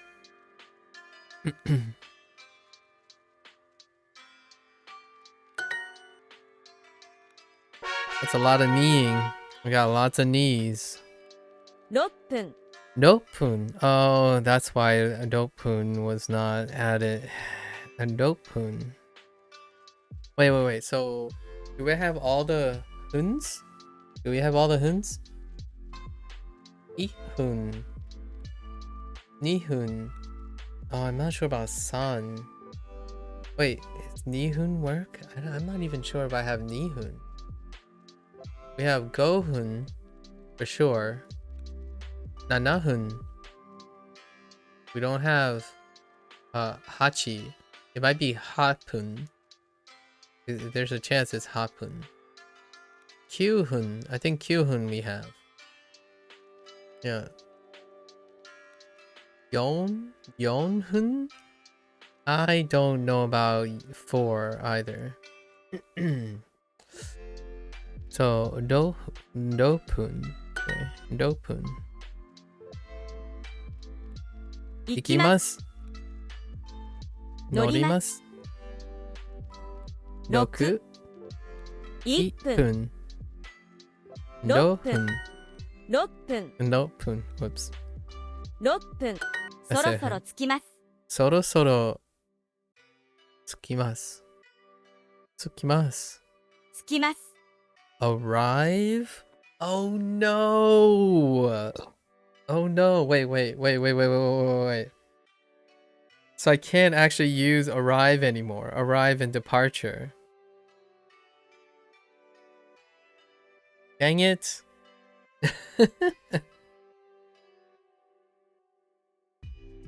Ah, dang it.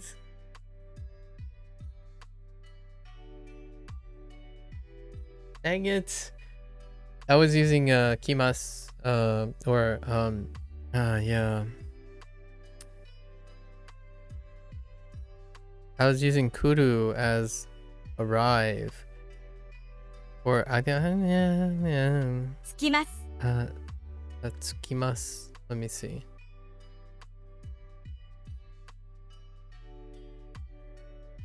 Tsuku. So tsuku. Tsuku. To arrive at, to reach. Okay. Okay, kuru. How does kuru? To come, to approach, to arrive. Dang it. Wait, that's intransitive. Is tsuku, it's tsuku. Wait.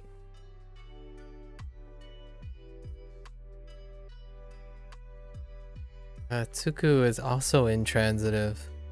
What the heck? I guess. Another. Alright. Sorosoro tsukimasu. I guess. I'm going. I'll arrive in a bit, sure. 今3時26分です。今30 26分6分です。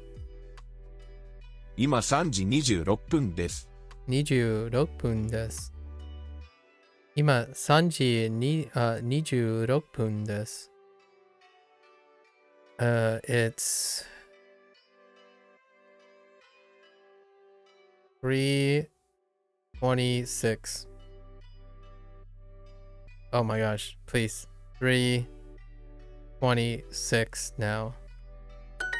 もうバスに乗りましたか？もうバスに乗りましたか？はい。3時3時26分、26分のバスに乗りました。Okay. Or もうすぐ着きます。もうすぐ着きます。Almost like mooning people. I'm gonna moon someone. Tsuki. That's not how that works. I'll arrive soon. Or もうモノレールに乗りましたか？モノレール。モノレールに乗りましたか？はい。6時46分のモノレールに乗りました。まだバスの中にいます。 Oh, this is where の中 Naka にい was. ます。 Okay, Naka. Inside. まだバスにの中にいます。I'm inside the bus. I'm still inside the bus. まだ。今、oh, 車。車 Why did I choose a yellow car? A yellow personal car. That could be a taxi. No. There's no checkered things. But 今、車の中。中にいます。Okay. We are inside a car now. バスはまた遅いですね。遅い。遅い。バスはまた遅いですね。また again? Something again. 遅い. It sounds slow. 遅い。 Late or slow. Okay. So now we have the Osoi introduction to Hayai. The antonym to Hayai. Let's see. The bus is slow again, isn't it? Right, fair enough. この電車はいつも遅いですか？ Okay. この電車はいつも遅いですか？この電車はいつも遅いですか？ This bus is always slow, isn't it? Or is it? Is this bus always slow? Banka? この電車はいつも遅いですね。ですか? I was gonna say ですね because it's kind of a little bit nicer and open-ended if you said この電車はいつも遅いですね as opposed to ですか? Like, isn't it? Is this train always no, this train is always slow, isn't it? As opposed to is this train always slow? この電車はいつも遅いです。この電車はいつも遅いです。Oh, now we're doing the opposite. This train is always slow. Alex. Let me guess. Arexu. Yes, Arex. Yep. Arex. Hey. Where's there nearby? What? Oh no, what's there nearby? What's there nearby?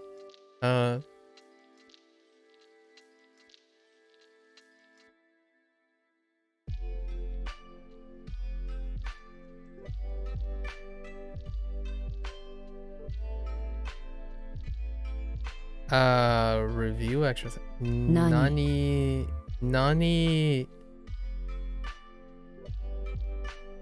Ni. Wait. Ni. What? Nani? Like, Nani nani ni shikaku shikaku arimasu ka? Huh?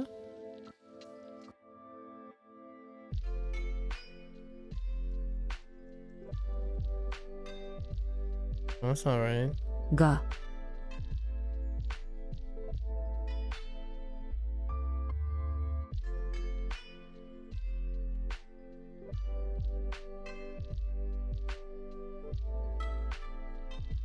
What's there? Nani? Shikaku. I mean, 近くに何がありますか? Okay. That one is that's kind of hard actually. アレックスさんは駅にいますか？ Oh, there's a t. Alex.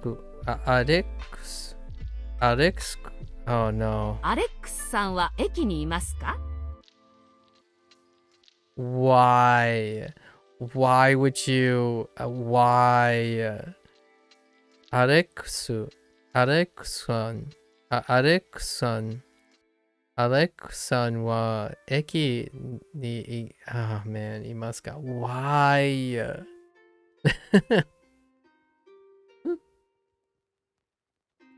Okay, are you at the station, Alex? Alexさんは駅にいますか？アレックスさんと電車の中にいます。アレックスさん。Why did they pick Alex? アレックスさんと電車の中にいます。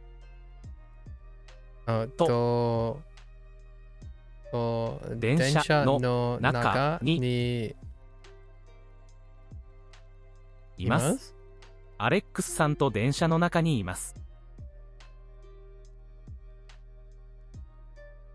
I'm in the train.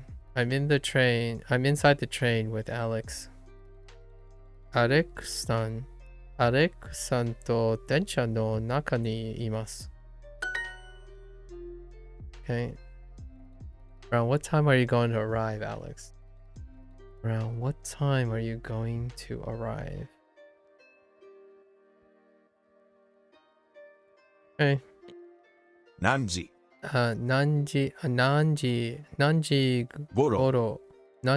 頃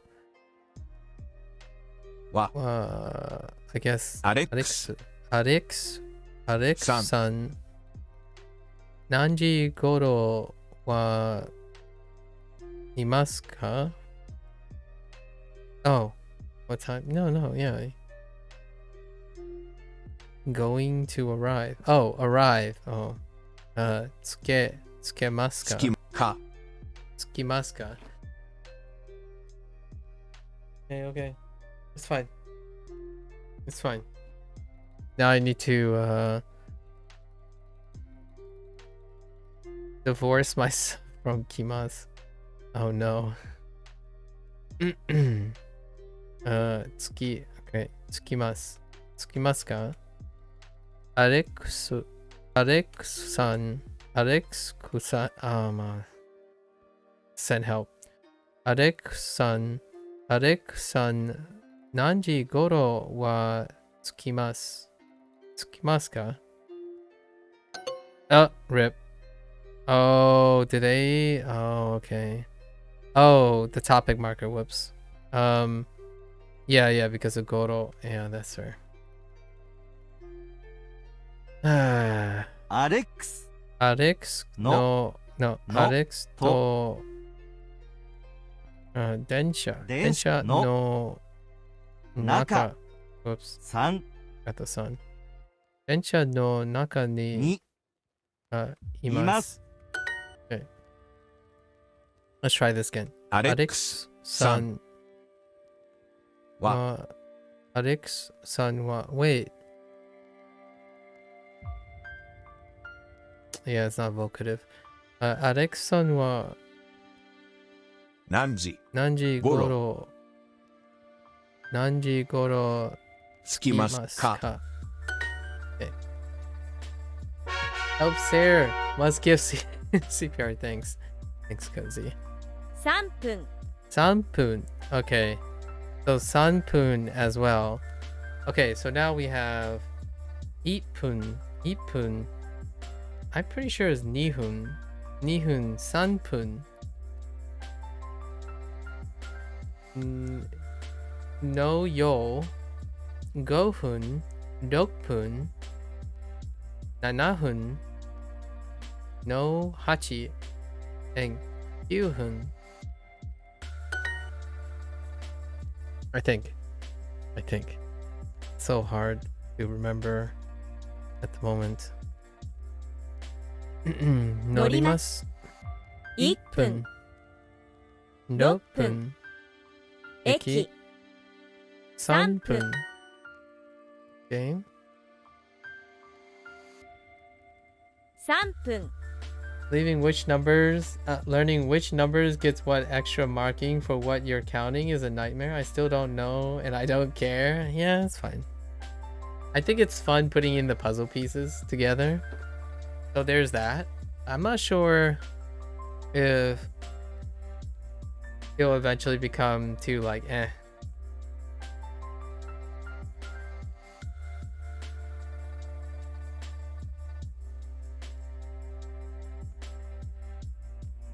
Hmm. 海水6杯 Okay. 3分 I don't actually know those other two. There's water.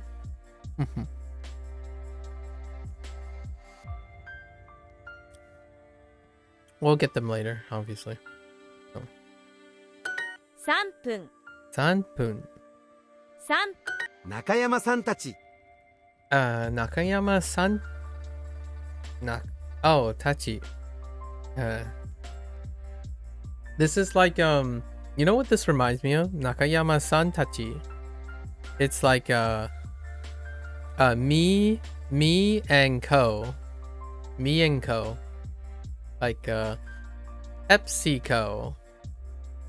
And then not like Pepsi Company, but like company. English, right? Company, like people, as opposed to company, institution. So me and co. Nakayama-san touch. Not wait. How does? 中山さんたち Yeah. It kind of sounds also like a Nakayama-san fantasy being clumped together. Tachi. And Nakayama-san Tachi. Which is I guess yeah, there we go. And the others? The others? Okay. 私たちは駅の中にいます。Watashi. Wait. Watashi tachi. Oh, I like that. 私たちは Oh, that. Watashi tachi. That works so well. I love it. 私たちは Oh, okay. Watashi tachi wa eki no naka ni imasu. Okay. Watashi tachi wa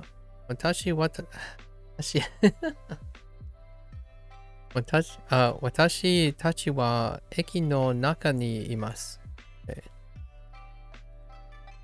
Okay. We are. You shorten the she and when saying watashi. Yeah, that's fine. Yeah, I get it. 私たちは I know. But you can't shorten something until like I won't be able to shorten something until I actually know how to say all of it. So they'll naturally shorten on their own. Like ashita or ski. You know, like oo's and e's, they naturally shorten after you practice it. So it'll come with time.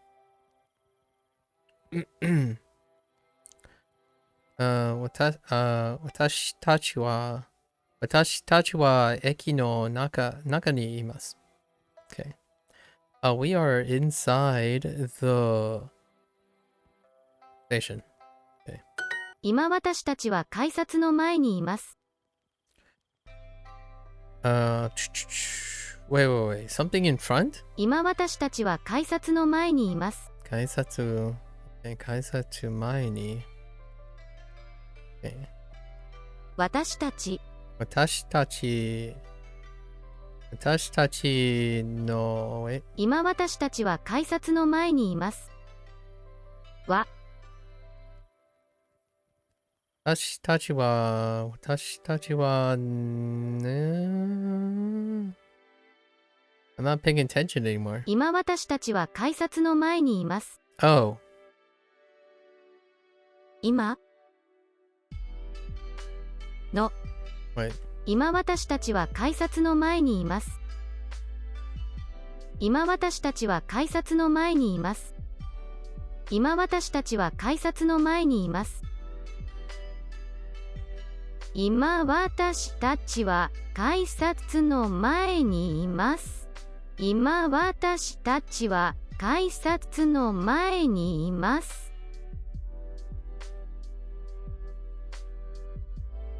改札の前に着きます。Oh. 着きます。今私たちは改札の前にいます。Okay. So, 今は私たち今は私たち改札の前にいます。今私たちは改札の前にいます。今は私たちは改札今私たちは改札の前にいます。今は私Oh wait 今私たちは改札の前にいます。 Wait 今私たちは改札の前にいます。今私たちは改札の前にいます。今私たちは改札の前にいます。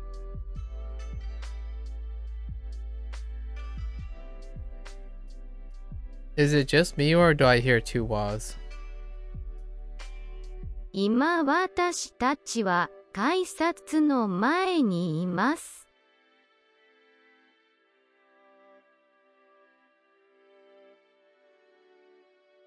Am I being a pep? わ Can you get away with this? I don't.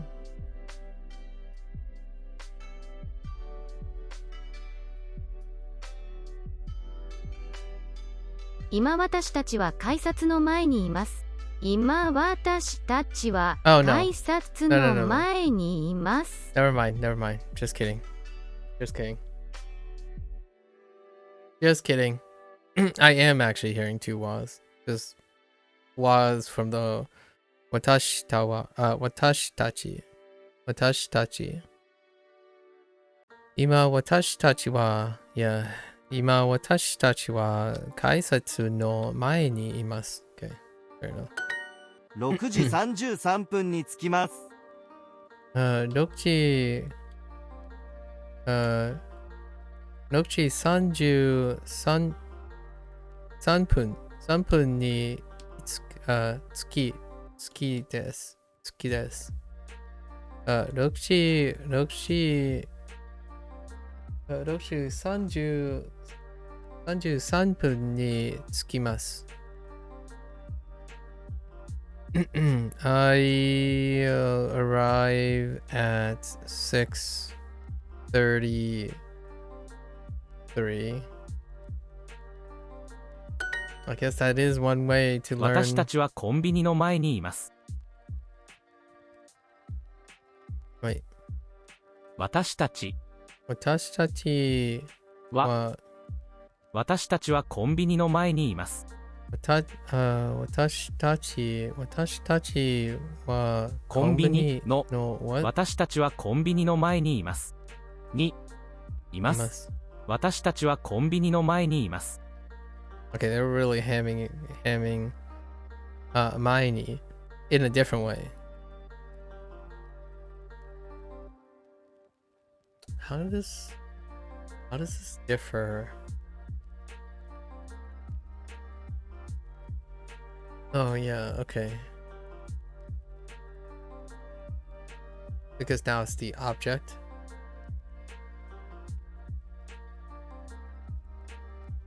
Yeah. 私たちはコンビニの前にいます。私たちはコンビニの前にいます。Sure, we're in front of the カイさんたちはどこですか？ convenience store. カイさんたちはどこですか？カイさんたちは9時 Oh my gosh. Yeah, 9時 Oh, どこですか？ Wait. Oh, okay.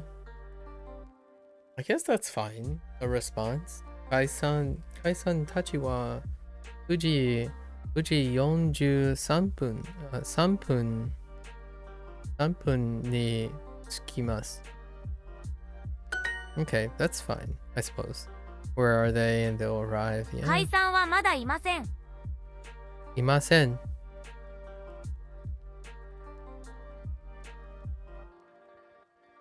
Okay. So, カイさんはまだいません。Okay, so it's like already implying here. いません。 Interesting.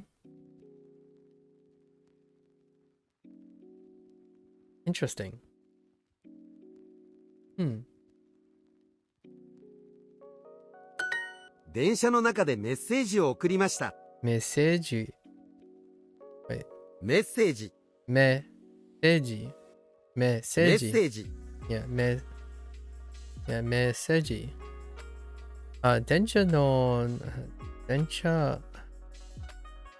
電車の中でメッセージを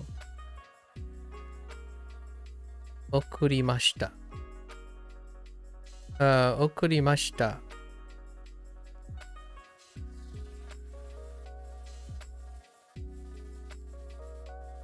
送りました。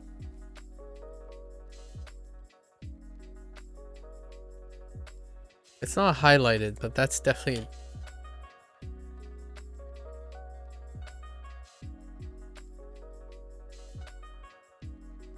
Okuru. No. Spend time? No. To transmit? Take. Okurimashita. I'm not sure if I'm familiar with okurimashita. I don't remember the last time I used okurimashita. Or okuru. Maybe burogu? No. There's no mail. I didn't learn mail yet. It was post office, but we didn't send any mail. I don't think okurimashita. I don't remember when I used okuru. Because this isn't highlighted, so I don't know if this is new or not.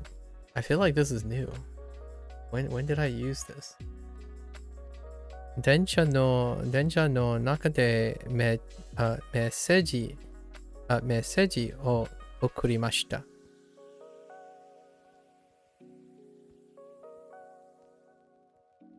Why have I heard okurimash okurimasu somewhere.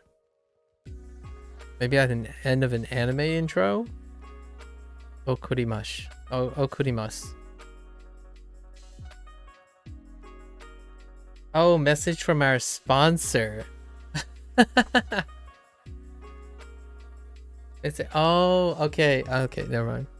I got it. I think I know where I've heard it before. I sent a message. I sent a message inside the train. Okay. Okay. Samson wa mada imasen. Okay. Imasen. Message o okurimashou. Samson no something. Smaho? No. Samson no something. Banko. Oh, bando. Bango. Yeah, bango wa nani desu ka? Smaho? Denwa? Denwa. 電話 Denwa bango wa nani desu ka? So, Sam's not here yet. We should send a message. What is Sam's phone number again? Or what's Sam's phone number? I would add it again, probably. But I guess based on the context. ナオミさんたちはどこですか？メッセージを送りましょうか。Naomi sanたちはどこですか？メッセージを送りましょうか？ Alright. Naomi and company. Where are Naomi and company? We should send them should we send a message? Naomiさんたちは8時53分に着きます。Man, this サムさん unit たちはまだいません。 this unit though. Samsan tachi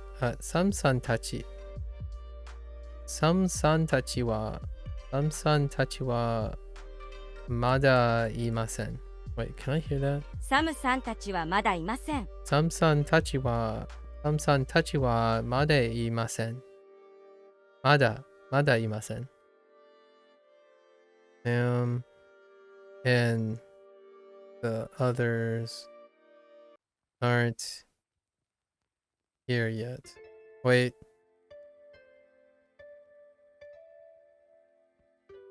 Are you serious?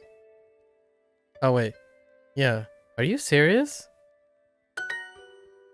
And the other, I can't even add the other. I'm curious what happens if I add the article. I'm going to arrive at 9:53 precisely. Okay. 9時 9時53分3分にできます。Oh, no. 着きます。Oh, I keep saying できます。2 Okay. Maybe 2 9時53分53分に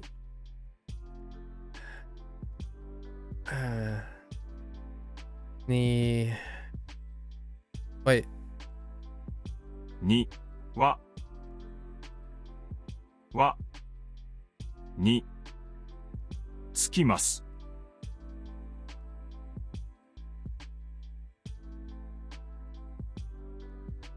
Where? Oh, I totally forgot about the subject, the topic.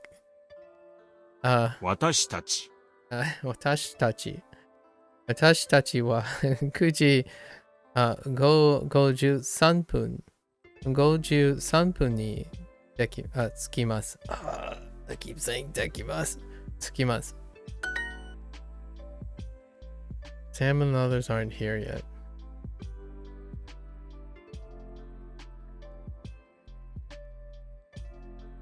Oh, I see why it's weird to say where, because we are can be implied a lot of times too.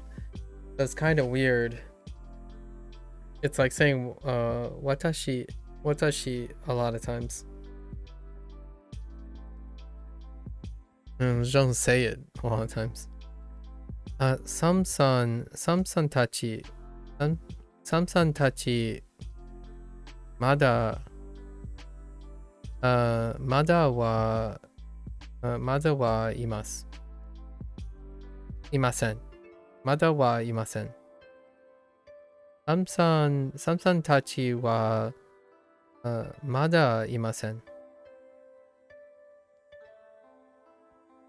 サムさんはまだ Mada いません。立ち ga tachi. Samsan tachi wa Samsan tachi wa mada imasen. Okay. We're so behind. A bakery. Anya? Sure. パン屋 Anya. I mean, a bakery is... okay. 北口にパン屋はありますか？ It's kind of like okashiya or pastry shop. We talked about this a little bit about bakeries and cafes.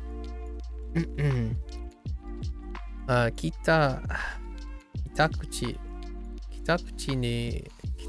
ni anya wa arimasu ka? Okay, is there a bakery at the north exit?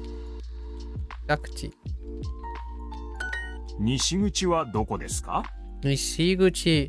It's the last cardinal direction. Nishiguchi. I'm guessing which one are we missing? The west. It's the west exit. There's Minamiguchi, Kitakuchi, and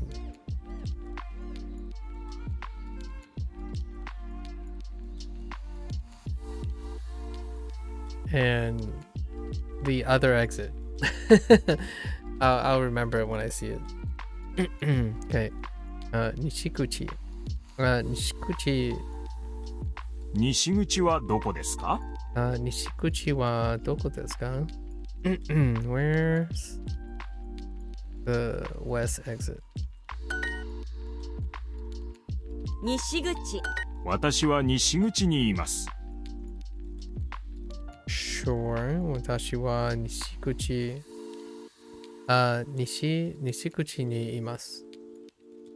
I'm at the... oh, I see why they did that. I can see why they did that. For the watashi wa...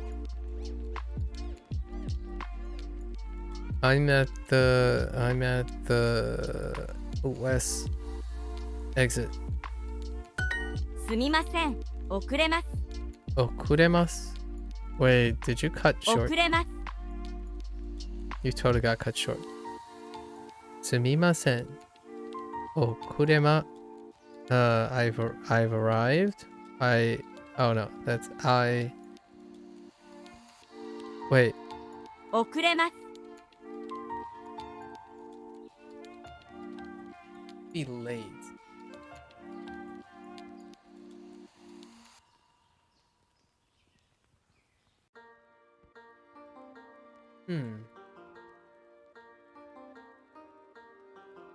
Oh, because re. Okay. Ooh, okay. Alright. I might end up getting them mixed up tomorrow. I'll be late. 5分遅れます。5分遅れます。遅れます。 Oh, あ、5分遅れます。 I'll be late 5 minutes. Oh, that's nice. I'll be 5 minutes late. Okay. すみません、少し遅れます。みんなは今どこですか？すみません。少し遅れます。遅れます。I mean, みんなは今どうですか？ Oh, interesting. みんなは and then 今どう Okay, 今どこですか？ Okay, sure. 私たちは駅の前にいます。And others are in front of the station? Excuse me. I'm gonna be a little late. I'm a bit late. Where is everyone right now? Where is everyone now? We're in front of the station. 店まで急ぎましょう。Okay, 店まで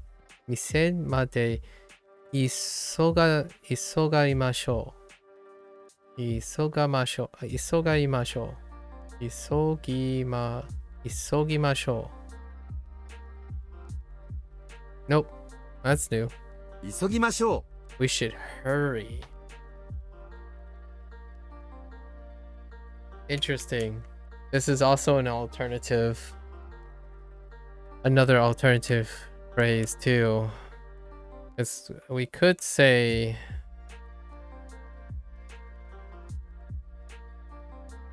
wait, what is this saying for? We should hurry to the store, right? Okay.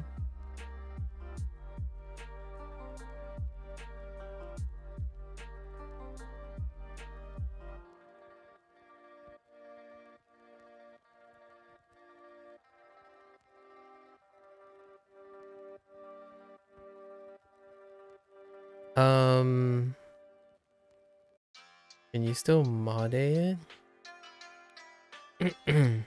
We should hurry to the store. Oh, it's hurrying. Okay, it's hurrying. As opposed to like 早く店に行きましょう. Right?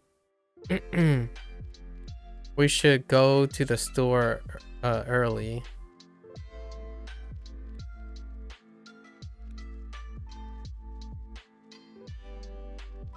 That probably doesn't translate to fast or quickly. Oh, well, can it? I'm gonna have to think about that.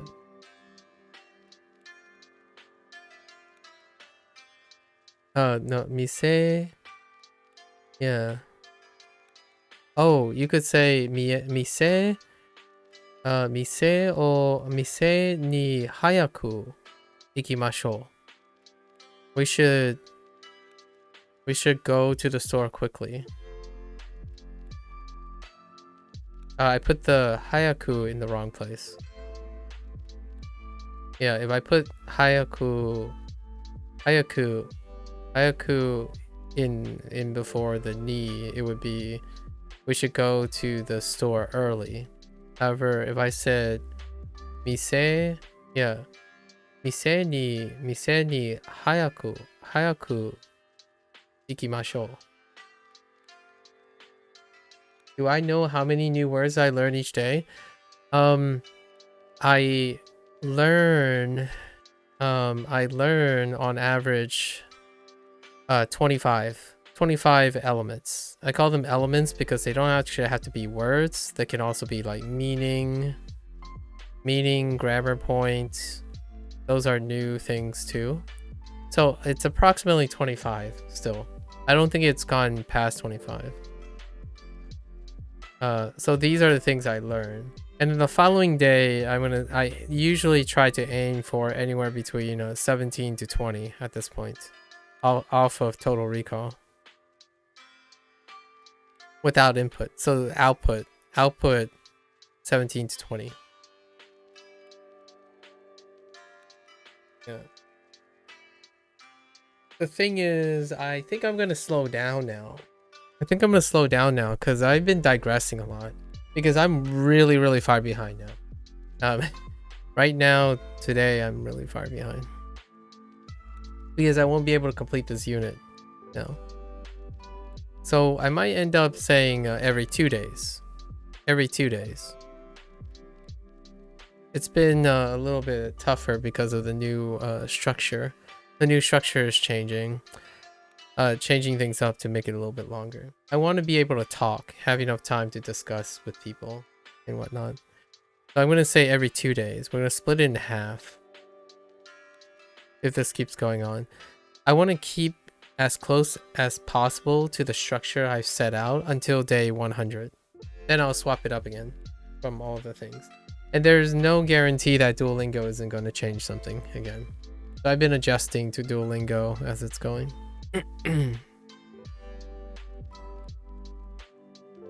Before my 100-day review, I'm probably gonna do something else too. I'm gonna probably extend it by a day or two if something happens on day 100 to review all the things and then do my output review.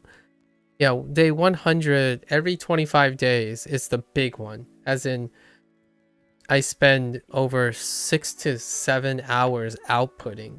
But for the Japanese section, like for recalling, I spent like 3 or 4 hours outputting instead of inputting. So there's no input. I spent like 3 to 4 solid hours trying to output everything I learned in the last 25 days. And I only do that every 25 days because there's no way I would do it every day. I would be so exhausted. I'd be burnt out so much. Yeah, so far it's about that pace for Duolingo. And the reason why I'm saying approximately, I think this is higher now. I almost feel like there's 30 things in it. We'll find out. So far though, I've done the total recall thing and it's really averaging around 25. Like I missed 2 or 3 things, and then I usually recall 17 to 20. It used to be 15, something around 15 that I recall, and I missed like 5 or 6 things. And when I mean miss, they're not in long-term memory. When they come up, it's like, oh yeah, that's what that means, kind of thing. Mise, okay. Yeah, we're good. So, isogi. Isogimashou. So, isogu?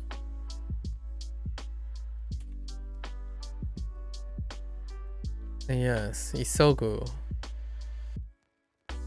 Isogu. To hurry. Oh wow, that's the shortest list I've seen. That's a very specific verb. To hurry, to rush, to hasten, to make something happen sooner. Oh, okay, that last one's interesting. To precipitate is probably the word I would use for that. To make something happen sooner. To precipitate. I'm kind of curious. If I type in to precipitate, what does G-show give me? To rain, of course. Oh, to form. Oh, interesting. To beam down. Okay. So isogu. Mise made isogimashou. Okay. Isogimashou. Okay. 今は2時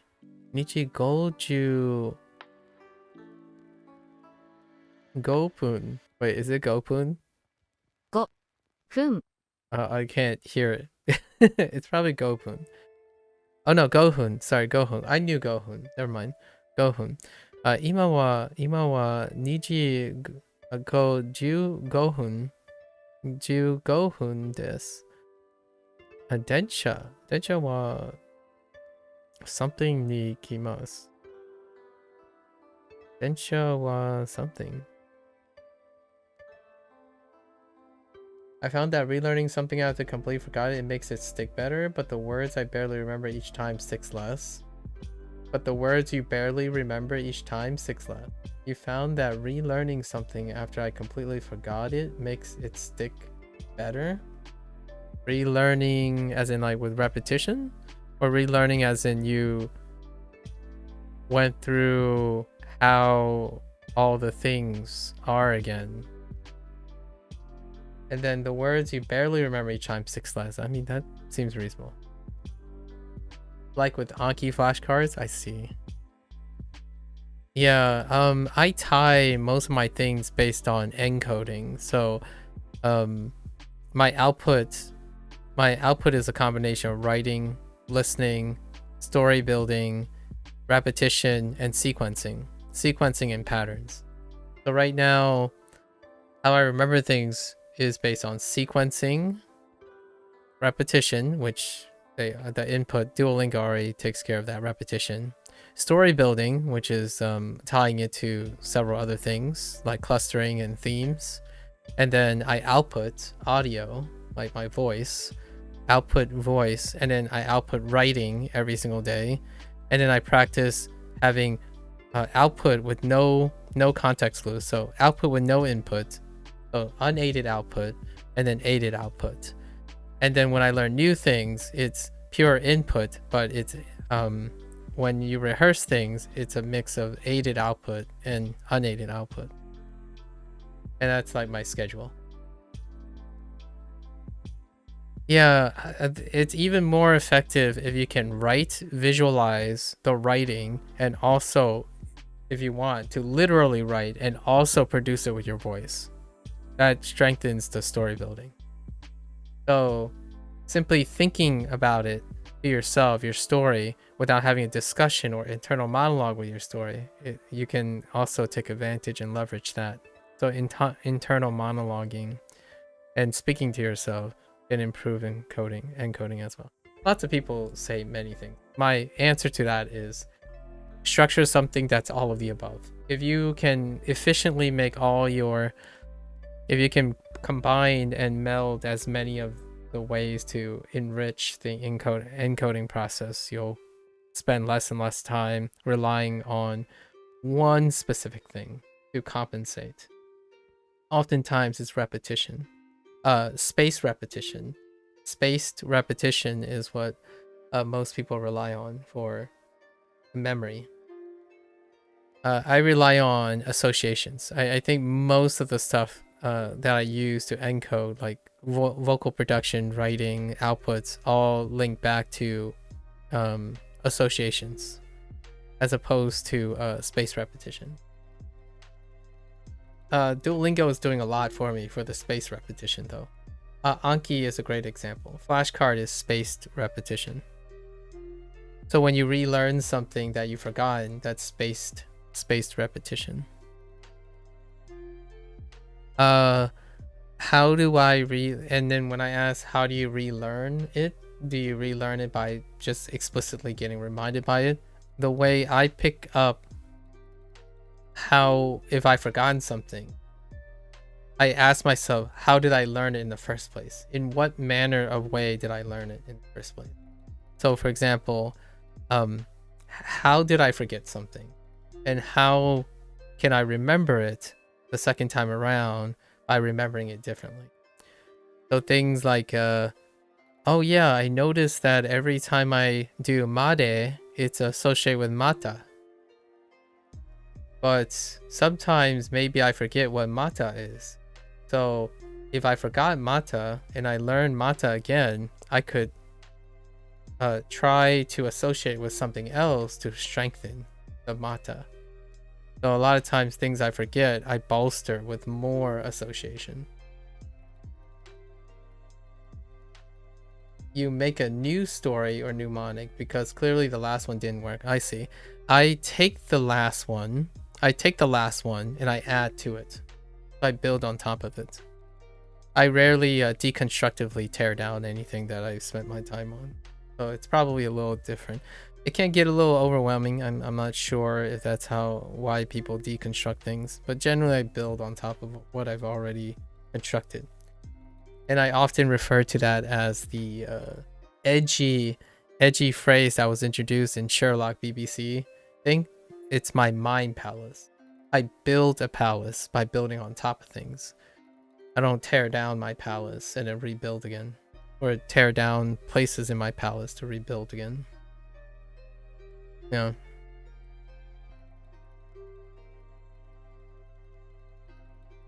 Flashcards do that a lot. Spaced repetition means that to me it encourages people. It works for other people. I'm just saying I don't usually think of it this way, but flashcards mean that you either get it wrong or you get it right. And then when you build a story, it produces that same behavior. So you're very practiced at that. So it probably works really well. I don't usually practice that, so I'm probably not as good.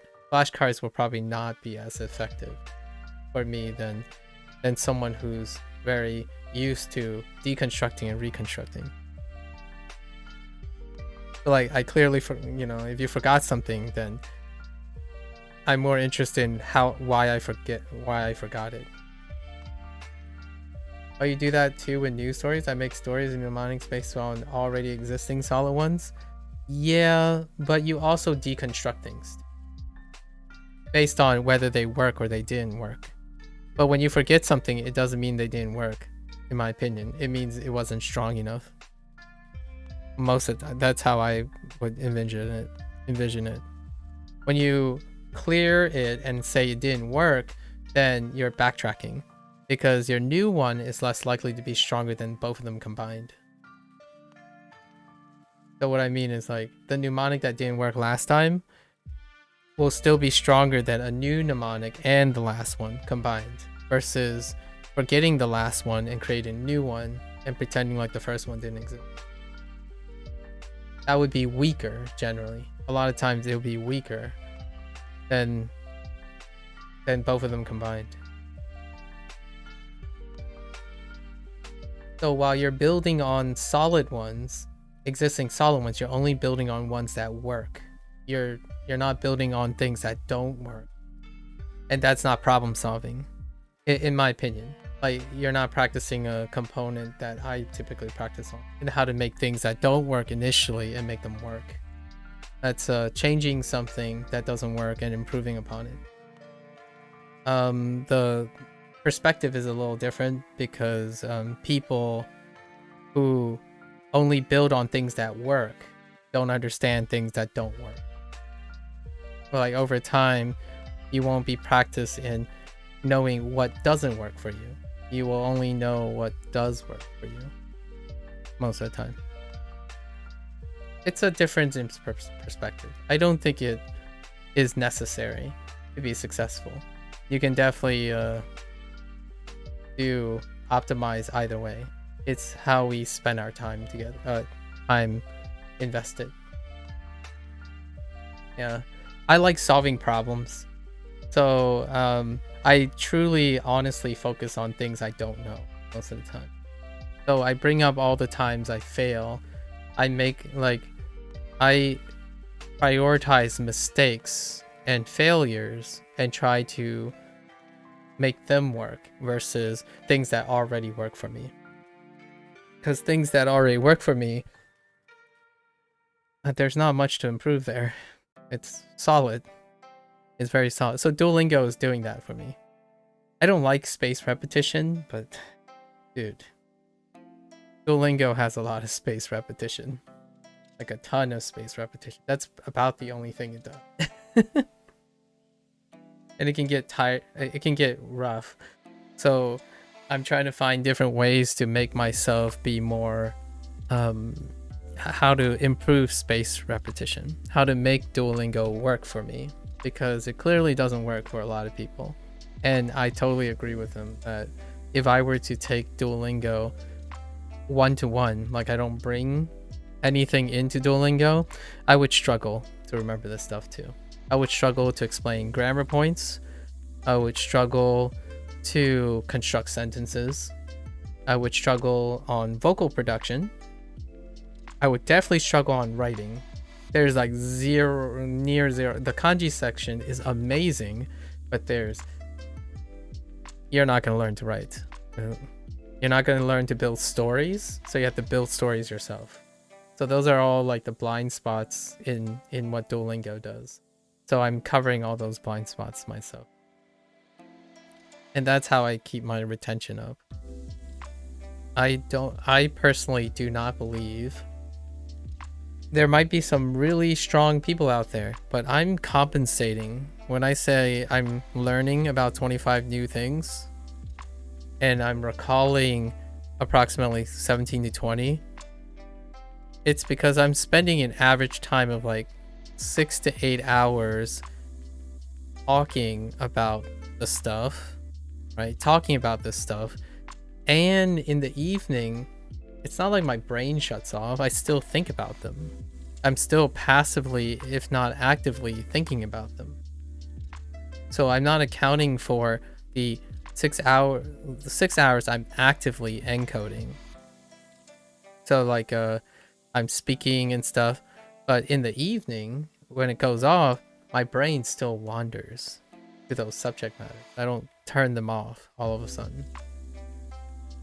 So all of that is compensating for Duolingo's structure. So that's kind of, and to me, it's hard for me to believe, in my opinion, and I agree with most people, if you think using Duolingo, just the way Duolingo is, exactly what Duolingo does, the minimum amount of effort to get the right answers, you are not, in my opinion, I would be incredibly impressed if the average person, like just someone who's a hobbyist, right? The average person will remember 17 to 20 things without any help. Like every day, I'll ask the person, right? We do our lessons and I'll ask the person, okay, tell me the 25 new things. Right now, you can't look at a G-show. You can't look at any context clues, nothing else. Tell me blind, right? Those words. I'm spending an incredibly long time trying to encode these things, trying to be as natural as possible, and I'm still struggling to get all of them. So it would be pretty scary for like an adult my age, like someone like around their 30s who is doing that while still spending I don't know, usually most people spend like 30 minutes, right? If not like 15 minutes. Holy heck, I cannot believe that. If they do actually do that, I'm a moron. Like I don't know what I'm doing. Like my strategy is I'm doing so many things to compensate. We're trying to, if people can do 15 minutes and they do the first lesson and they remember all 25 things, I don't know what I'm doing wrong. So it's probably mostly aided. Duolingo, I couldn't recall and list the new words I learned yesterday without any clues. Yeah, so I definitely think that other people will need you need a lot of tools if you're not used to doing it this way. And not every, people have work, they have jobs, family and stuff, right? So and what Duolingo does so well is keep comprehension. So Duolingo keeps comprehension nearly at 98%. What I mean is it's so high that people find it boring because they're only changing one thing at a time, like swapping one thing at a time. But the reason for that is largely because you have work, jobs, family. But the downside of this is your input, is not, the delta is not significant. It's not significant delta. As in, the things you are learning is aided. It's incredibly aided by things. So the moment you remove the aid, right? When you remove these things, and we sit there and I say, can you list the 20 words you learned yesterday? It will be very difficult if they rely solely on doing, like, getting the right answer. Just getting the right answer. In fact, there are people like myself, I've done this before, where you can answer these things without even knowing what these words are. You don't need to know these words. They're like, you know the pattern. So this goes up to like 100%, as in you comprehend how to get the right answer. But there's no incomprehension. There's no like new input coming in. There's no new input at all. Because the right answer is still the right answer, regardless of what the right answer is. You don't know what the right answer is and why it is. Hence, my internal dialogue all the time. Like, can I say this a different way? That kind of thing. It slows you down a lot, though. It really does slow you down. But the idea is that the more you slow down, the more likely you're giving yourself the opportunity to, ironically, get bored and try to engage yourself. But you have to challenge yourself to engage yourself and not be efficient. Not like focusing on efficiency as in the objective of the efficiency. I can see why they do that, because anything less than 90% is painful. Yeah.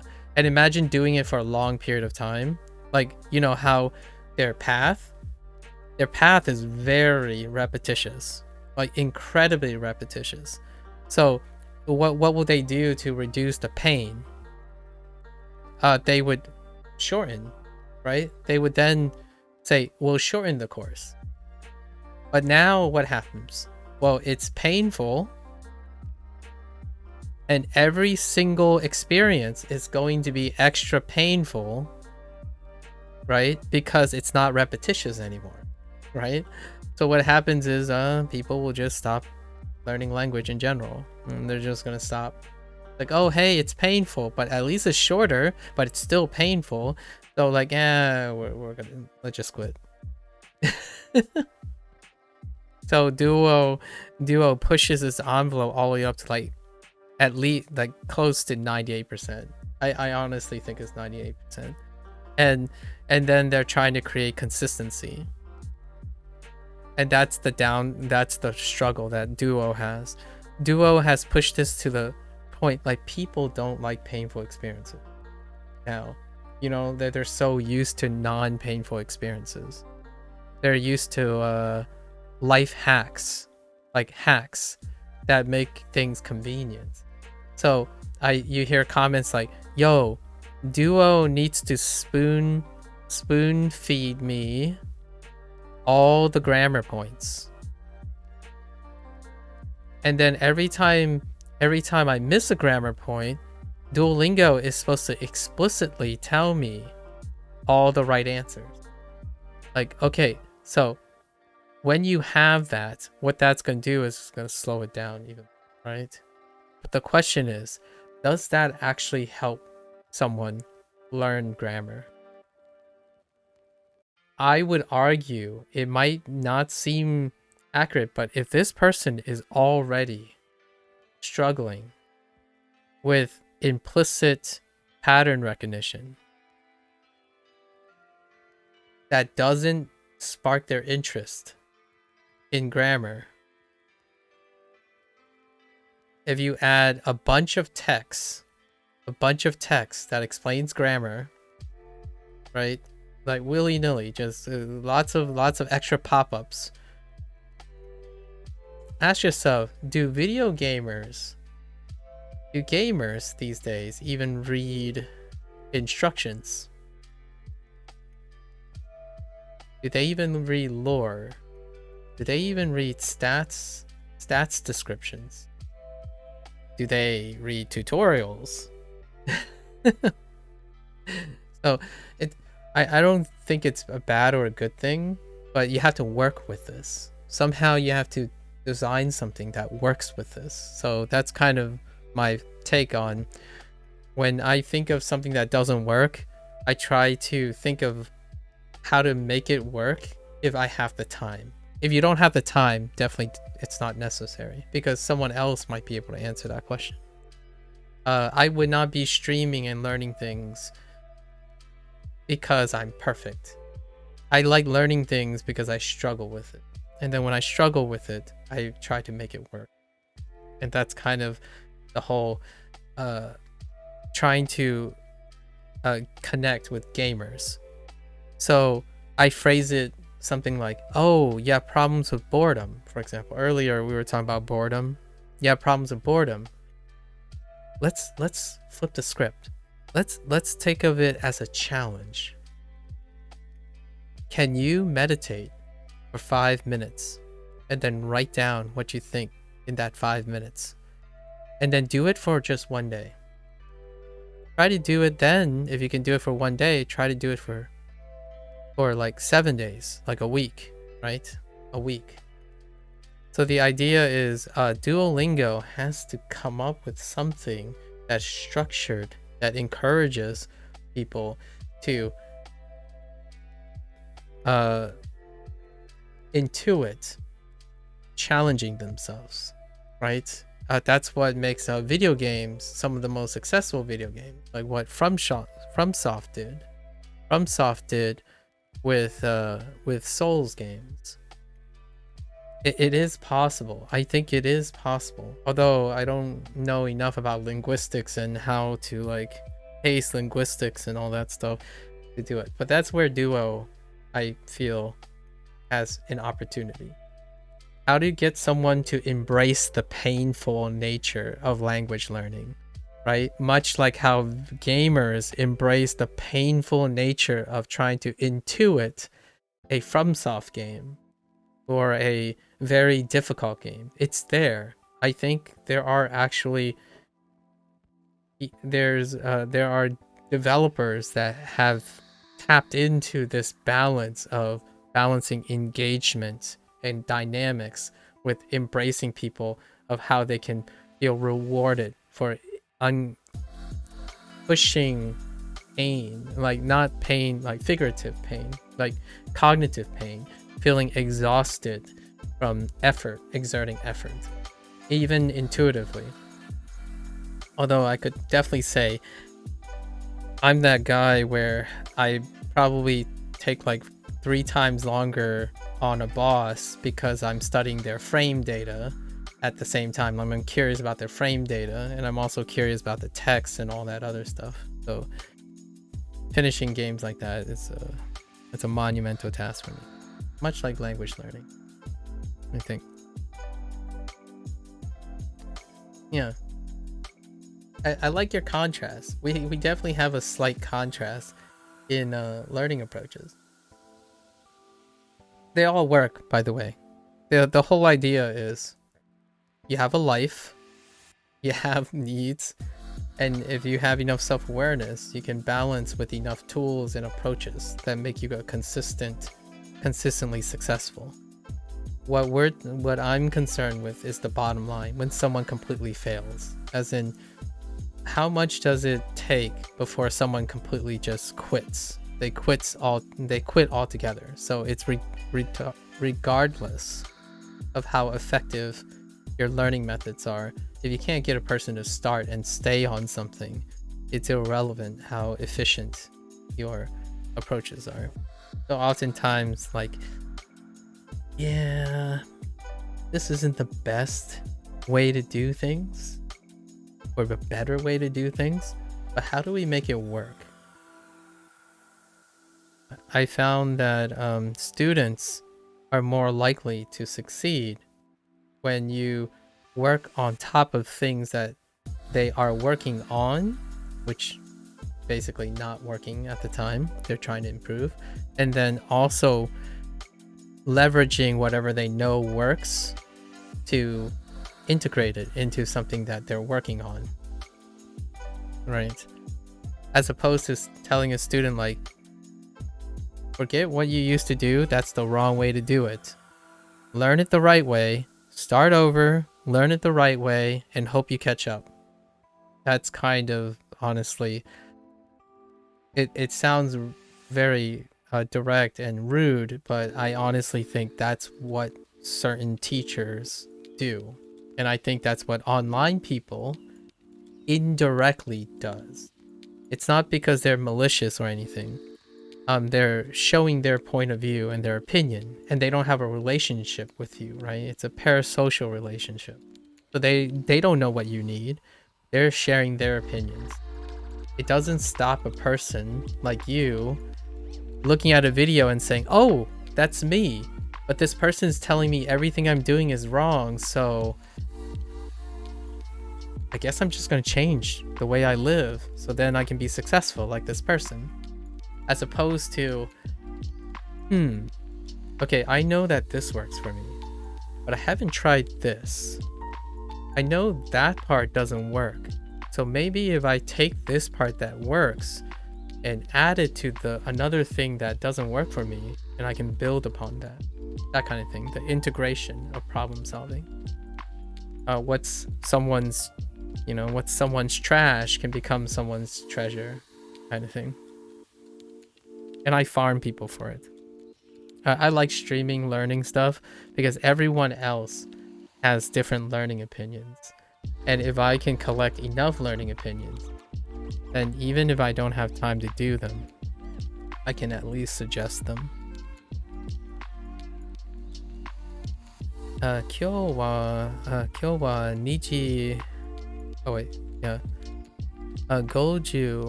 55分です。電車は something. 1万 Oh, this is what 1万 1万先生3時3時に来ます。Oh no. 急ぎましょう。急ぎましょう。So,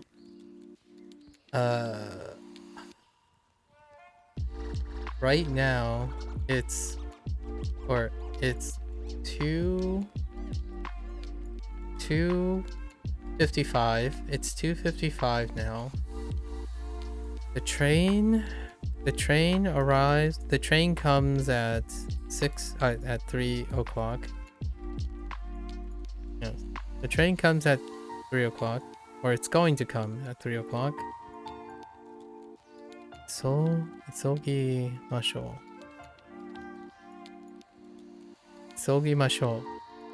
う. We should arrive. Wait. We should hurry. Oh. So wait. We have hurry, right? Hurry, arrive. Tsukiru.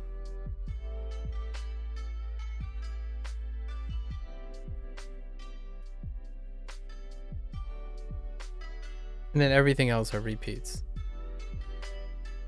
Okay, that's fine. アレックスさん、急ぎましょう。Yeah, that's our newest one, right? 急ぎましょう。Oh my gosh, that name. アレックスさん。アレックスさん、急ぎましょう。アレックスさん、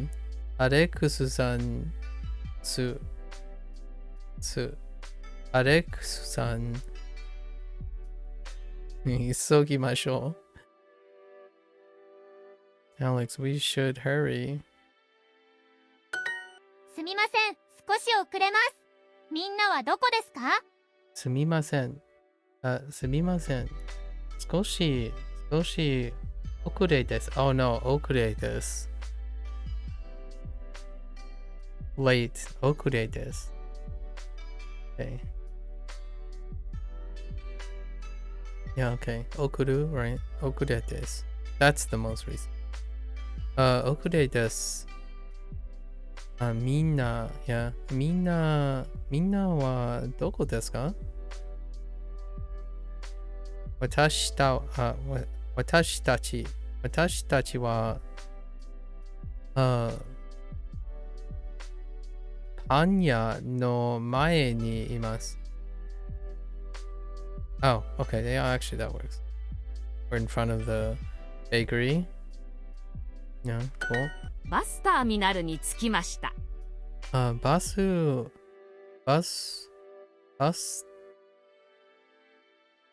ターミナル。Wait. ターミナル. Oh my gosh, terminal. This is new. I swear I haven't gotten terminal. There's no way I've gotten terminal. This is new too. What the heck? I think Duolingo has just given up, saying like, you know the drill. We don't need to highlight this anymore. Yeah, I don't think I have Tamina. Taminaru. バスターミナルに着きました。バスターミナルに着きました。バスターミナルに着きました。Okay, we arrived at the bus terminal. Okay.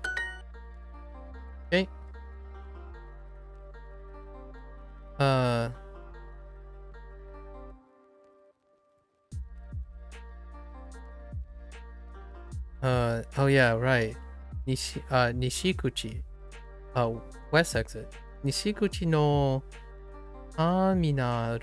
Terminal でバスに乗ります。乗ります。Sure. バスターミナルで会いましょう。Bus. Oh, there's something I haven't been doing because of interest of time. Usually, a lot of people say use keyboard input, and I am under practice now in keyboard input. However, when you have word banks, I'm not saying the things out loud because it's slowing me down, but I'm actually looking at the other words and I'm telling myself, how do I say that in Japanese? The thing is, I'm doing it a lot faster in my head. So I'm doing this second nature now. Occasionally, I'll see something interesting in the word bank and I'll make a comment about it just to encode it. Like maybe there's something I forget, but usually I don't. So it doesn't come up. When I have a lot of time, I'll talk about the non-answers most of the time to remind myself of all the words that I am not using at the moment. So the word bank has another purpose. Right, has another purpose. This is where I get all my extra practice when I'm not actually literally reviewing all these other things down here. It's more interesting when there's like chat and response. When there's like a chat and response, you can ask yourself, well, the other responses don't work and there's one right answer. However, you can tell yourself, well, what would it be like if those were the answers? So you can challenge yourself to changing the chat or the story so that the response meets another response. That's a way to take something that's provided and constructing it in your own way. And what happens, in my opinion, is that if you know the right answer again, if you don't remember the right answer, you can get your other story that you have to get to the right answer. So you have many different ways. You have more ways to get to the right answer by not just knowing the right answer. Okay, let's see.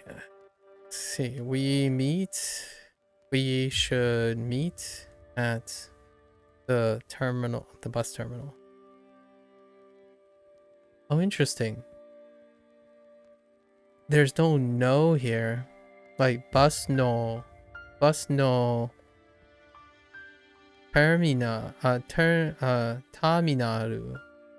バスのターミナルで会いましょう。No, no. Interesting. Daniel さん。Oh, I keep trying to say like Hayaku. Daniel さん。ダニエルさん。Daniel さん。Hurry is 急ぎましょうか？急ぎましょうか。Okay. ダニエルさん、急ぎましょうか？ And then, like, you can look at these things, right? This is action, self-explanatory. 日本の something of Japan, I suppose. 日本の彼氏 boyfriend, and comedy, self-explanatory, right?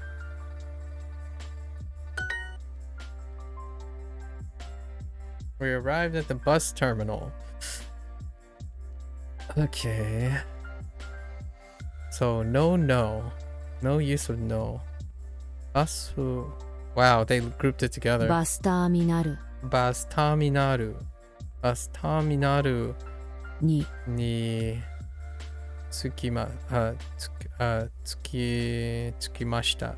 着きました。いや、着きました。着きました。I guess they just went with 着きました。That's fine. 着きました。And you have things like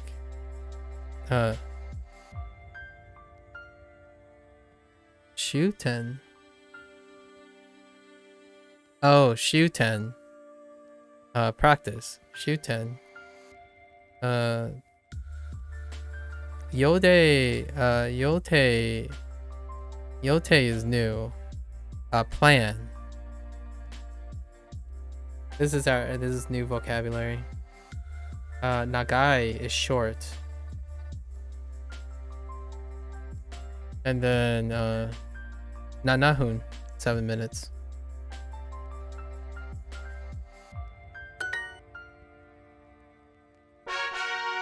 Introducing the Duolingo Family Plan.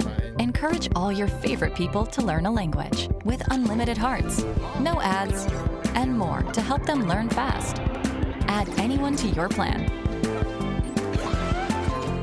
Your family, your friends, anyone. Save together, learn together with the Duolingo Family Plan.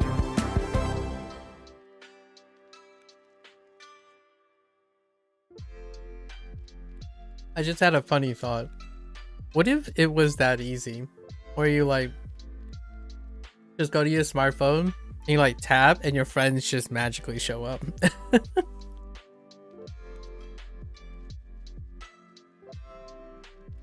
Alright, let's keep going.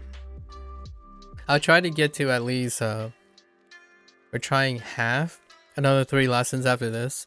Get like a little bit of a respin. How do I mix this up?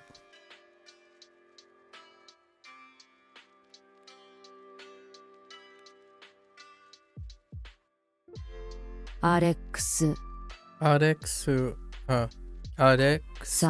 さん Oh, I screwed up the particle. The particle placement.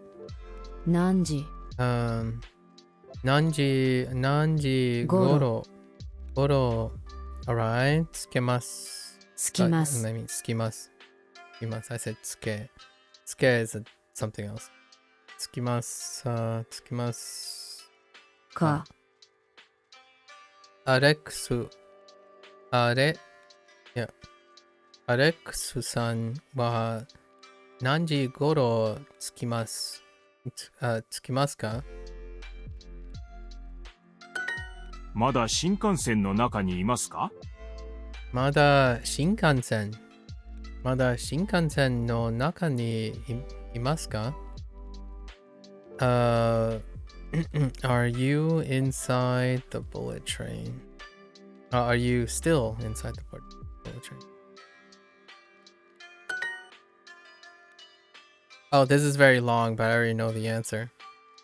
See, this is what I mean by pattern recognition. How do I know the answer? Just based on this image. The moment I saw this image and it's fill in the blank and the position where it is, I already know it's denwa. But we're still gonna read. We're still gonna read all of this because it's important not to skip these things, in my opinion. That's what like. I'm not doing something remarkable. I actually think most people get into this habit and then they forget. They forget all the things that it's in here, and it happens a lot with video games. Samsung wa mada imasen. It is Sam is not here yet. Sam is not here yet.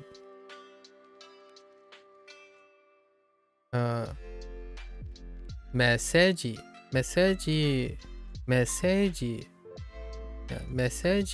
o okuri. Oh, I forgot about that. Okurimashou. Should we send a message? Samsung no denwa bango wa nani desu ka? What is Sam's phone number? So message. I remember message. That's probably the only katakana word we got. Oh no, we did get Anya. Yeah. Message o okurimashou. Okurimashou. Okuru. 今から出ます。今からです。今から出ます。今から出ます。Oh, right. 出ます。Deku. I'm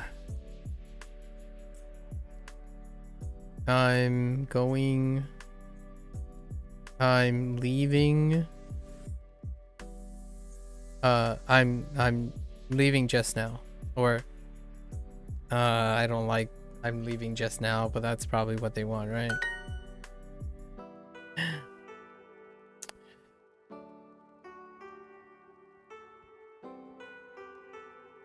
Ima wa 1時13分3分ですか？じゃあ午後1時の1時の電車はもうOh no もう出ました午後1時の電車はもう出ました Oh, okay, I get that. Yeah, fair. 1時 It is 113. Is it 113 now? Okay then. The train has already left at 1 a.m. I mean 1 p.m. No, the 1 p.m. train has already left. My bad. The 1 p.m. train has already left.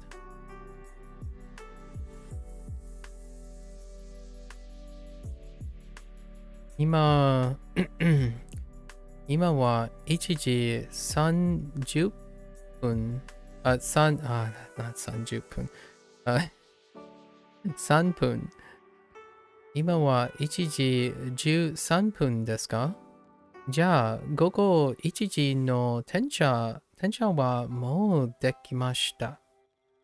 出ました。もう出ました。Feels bad, man. That feeling. And then, of course, automatic, right? 今夜、来週、3月. So, March, tonight, and next week. Right? Okay. 今からバスに乗ります。今からバスに乗ります。Okay. I'm getting on. I'm taking. What are you going on? Getting on? Getting on the bus. Okay. Getting on bus just now. Fair enough. They go back and forth. 11時51分51分に地下鉄に乗ります。地下鉄 And then we have 会計 cashier 会計高校 that's high school 高校 and then 埼玉 that's a city 埼玉アレックスさんは何時頃着きますか？アレック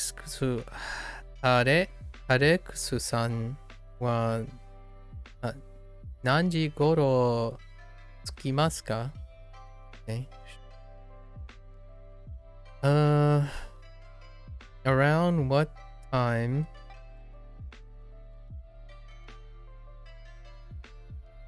are around what time Alex? Ooh. Around what time Alex? Wait.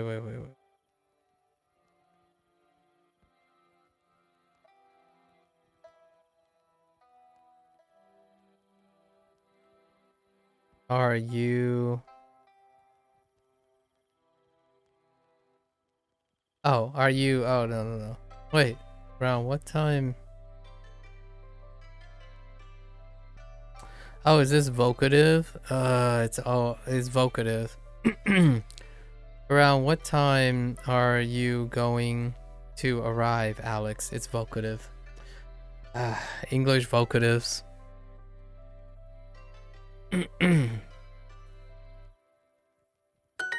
水曜日に予定はありますか？水曜日に予定はありますか？ What are your plans on Wednesday? はい。新宿でエリカさんと会います。So I'm meeting with Erica in Shinjuku. Yes. はい。すみません、少し遅れます。みんなはどこですか？すみません。少し遅れます。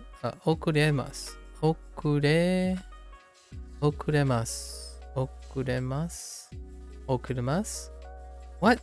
すみません、少し遅れます。遅れます。みんなはどこですか？ This sounds a little weird. すみません。少し遅れます。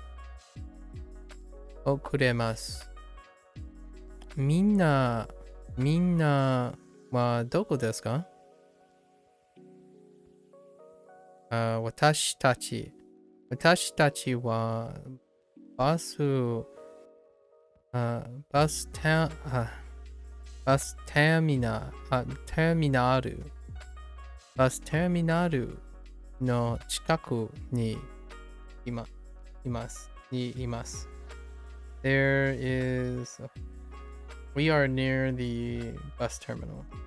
We're near the bus terminal. もうバスに乗りましたか？もうバスに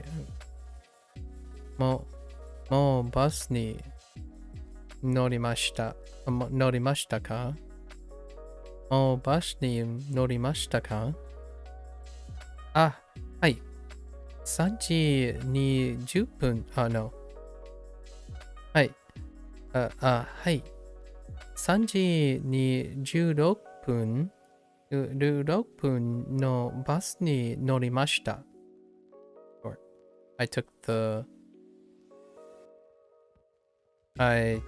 the bus at 3:26. 山口さん、今どこにいますか？山口さん、今どこにいますか？すみません。すみません。今からバスに乗ります。Hey XT. Hello. Just got on the bus. Let's go. Alright, we're gonna do kanji. One kanji? Just one kanji. Okay. It's norimasu. Oh, they're defining as take. Sure. 乗ります。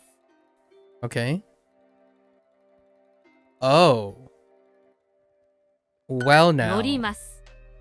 Well now. That's 乗 different. ります。 Oh, because it's on the 乗ります。 bottom quadrant. Fair enough. Okay. 乗り Sure. ます。乗ります。 Interesting. 乗ります。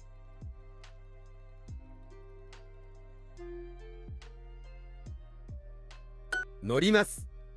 乗ります。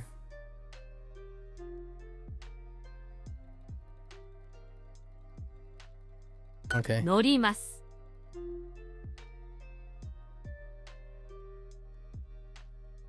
乗ります。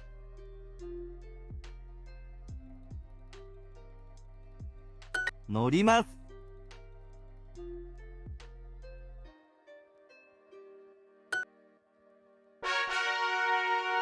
I learned today that if you remove the right kanji from eki, is the kanji for horse. That's pretty cool. I'll have to remember that. No. That's pretty cool. I can't wait to get a horse. Yeah, so you remove the right radical. I'm gonna have to think about that in a sec. Once I finish this 15 minutes.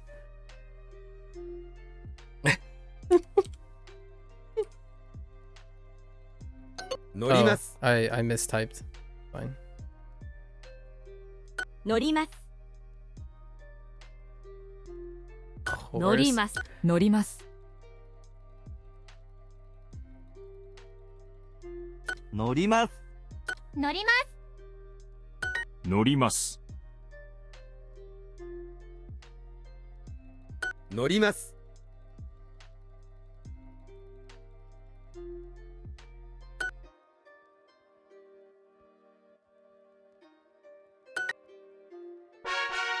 Okay.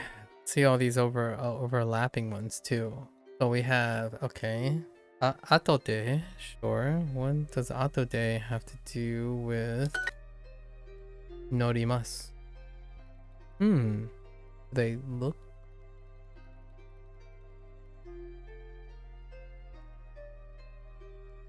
乗ります。 Not really. 後で It can be useful to say norimasu atode, I suppose. 後で I combine them. Interesting. Like I'll take the bus later or something like that. 乗ります。 Norimasu. 五つ。 5つ。 後で2つ書きます。後で後で乗り後で Sure.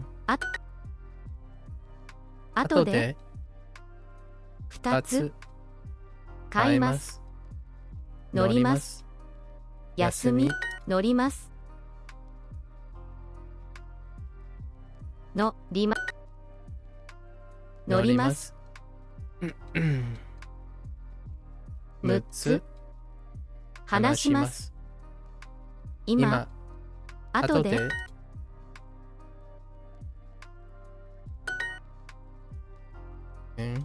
後で後で高い3つ話します。乗ります。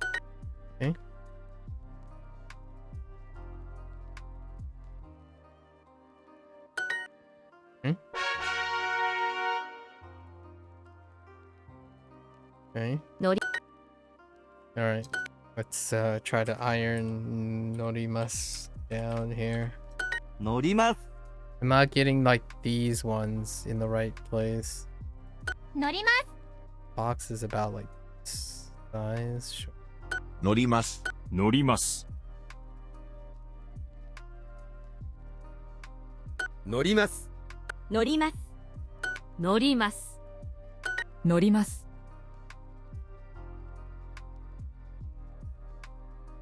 乗ります。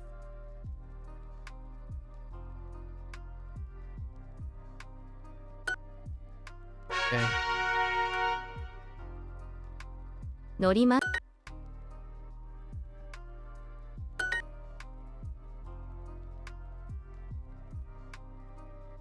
乗ります。Okay. 乗ります。乗ります。乗ります。乗ります。乗ります。乗ります。乗ります。乗ります。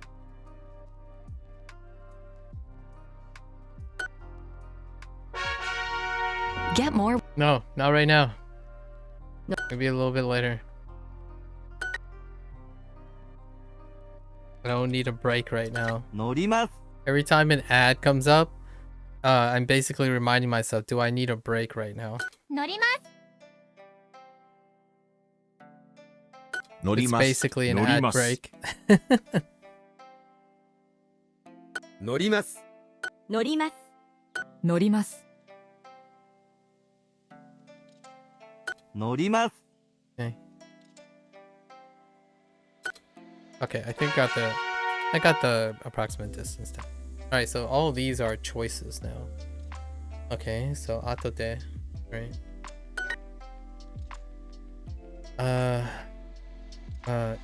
分. Okay, sure. 1分 That's kind of associated too, like 1分. If you want to know like maybe a minute later. Oh, I could imagine 後 myself で lining up a sentence like that. 後で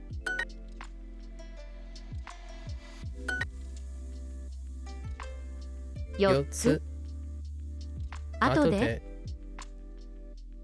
10分1分1つ後で後で1分後で後で後で1分1つ5分3つ1分1分5つ古い7分1分後で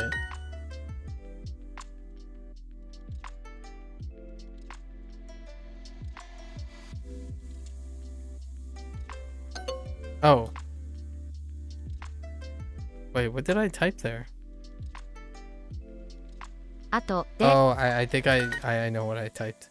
I hit D twice, didn't I? 後で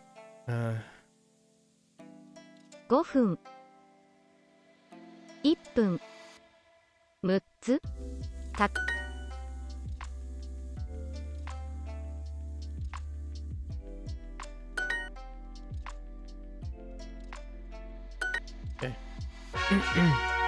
Get more. Not right now. I don't need a break.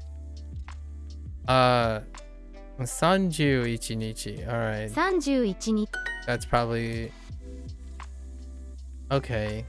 Ichi, sure. Ippun. 31日 Of all the things. Okay, 1分 sure. 31日31日1分 Okay. 土曜日 15分。 15分15分。 31 31日日。日曜日日曜日。 1分1分1分 I see what they did there. They put go and man, which have like, if you look very closely, yeah. I see what you did. 31日6つ Clever, clever. 休み1回 Okay. 31日 Hold up. 31日1 1分 分. Oh, don't you dare. 1日。 1日 I hate you. 31 31日日。 5 5分分。土曜日土曜1分 I stepped out for 6 hours. How was arranging meetings? Pretty good. Pretty good so far.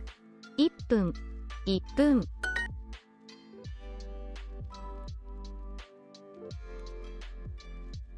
I also learned that the kanji for minutes is the same as watarimash.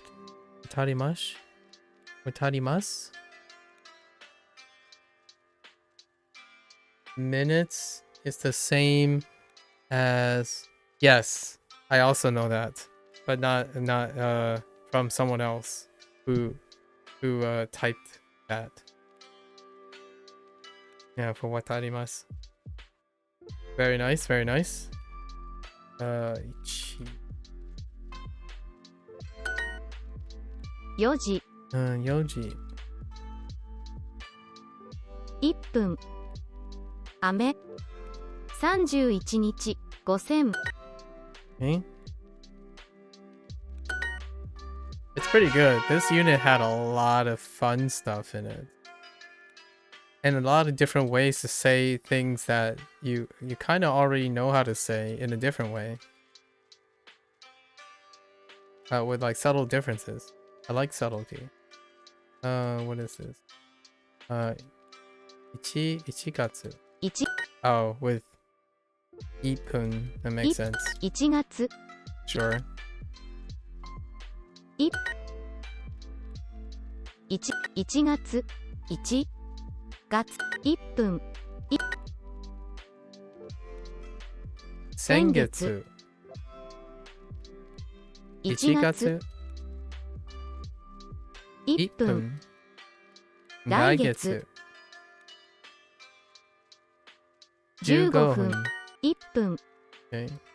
1分1月500 4回1分何時間 Those are pretty 1 random. 月1月 1 1分分15 15分分1月先月1回 That's a good 1 one. 分1分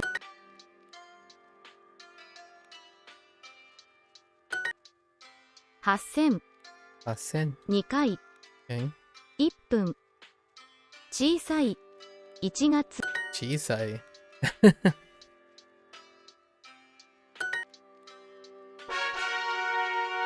Wow, I still got time. Alright. What do we have? Dokpun. Okay, Dokpun. Naka? Really? Dokpun and Naka? 6 Okay. Interesting. 中 Naka. 6分 6 7分 家 10分 6分 6分 6分 6分 I look forward to kanji sections, like the repeated kanji sections, like retake, because they're kind of tricky at times. And it gives you a frame to compare all the subtleties. 中 Because they try to get as many ones that you can confuse each other, right? 1分 Nipun. 家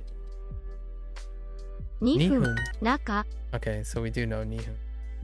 中5分 7分 6分 駅 Oh, Eki. I say yeah. 中 Naka.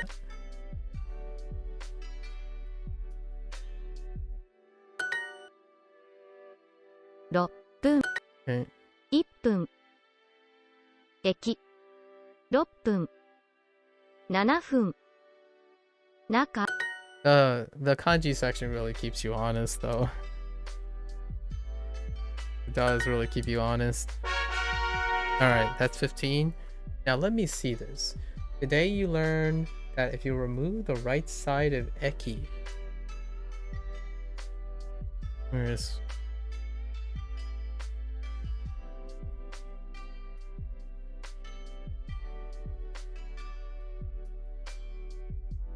Let me take a good look. Oh yeah, actually someone did mention that. Because they're telling me to be careful. But oh yep. That is definitely horse, alright. That is definitely horse. Now how does that work? Horse? What is the right side? What does the right side mean? It looks like an R.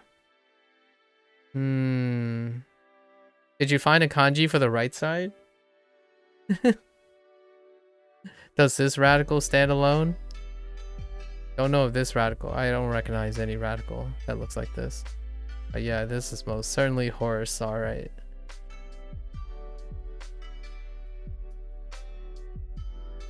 Yeah, and then minutes. Yep. All right, well, we're gonna try to do 5 lessons here. Maybe 2 or 3. I'm a little bit tired, but we had a great discussion. What was it about? Oh, boredom.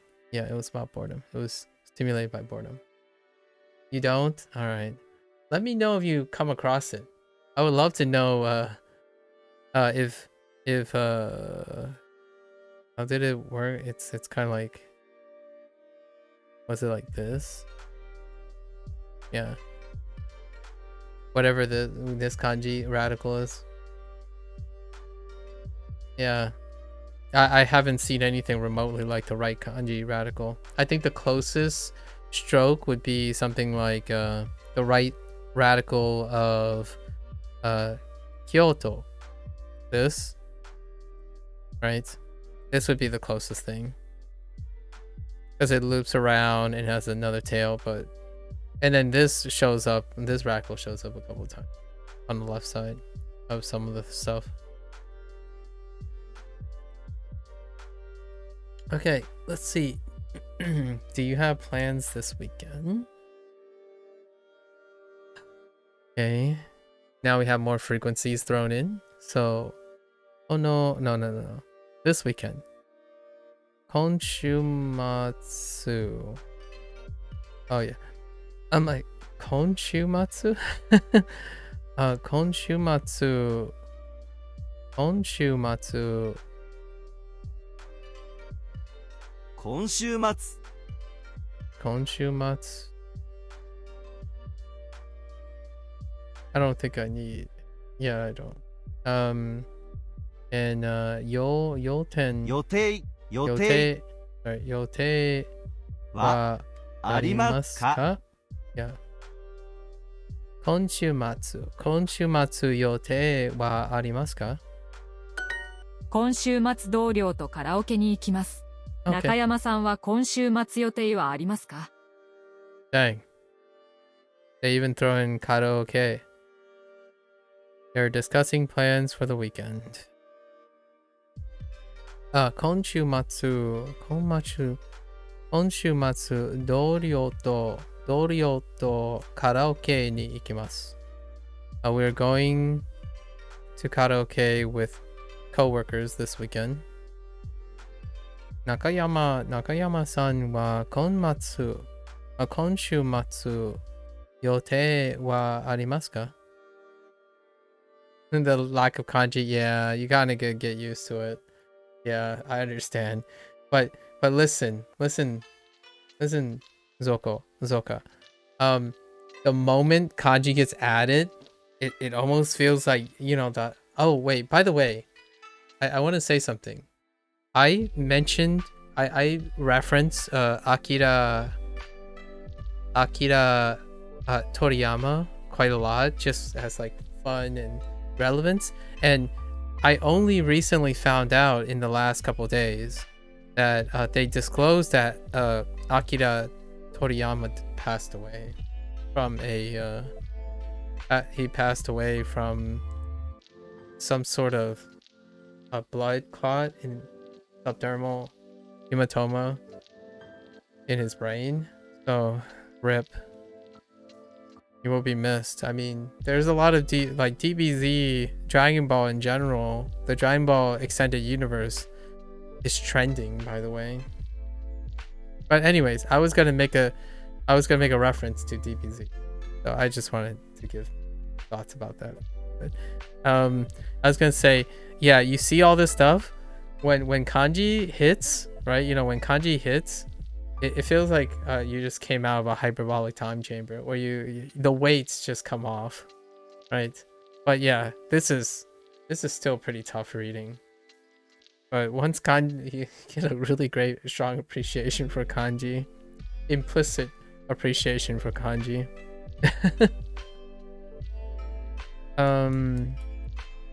Yeah, and then they asked, do you have any plans? They were asking Nakayama if they have plans this weekend. That's how it looks with kanji? I see. So, oh, it's a combination of ima, shu. Oh, and then matsu looks different. Okay, so I don't recognize matsu. But then you have dorio. Ooh, dorio looks pretty cool. And then, oh, you missed the matsu? Okay, so matsu, oh, okay, and that's dorio. So no familiar, I see a few familiar radicals. All of kon shumatsu I should recognize. All the radicals are common. Dorio.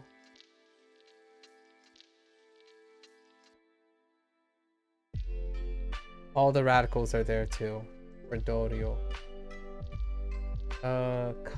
Karaoke ni imasu, right? You chose Yamada instead of Nakayama. I love that. Yamada-san wa, and then it's Konshumatsu. No. It's I think it's funny. I think you know exactly what the proper nouns are. This is just proper nouns.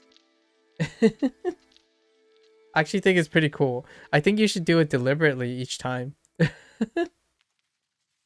Because san, the honorific gives it away, right? So oftentimes when you use san, you just learn a new proper noun at any time. And then, ooh. What is that? Okay, yote. Yote is interesting. I don't recognize one of the. Oh, hey, it's another occurrence of a similar radical. Wow, yote looks different. And then I didn't never get aru either, but I think aru stays. Okay, so aru you don't typically use a kanji. That's good. That's interesting as well. Aru stays kanji. I mean, aru stays hirakana. Names in Japanese are a rabbit hole anyways, though there are examples always used like, yeah, they have a lot. And then, wa arimasu. Oops, typo.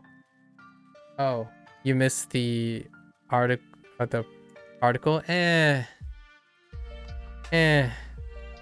So, what did Shady say? You're just a little flexible with particles. I kind of already knew what you were saying. There's a kanji for it. I know, but it's not usually written. That's what I meant to say. I actually know that there's a lot actually that are kanji that are not usually used.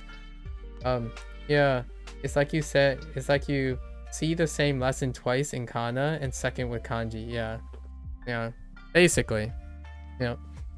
I kind of like it in my opinion. I like it quite a lot because it does help me appreciate the kana. Sometimes I prefer to write the kana because the kanji is longer. Like I would make an argument for some of them. Some of them I would definitely make an argument for. Okay, let's move along. Okay, this is different now. This is たくさんのデパート。たくさんのデパート。新しいレストランで食べましょう。みんなは何曜日がいいですか？ You haven't seen Nakayama. I was like, okay, there's Yama, so there's Yamada. Yeah. So they introduced. So here are all the names. So the first three they introduced is surnames. Surnames is Nakayama,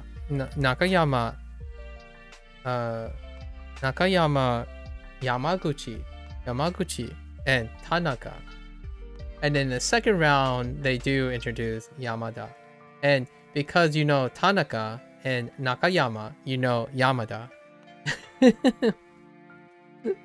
So for their kanjis, they reuse kanjis for the names. And then all the English names are katakana, so you should know your kana.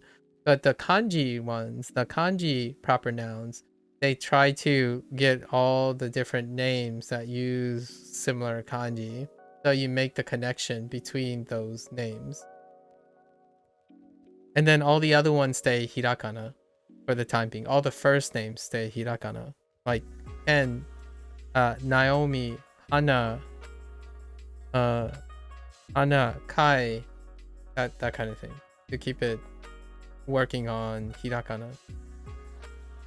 Yeah. Oh, is there any other name outside of that were added? No, it's still those 4 surnames. Yep. And every single city outside of Tokyo and Kyoto have kanjis. That's it. Like outside, sorry. Like all the other cities do not have their kanji names yet. Not yet. Perhaps they will, perhaps they won't. It's all right. It does make reading a little bit difficult when you have like a no chain or a location chain like near Tokyo, behind Osaka, next to the station, in front of where you are. Then it gets a little like we have a lot of city names, by the way. Like Duo has a lot of city names. They try to add 1 or 2 city names like every 2 units. The last one was Saitama, and the one before that was, I think it was Chiba. Then you had Ginza. Oh wait, we just got one here. Shinjuku. Shinjuku. This unit was Shinjuku. The thing is though, I already know most of these locations. Ginza is the kanji for silver and sit. Oh. That's interesting. Silver and Sid,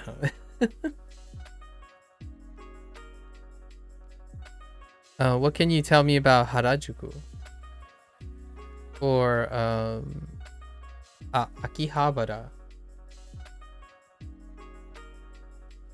We have like Hokkaido. You know what we didn't have yet? Okinawa. I know a lot of Japanese places because of video games. Like a lot of Japanese places. Ginza, someone told me the way I remember it now, it's Gojira. Gojira is the reason for Ginza now. They didn't add Okinawa yet. I want to go to Okinawa one day. Akihabara, autumn leaf field. Oh, that's actually really cool. Okinawa is deep ocean plus something. Oh, that's very quaint.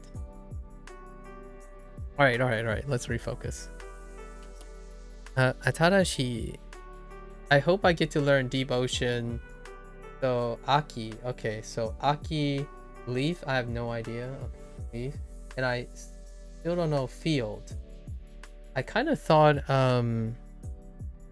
Tanaka in Tanaka was field as well, but I guess this is a different field. Like in Yamada, I thought the Da is also, oh, that's a rice paddy field, so that's just a plain field. Oh, and straw okay, straw rope. I don't know straw rope. And deep ocean is probably not the same as because of ocean. And Hara is just plain, so generally fair enough. Atarashiレストランで食べましょう。We should eat at the new restaurant. みんなは何曜日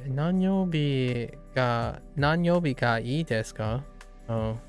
What day is good for everyone?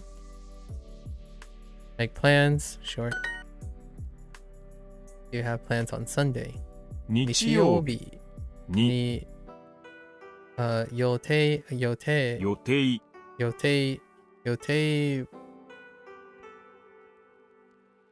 はありますか? Fair enough. 明日みんなは忙しいですか? 明日みんなはYes? 明日みんなは忙しいですか? 忙しいですか? 忙しいですか? Is everyone busy tomorrow? Is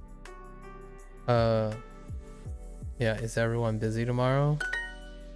Is everyone going to be busy tomorrow? That's fine. たくさんの what? A lot of hito?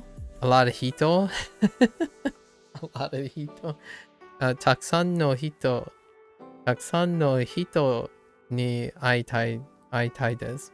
Okay, I want to meet a lot of people, sure.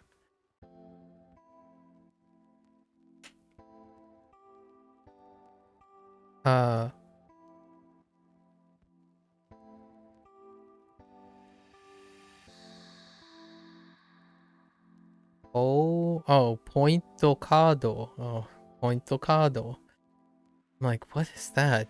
A rewards card. And then Danbo heater. みんなは何が食べたいですか? Yeah, interesting word choice indeed.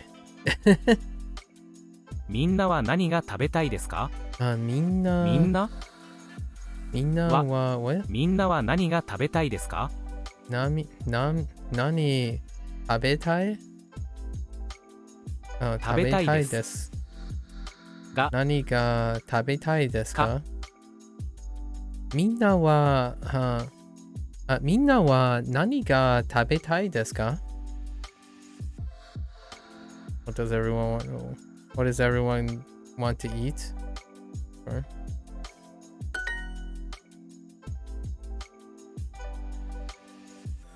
Blank に予定 Yote wa arimasu ka? What kind of plans? We need a day. Goyobi. Tabemono. Food. And then, tomato. Self-explanatory. 新宿駅は大きいです。 Oh, that's no mimono? Oh, my bad. What does everyone want to drink? My bad.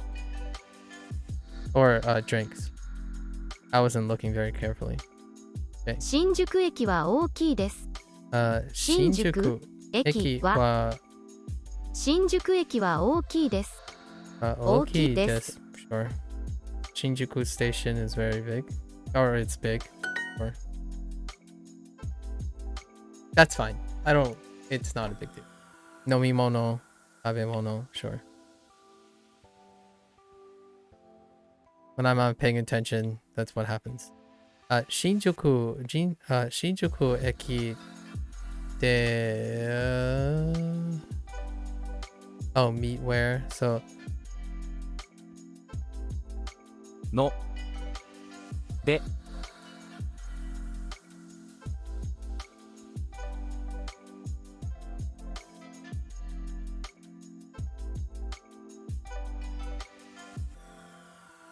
No, de.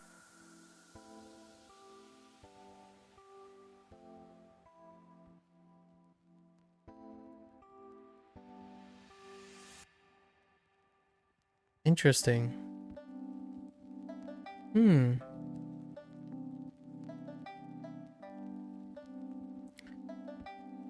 Shinjuku eki no doko de aimasu ka?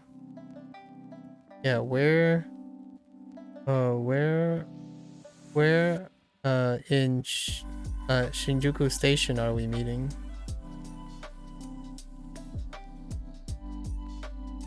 We should combine them anyways. Replace all food and drink with soup. Wait, what do you? How do you feel? So, how do you feel? Do you eat soup or do you drink soup? Are you a soup drinker or are you a soup eater? Because that's a very good question, and I like that you I feel like you're a soup eat and drinker, and I kind of like that. I think we're on the same page here. I say you eat stew, you drink soup. Nice, my man. Although I do have to say, when it comes to noodle soup, I both eat and drink soup, but most people just eat soup.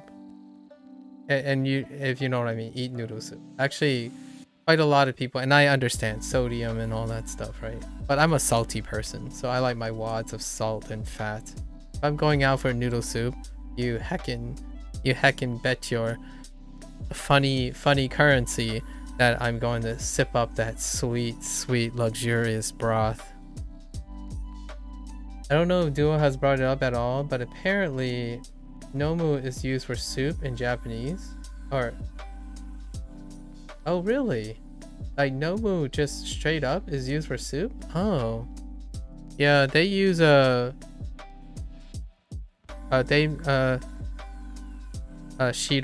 They use shiru. Oh, the closest thing is shiru, I think. Let me double check. Yeah, they use shiru. Shiru is the closest to that I can think of. Like something that can be mistaken for that. Yeah, like miso shiru. Yes, miso shiru. That's the closest to soup. Other than soup. Other than saying soup. You know, soup. Soup. They already did soup, but shiru as in like juice or soup. Yeah, shiru is the closest.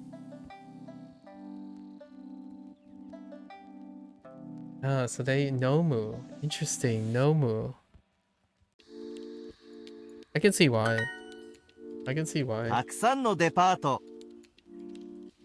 It's kind of like using gohan for meal, right? which is actually inherited. Probably, I'm guessing the Gohan thing is inherited from Chinese. If I had to take a guess, but that might be a coincidence too. I don't think so. I think that's too much of a coincidence. Taksan no, what is depato. Depato just looks weird all the time. A lot of department stores. Tokyo no doko de aimashou ka? Okay, so the last thing that I was stopping on is this structure is actually different. It's slightly different. So like the way this is expressed. Tokyo no doko. This is actually new. It's a nuance point regarding how no functions. So I stopped on that last one just to make sure. I'm like, have I seen this before? I actually haven't. So that's actually new in that way. It might be related to this one. You like seeing that one? Yeah. The closest the Nihon no doko wa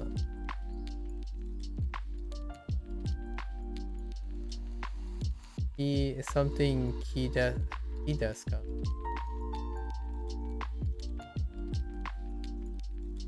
Food. Iki, no. I swear I've seen that art. Ski? Is that ski? Ski desu ka? Nihon no doko wa ski desu ka? Okay. Okay. Which location? Oh yeah. Oh, you already translated it. Sorry, I wasn't even paying attention. I was like, I swear I've seen that before. Also, this is now, they're using this no structure now. They're using this yeah, Dokuga, I'm not sure. Yes, true. Because of des. Yeah, because of ski. You can use both. For me, this new structure is because they're using things like they're contrasting things like, right, like this. They're using like no mae ni and like no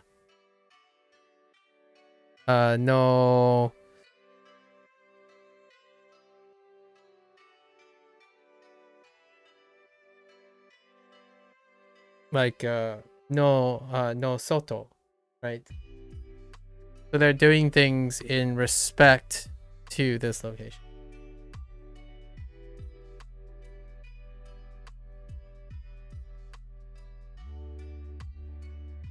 Tokyo? Right. What? Tokyo no Tokoro? Tokyo no... Wait. Yeah, it's like you see the... Wait. There you are cutting Tokyo no Tokoro? Wait.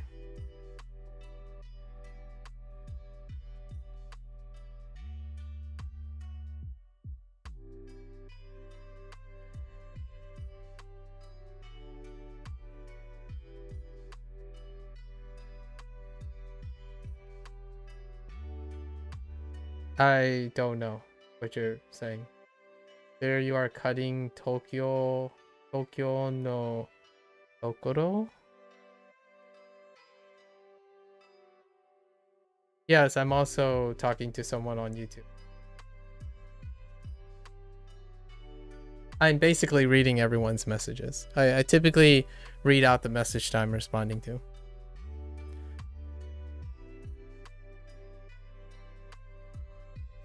Gotta collect more things to help me remember. So where in Tokyo should we meet?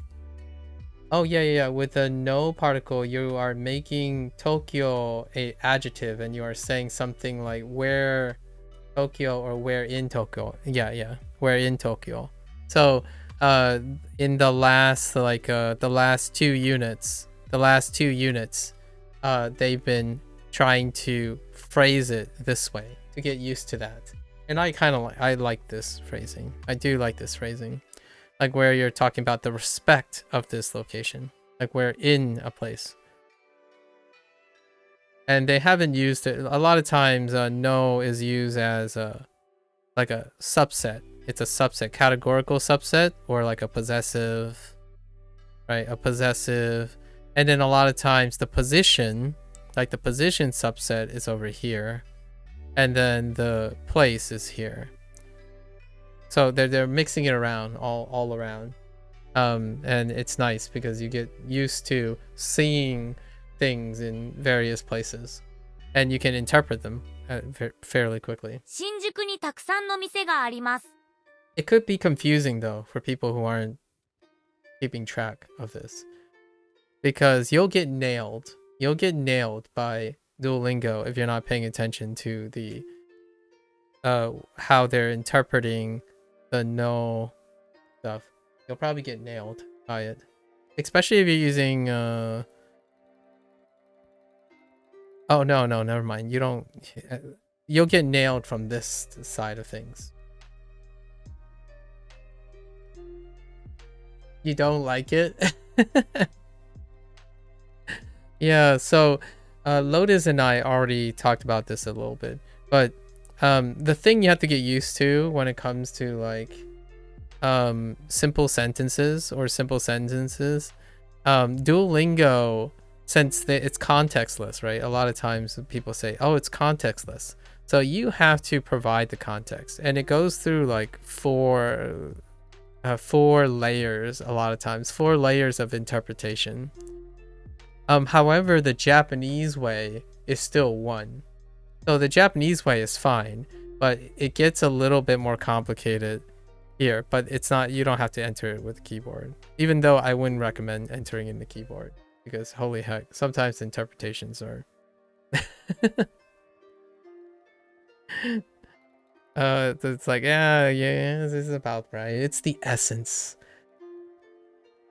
I would love to see what the Duolingo will do in the future to be a little bit more flexible in this situation. Like, do you understand the sentence? We're not talking about do you understand every bit of the sentence. So what I mean is if they get to like more complicated things, like if they decide to expand this into like a 3-sentence thing, and then their average would be like a paragraph or something, how would they evaluate it? Like in a game wise, how would they evaluate it in a like a structure wise? They would have to come up with a system that allows you to interpret things based on like degree of comprehension and not on literal translation, because literal translation is going to be a nightmare in the native language. Your target languages, if you're going to continue to rely on this type of translation model, your native language is going to be hecka complex, and they have to somehow create a system that measures comprehension of the paragraph, not verbatim. And I know how that sounds. A lot of people would say, well, why don't you literally translate it? That's not, in my opinion, that's not the essence of learning a language. It will actually make you even more, in my opinion, it can be argued that it might cause you to input or output way longer, and then it will create such a rigidity that you will sound like a lot of people that I've met with English. And it's that same symptom that people worry about. Like, oh, you sound like you're trying to memorize word for word, and then you're sieving and looking for exact matches of the comprehension. So to me, the reason why they stuck to simple sentences is largely because of convenience. And I know how that sounds like, well, language learning isn't convenient. Well, until they find a solution for that, you can try it, There are other people, you know, like integrate ChatGPT maybe. I don't know. Like then there's downsides and upsides to ChatGPT. It's a very complicated topic. So for me, I do it myself. I will provide the context. I will see how I can use this phrase. And if I get it wrong, that's fine. The essence of the phrase and sentences are there. So that's kind of the idea. I don't want to try to stick to a very specific structure. It allows you to be okay with changing. When people talk about bad habits, right? Bad habits. When you think about bad habits, it's very structured. Bad habits are very structured. Habits in general have a predictable input and a predictable output. However, if you operate and learn knowing that there's fuzzy input and fuzzy output, you are more likely to develop a habit that is ready to be changed and modified. It keeps you in a mindset of saying, oh yeah, you know, I get most of it and I can produce most of it. But the moment you get a new stimuli, your output can adjust to it. So that's kind of more, I call it more of a fluid habit formation. Bad habits is when you practice and invest. So like a person that says, do it right 100% from the start. So they're like auto-correcting the whole time along the way. That creates rigidity. And one of the criticisms of Duolingo, I actually agree with this criticism of Duolingo. How strict these answers are going to be are going to cause this type of mentality. It's super, super rigid. It makes people think that language and language learning is not fluid. It's not fluid. So then you get to the point where like, I'm going to quit because I can't get it 100% right all the time. And that sucks because language is akin to a life skill. And life skill is, in my opinion, unmasterful. Like you cannot master it. You can always aim to better yourself, in my opinion.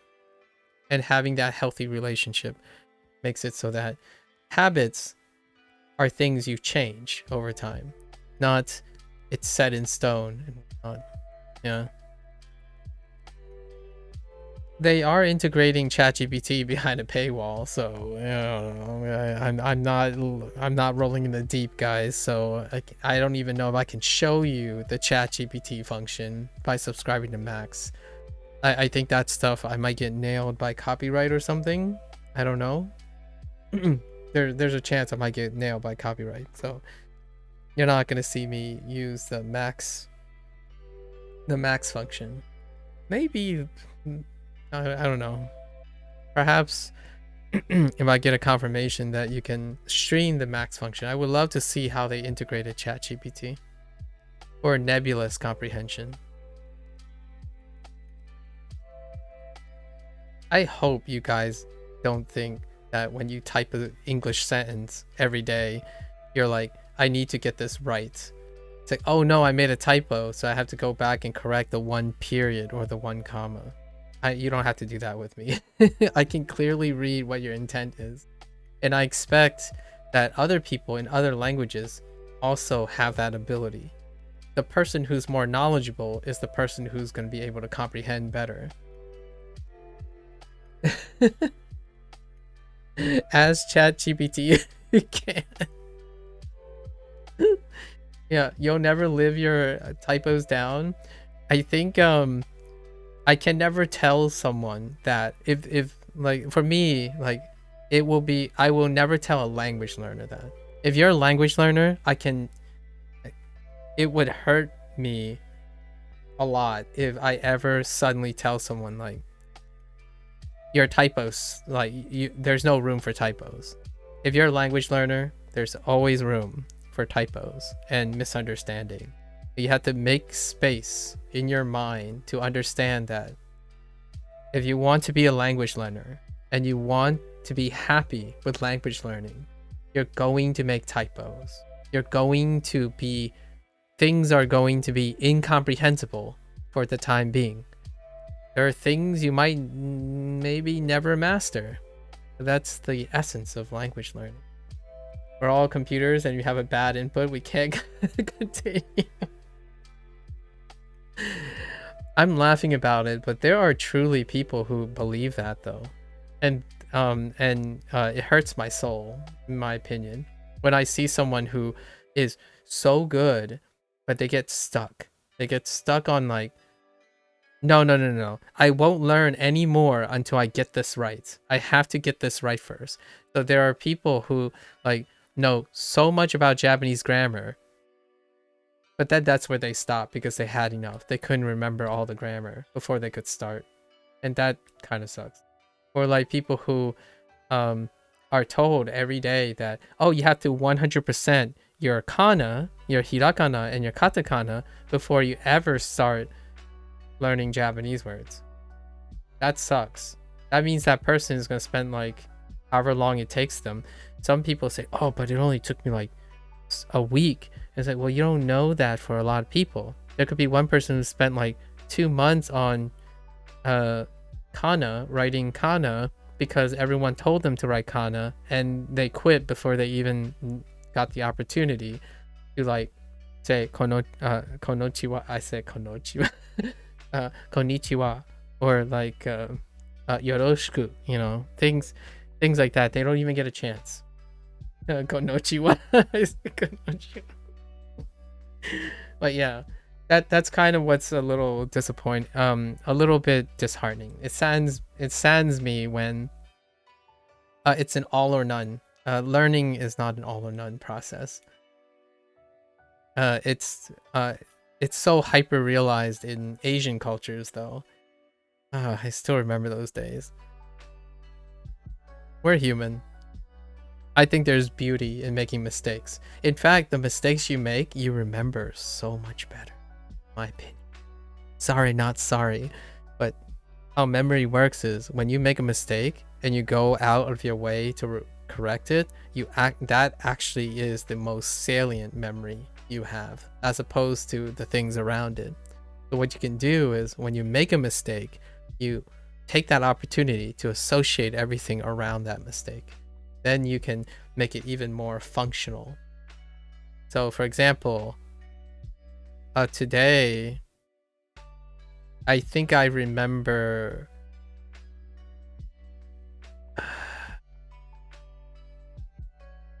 a Genki. No. It's still hard to remember them. The difference between Genki and Benkyo, the kanji between them. I don't have either kanji right now. So I'm still basically, a random person says it, or ganbatte, sorry. Ganbatte and Benkyo. Ganbatte and Benkyo.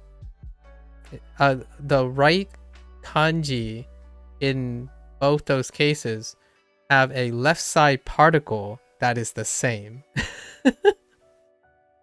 Even though they both have two kanji and they're very complicated, they're like 4-part radicals. There's one radical that's in common between ganbatte and benkyo. That's as far as I'm getting for now. For kanji too, don't worry too much about recognizing them on their own. If you can recognize them in the context of a sense, you're good. Yeah, pretty much. But here's the thing. I like it. So I like to worry about things I like. So I actually enjoy dissecting radicals in kanji. And it's not because I'm remembering kanji or focusing on kanji. I'm remembering the people who are saying the kanji. So it's lotus and granola. It's lotus and granola that uses benkyo and ganbatte a lot. So we're not remembering kanji per se. We're remembering people. Much like I remember a lot of random kanji because of other people. When horse comes up, when the kanji for horse comes up, XD will be the person that I'm going to refer to. Because XD remove the kanji from... Oh no. Oh, the kanji from... eki. The kanji, the right radical from... Remove the right radical from eki to get horse. Which is, I think it's, uma, right? That's a GLPT. That's a GLPT one vocabulary. Yeah, uma.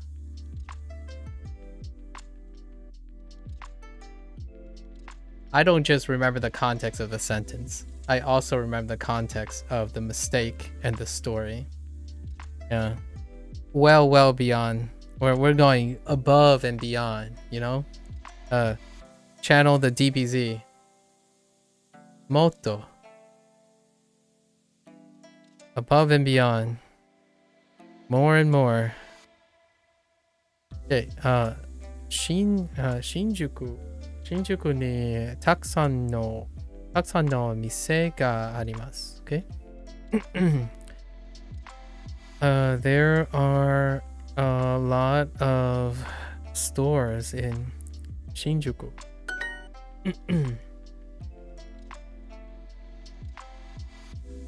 Shibuya駅のどこで会いましょうか?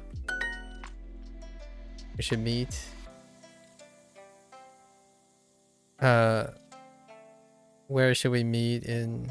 Where in Shibuya Station should we meet? Okay. What? Oh. We should take the bus. Oh, okay. All right. 新宿のどこでバスさんバスさん3 I think that's kind of cute. I might actually do that intentionally in the future. Just put like honorifics at the end of I think that's that might be a little bit sussy, but basu-san.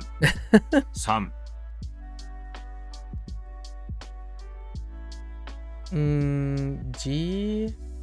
That kind of looks like G. G something this. Hello there. That guy. PVK. E something.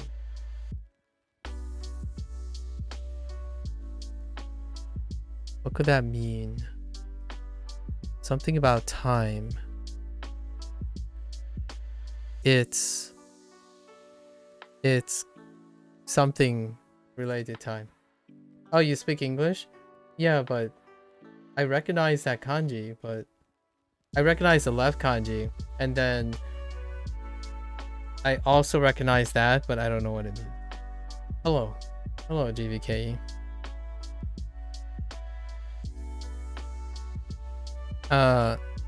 Konnichiwa, JBKA.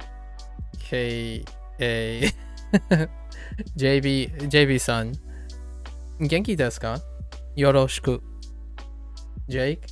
Fair enough. Genki desu ka? You're in it now. I'm just kidding. I something like enjoy the views. Oh, what is sightseeing? Sightseeing. Oh no. I know the view one, right? We learned view and sightseeing. I forgot how to do sightseeing. Yeah, and it's like sightseeing plus suru. Right?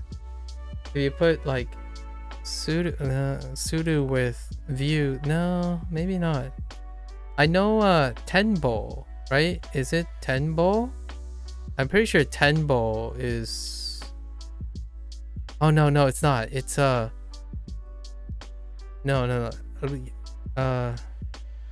No, yeah, it's tenbo, right? No, that doesn't sound...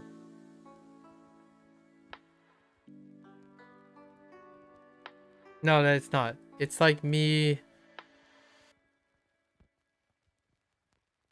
having to drink water. Do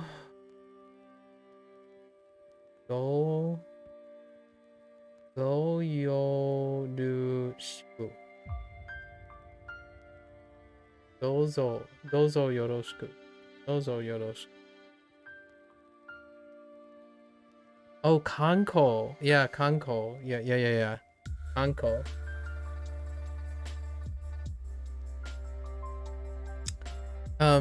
Sightseeing was a sudo for us. Sightseeing was a sudo. At least for Duolingo. It was a sudo. At least I thought it was a sudo.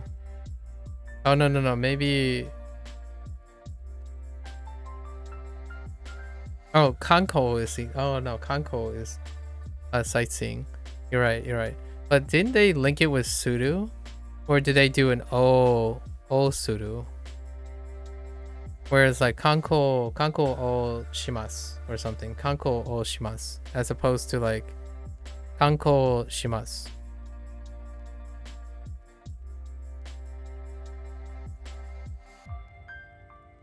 And I forgot view. Give me the word for view, XD. I totally forgot the word for view. I remember they use yama. They use yama as for the view.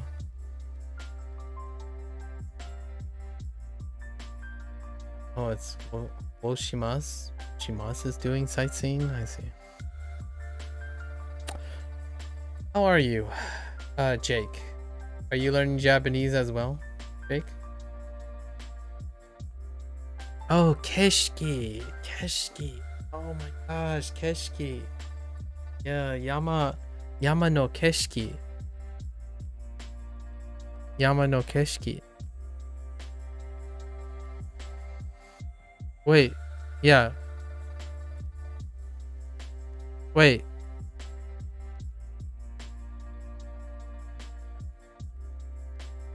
Why does keshiki remind me of another word? Oh no. I think I'm thinking deishiki. Deishiki for history, right? Deishiki. Is a deishiki? Yeah, deishiki is history. The topic? Oh no. We're going down a poop chute now. Oh no, it's not deishiki. It's oh no, it's not deishiki. It's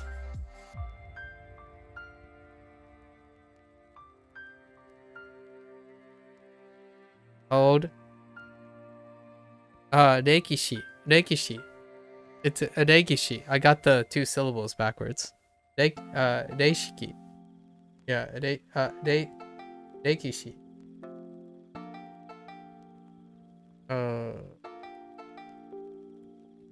Reikishi. I got the shiki backwards. Just so you know, my screen. Oh no, it's not frozen. It's not frozen. I'm actually thinking to myself. I'm actually not doing anything. We're just talking. Oh, and I'm talking to someone on YouTube as well. You're in section 1. Units. You're about to start unit 6. Nice. Welcome to the fold. Know that, Jake. For all intents and purposes, your life belongs to Duo now. So, welcome to the fold. You're officially a hostage of Duo.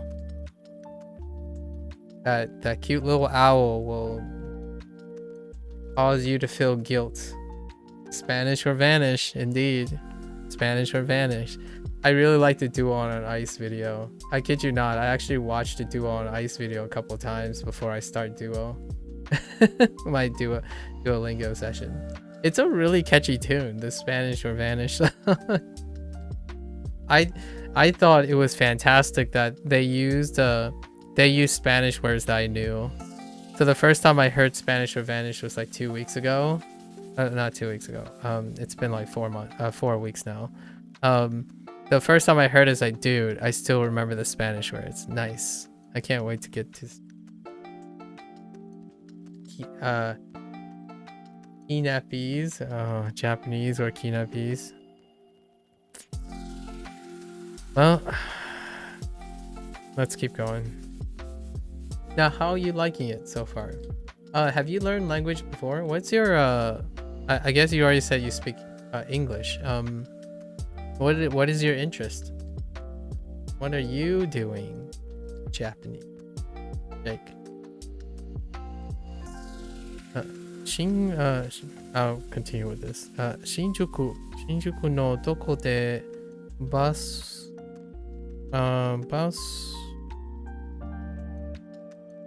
norimashou ka. 新宿のどこでバスに乗りましょうか? Fair enough. Just to scream words in Japanese and people don't know what I'm saying. That's so pure, Jake. I like it. I like it. That's so pure. I love it. You gotta get to it. You gotta get to it.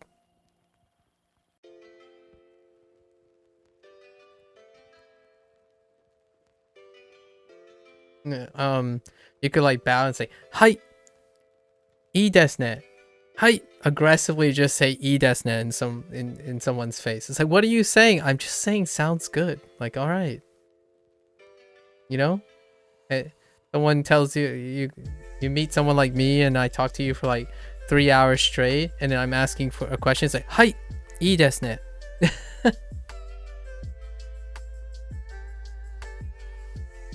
Where we go with a classic. Daijoubu desu. So are you okay with that? Daijoubu desu. It's like, okay, so we're good. Hai, daijoubu desu. What does everyone want to go? When does everyone want to go? So, itsu. Minna wa itsu. いつ行きたいですか? 行きたいですか? Or, yeah. いつ行きたいですか? 行きたいですか?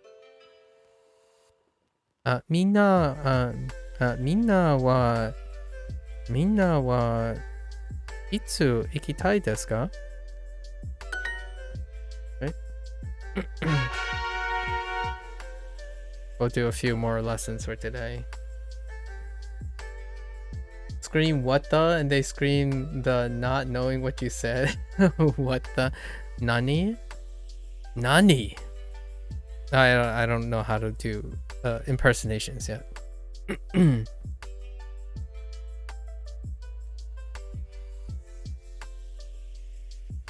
Or you can be like the inquisitive type, the mysterious, like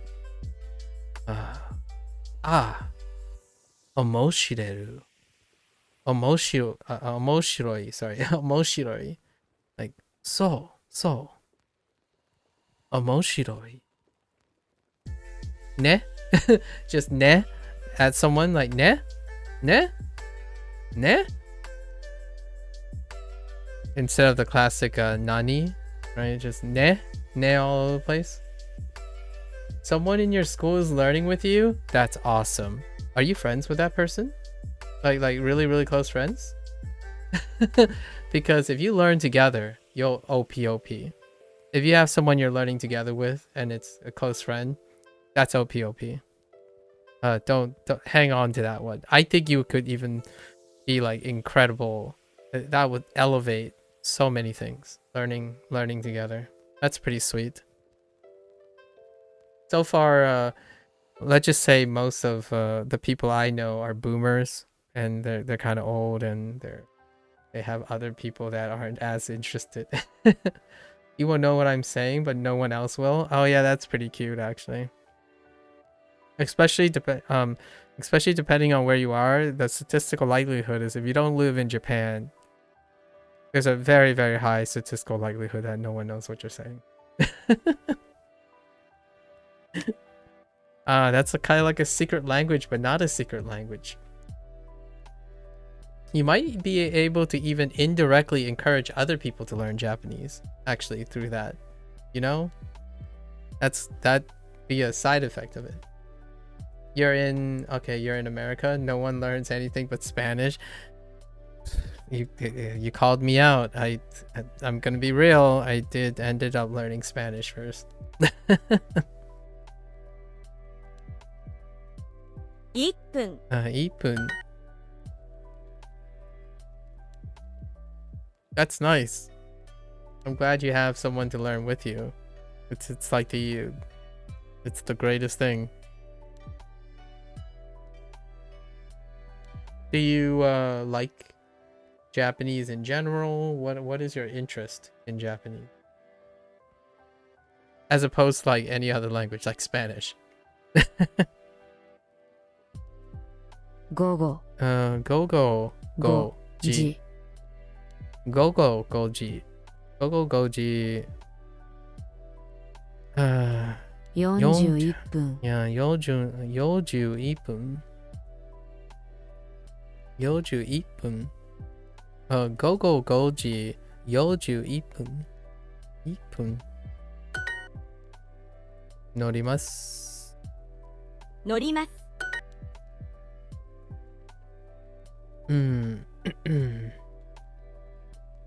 今から家を家を出ます。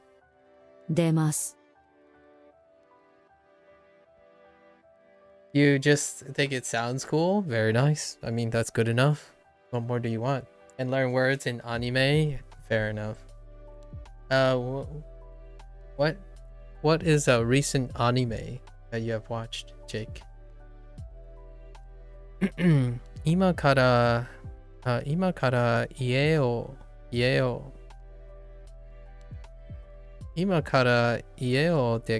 出ます。Naruto and Avatar? Avatar. Oh, are we talking about Avatar: The Last Airbender? Like the first Avatar? Okay.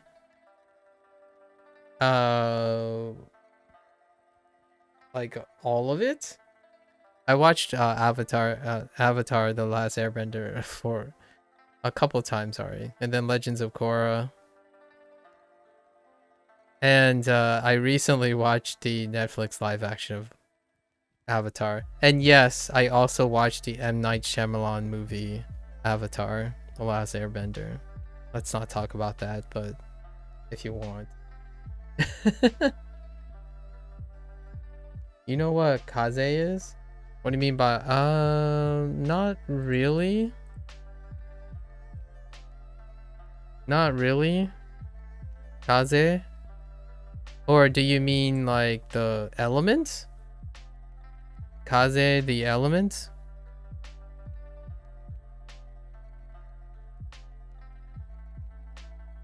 As in like air or wind? Kaze?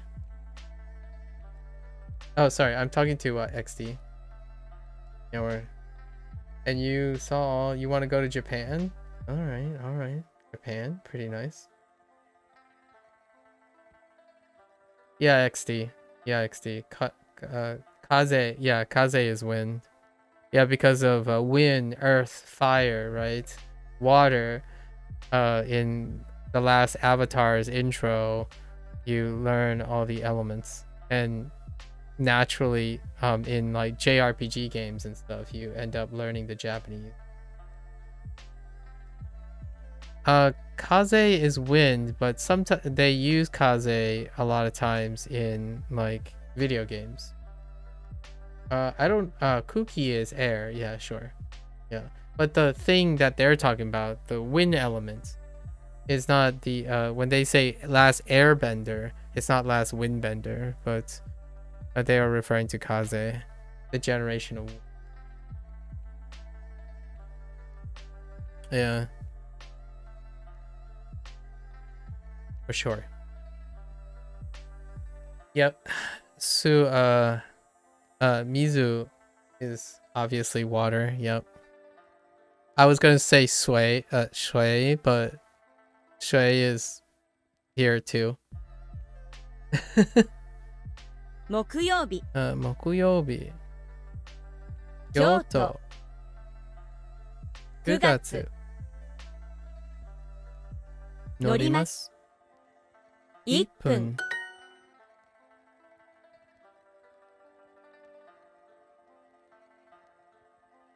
The kanji for doyobi is earth. Yes. The kanji for doyobi is earth. Indeed. Earth. Which is kind of funny because this, have I seen this before? I've seen this in Rise as well. You also saw this in Rise. To ascend. To ascend. You gotta get, you're tired? See you tomorrow? Take care. Take care, Jake. Good luck. Good luck on Duolingo. I would love to hear, the next time we meet, I would love to hear interesting words you learned that you want to scream out to other people. Because I'm kind of curious what words you in Japanese do you think sounds cool for screaming. Take care, Jake.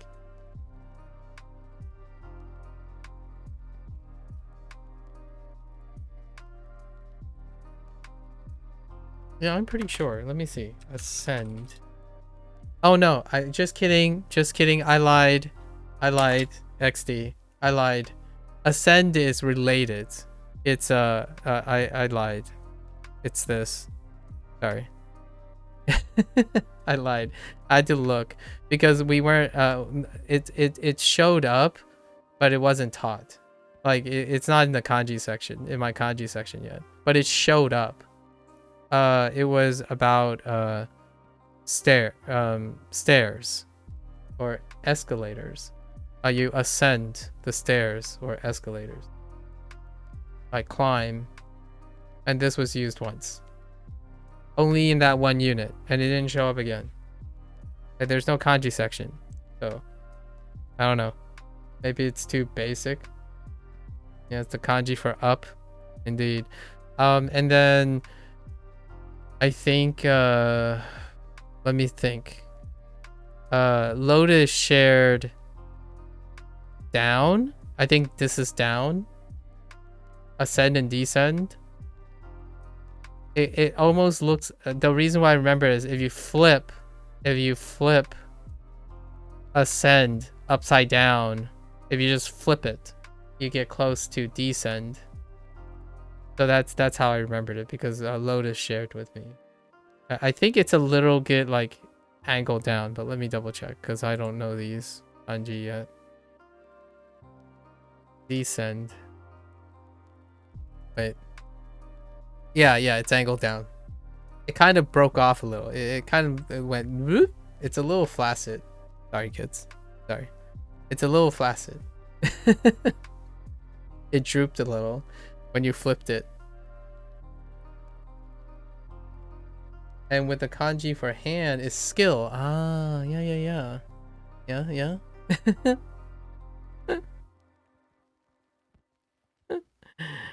The things to remember. Okay. 今からバスに乗ります。乗ります。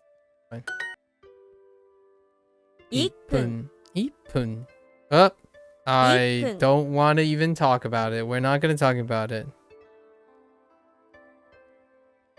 This is 600. Yeah, 600. Oh, I see. The similar. Oh, 600 and 6分. Ah, okay. 乗ります。2つ。古い。1時半にパパパパ味? No. What am I doing? Yeah? Yeah, okay. Yeah, or demasu. Leave the house at 1:30? Sure. Mada ie o imasu? No. Ni imasu. Demo, ima kara ie o demasu. Ooh. Yeah, this is a good one. This is a good fill in the blank.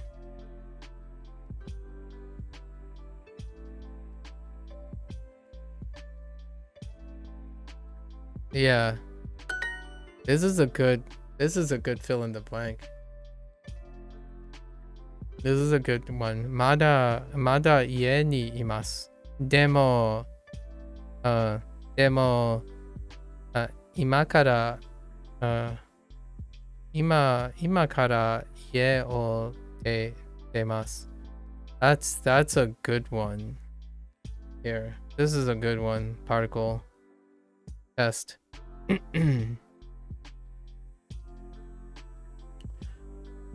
21分に電車に乗ります。I want to hear 10、11 No, I can't hear the whole.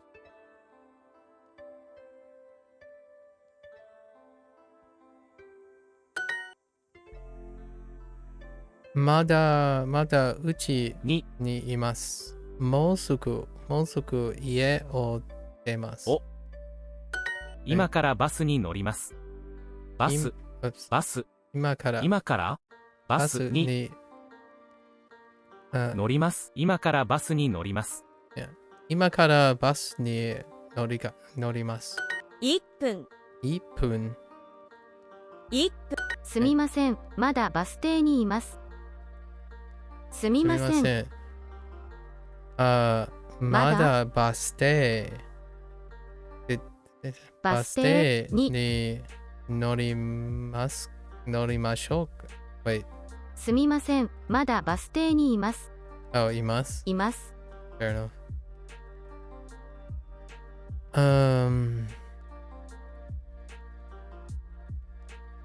I am still at the bus stop.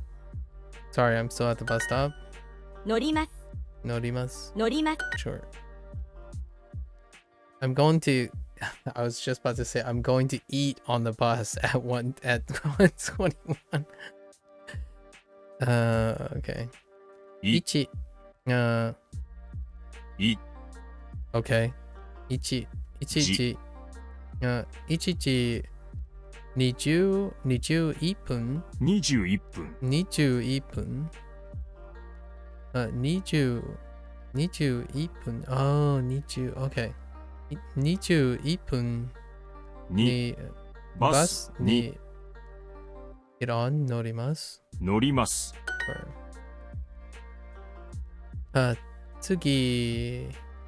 次の Okay,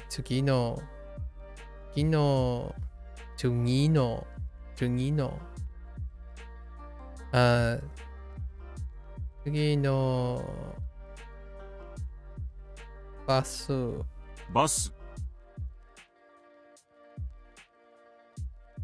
Hold up. Oh yeah, that's fine. 6時21分に来ます。And that's weird that they group those together, but that's fine. Yeah. 次のバスは6時21分に来ます。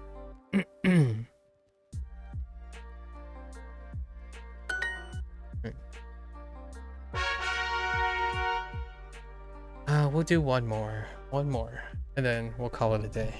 trying not to overextend myself too much. Gotta get on top of the resting. 6分. 6分 I'm gonna say one more right after this. I just know it. We'll fill it out. 1分6乗ります。行きます。6分。6分 Okay. 6 I'll arrive at... Okay, we're getting back our vocabulary, right? This is our second exposure. I'm gonna need more lessons. This is... Isol... No. Tsuki, right? Imasu.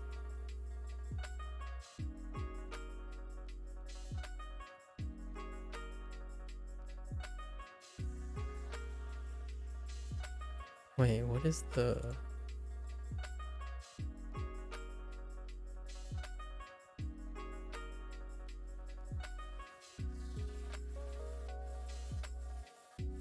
Yeah, tsuku. So, 着きます。Okay, 着きます。日46 6分。46分。46分。46分。に着きます。着きます。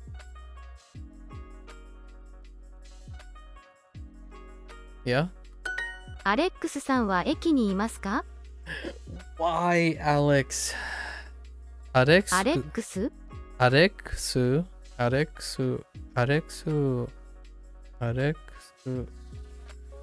Wait. アレックスさんは駅にいますか？アレックスは駅3アレックスさんは駅 something アレックスさんは駅にいますか？にいますか？Are you at the station, Alex? Is Alex at the station? Or vocative, are you at the station, Alex? Not enough context. Alex. Oh, now there's no. アレックスさんは3番ホームにいますか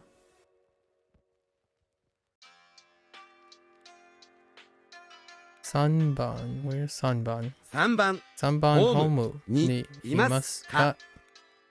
アレックスさんは3番ホームにいますか？今3時26分です。今36 Oh 26分今3時26分です。今3時今3時26分。What? 今3時26分です。26分です。Okay. 今3時26分です。It kind of goes up and down. 今3時26分です。26分です。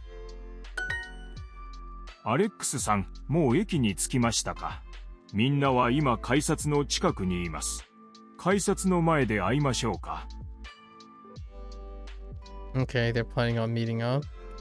アレックスさんアレクさん、もう駅に、つけました。つきました。つきましたか。Oh my gosh. Blah, blah, blah, blah, blah, blah, blah. もう駅に着きましたか。着きましたか。着きましたか。もう駅に着きましたか。Did you arrive? Did you arrive at the station yet? みんなはCan I hear this again? アレックスさん、もう駅に着きましたか。みんなは今改札の近くにいます。改札の前で会いましょうか。Okay. みんなは今から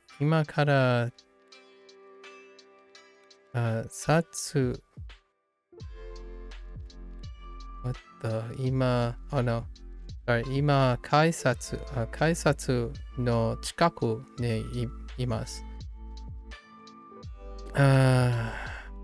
Come to the oh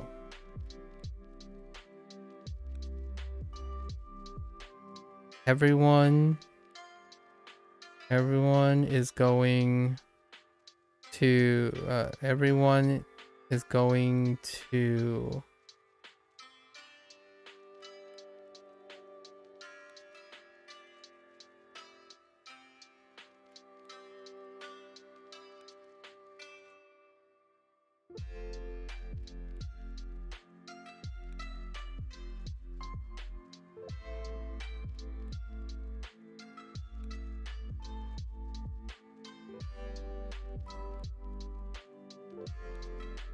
Everyone is coming to the everyone is coming to next one is coming next to the subway just now. Everyone's arriving at the subway just now, next to the subway just now. What the heck is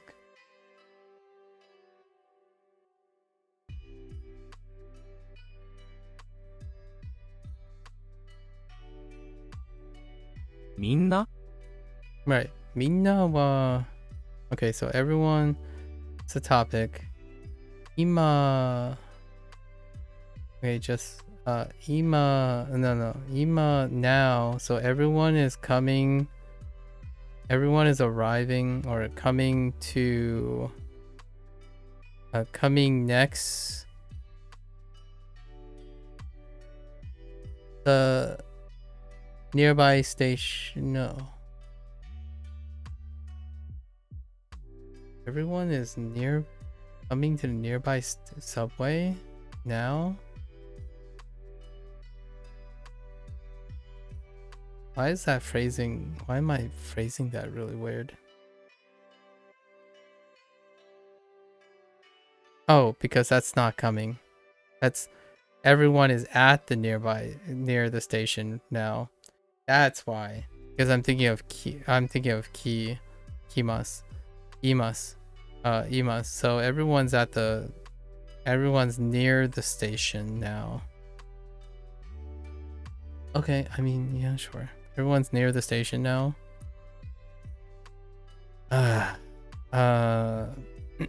改札の前で会いましょうか We should meet at the front of the station. Ugh. Need help. Send help. Need energy. Okay, this is the last one. We're not going to do it anymore. We're not going to do it anymore today. 今3時26分です。です。Okay. 26分。26分。So it's kind of breaking here. So, 今3時26分です。このモノレールは遅いですね。このモノレール something. This is slow, right? We got slow. It's probably slow. Where is it? 遅い。遅いですね。このモノレールは遅いですね。このモノレールは遅いですね。I'm not gonna remember 遅い。Holy, 遅い is gonna be tough to remember. That did not get enough exposure. まだ、バナナ。まだタクシーの中にいます。Yeah, in the middle, inside a taxi. このバスは遅いですね。このバスは遅いですね。This bus is slow. ナオミさんはもうすぐ thing 駅に着きます。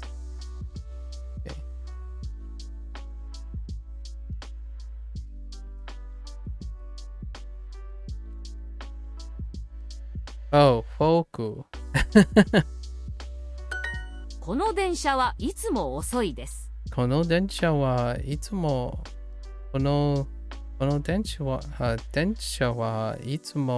遅いで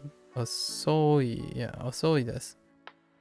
This train is always slow. Object? そのバスは遅いですね。Yeah. Buses are slow. It's fine. We understand. 地下鉄の中です。中にいます。Okay. 今モノレールの中にいます。Okay. Alright. We'll save the rest for tomorrow. So what is that? So we could do it this way, right?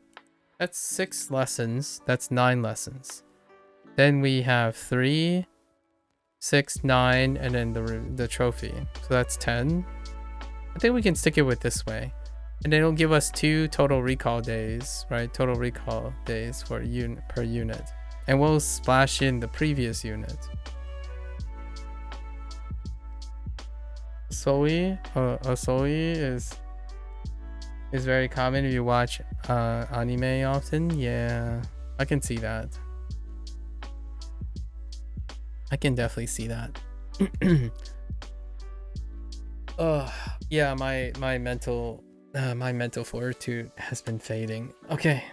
know when to rest. I might actually or anime. What am I currently watching?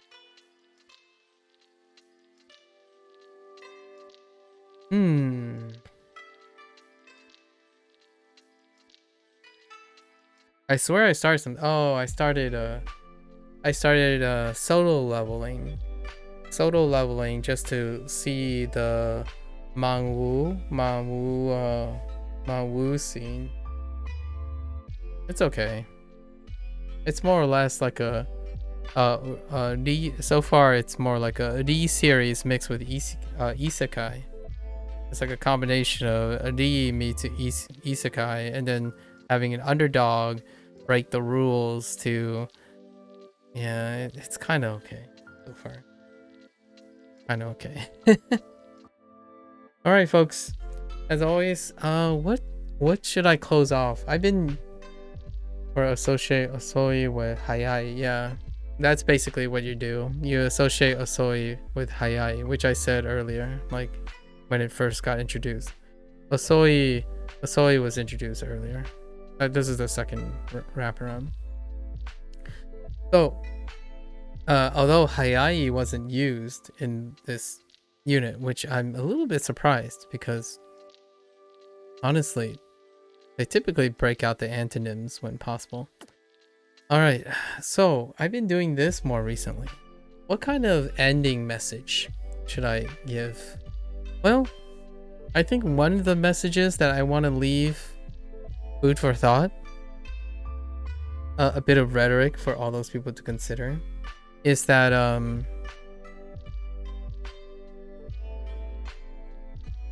have two messages from today. One message is often when you are presented with something, say, call it boredom. We specifically talked about boredom. When you are presented with something that's ever present in your life, oftentimes when you're looking at the bigger picture, the whole entity of the thing that takes present in your life, it can become monumentally, almost insurmountably unaccomplishable.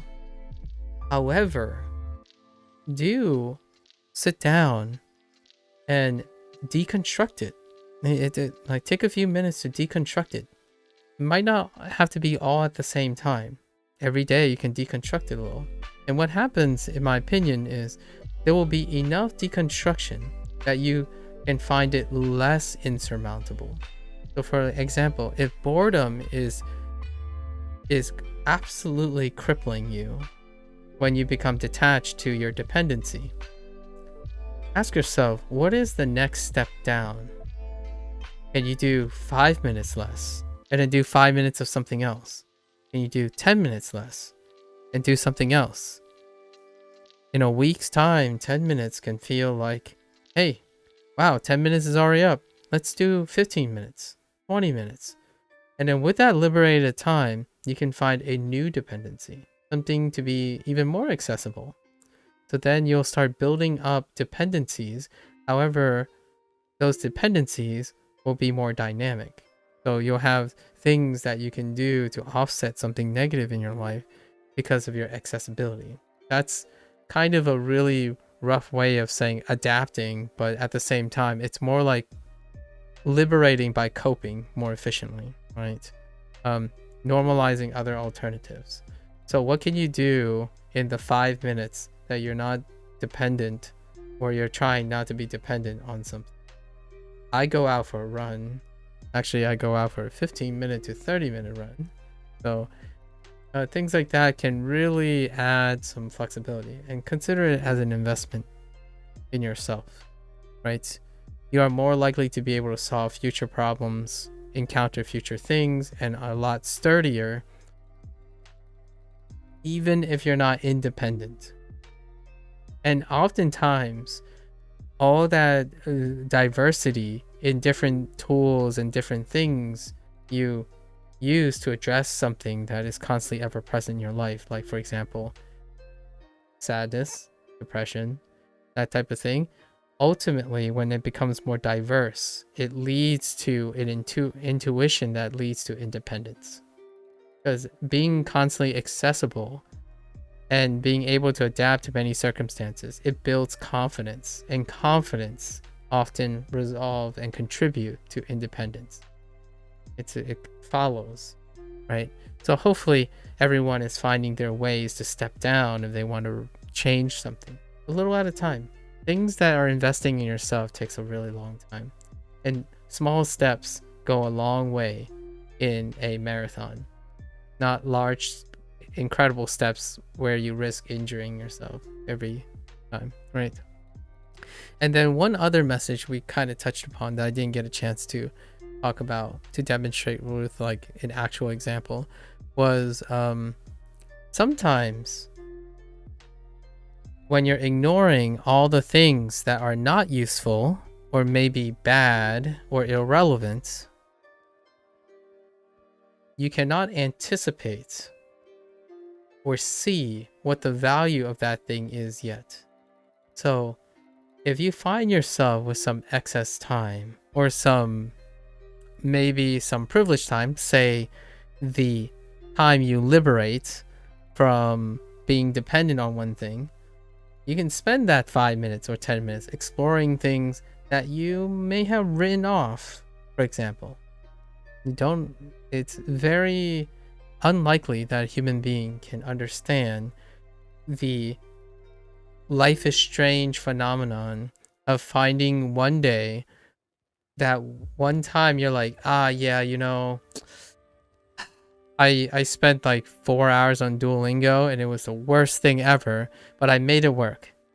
You don't really know what value that will present if you had time to experience it. So oftentimes, yes, it's kind of nice if you can live through life always doing the right thing from the start, or always doing the best thing from the start. Reality is that you don't. So sometimes if you have the time to entertain things that didn't work at first and understand why it didn't work and how it didn't work and what you can do to make it work, that challenge alone can develop skills that you might not be able to appreciate until you do it, right? Sometimes taking battles on a losing footing can be an exercise, for example, in humility or optimizing a losing cause. How to cut costs and take risk, risk management. And sure enough, I want to plug that if you are constantly avoiding making mistakes, that's kind of nice.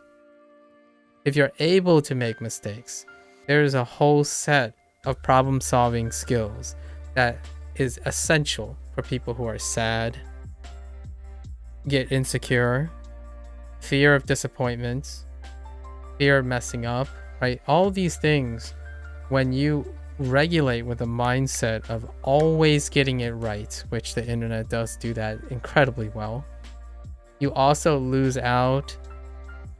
It might not be necessary, but if you find yourself you are having problems solving your own problems, like becoming independent, or you're having problems expressing things that are bothering you each day, it's ultimately a reflection, in my opinion, of how often you place yourself in problematic situations. And I think one of the most opportune moments to work on your weaknesses or practices or being a problem solver and a critical thinker is to actually have problems to critically think about and solve.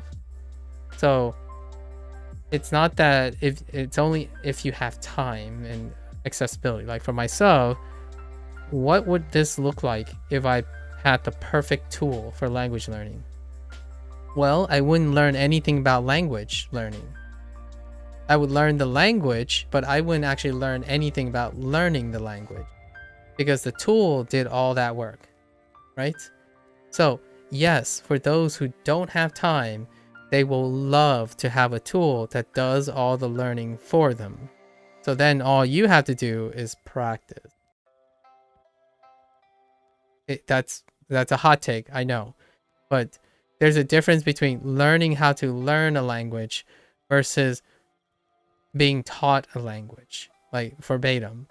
So if you want the perfect tool to remove all the necessities of discovering all the problems you have to overcome learning a language, and you don't want any of that, and you don't have time for that, there might be a tool out there.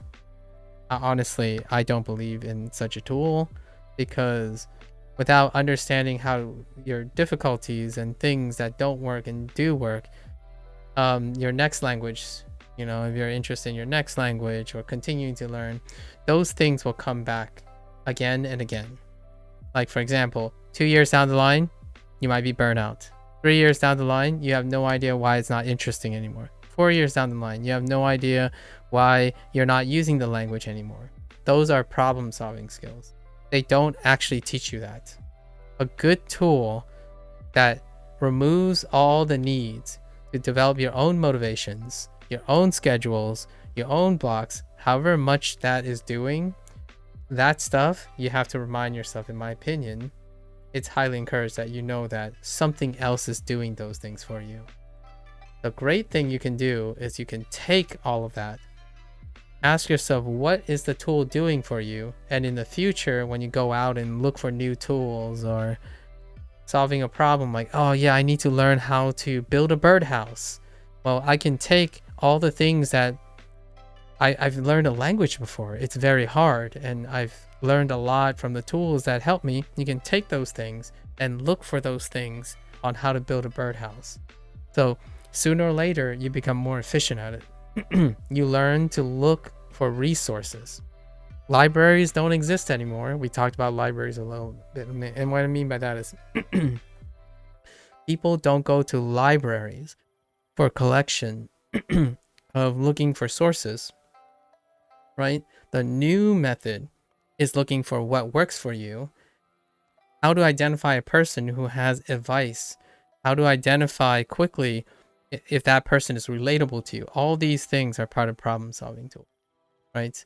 If you're always doing the right thing, then you won't even know that the person's giving you the wrong advice. And what I mean by the wrong advice is advice that is not relevant to you. So you'll constantly go through the consternation of saying, okay, I want to start doing fitness now. And then you didn't learn anything about what works for you in language learning and what didn't. So you're like, okay, well, this guy sounds pretty good. And meanwhile, you have no idea to identify that this person has a personality that doesn't work for you because you didn't focus on what doesn't work. So there is value to understanding what doesn't work. And as a slight deep cut to science, when you read a scientific article, it does not tell you all the years that that group failed to do things.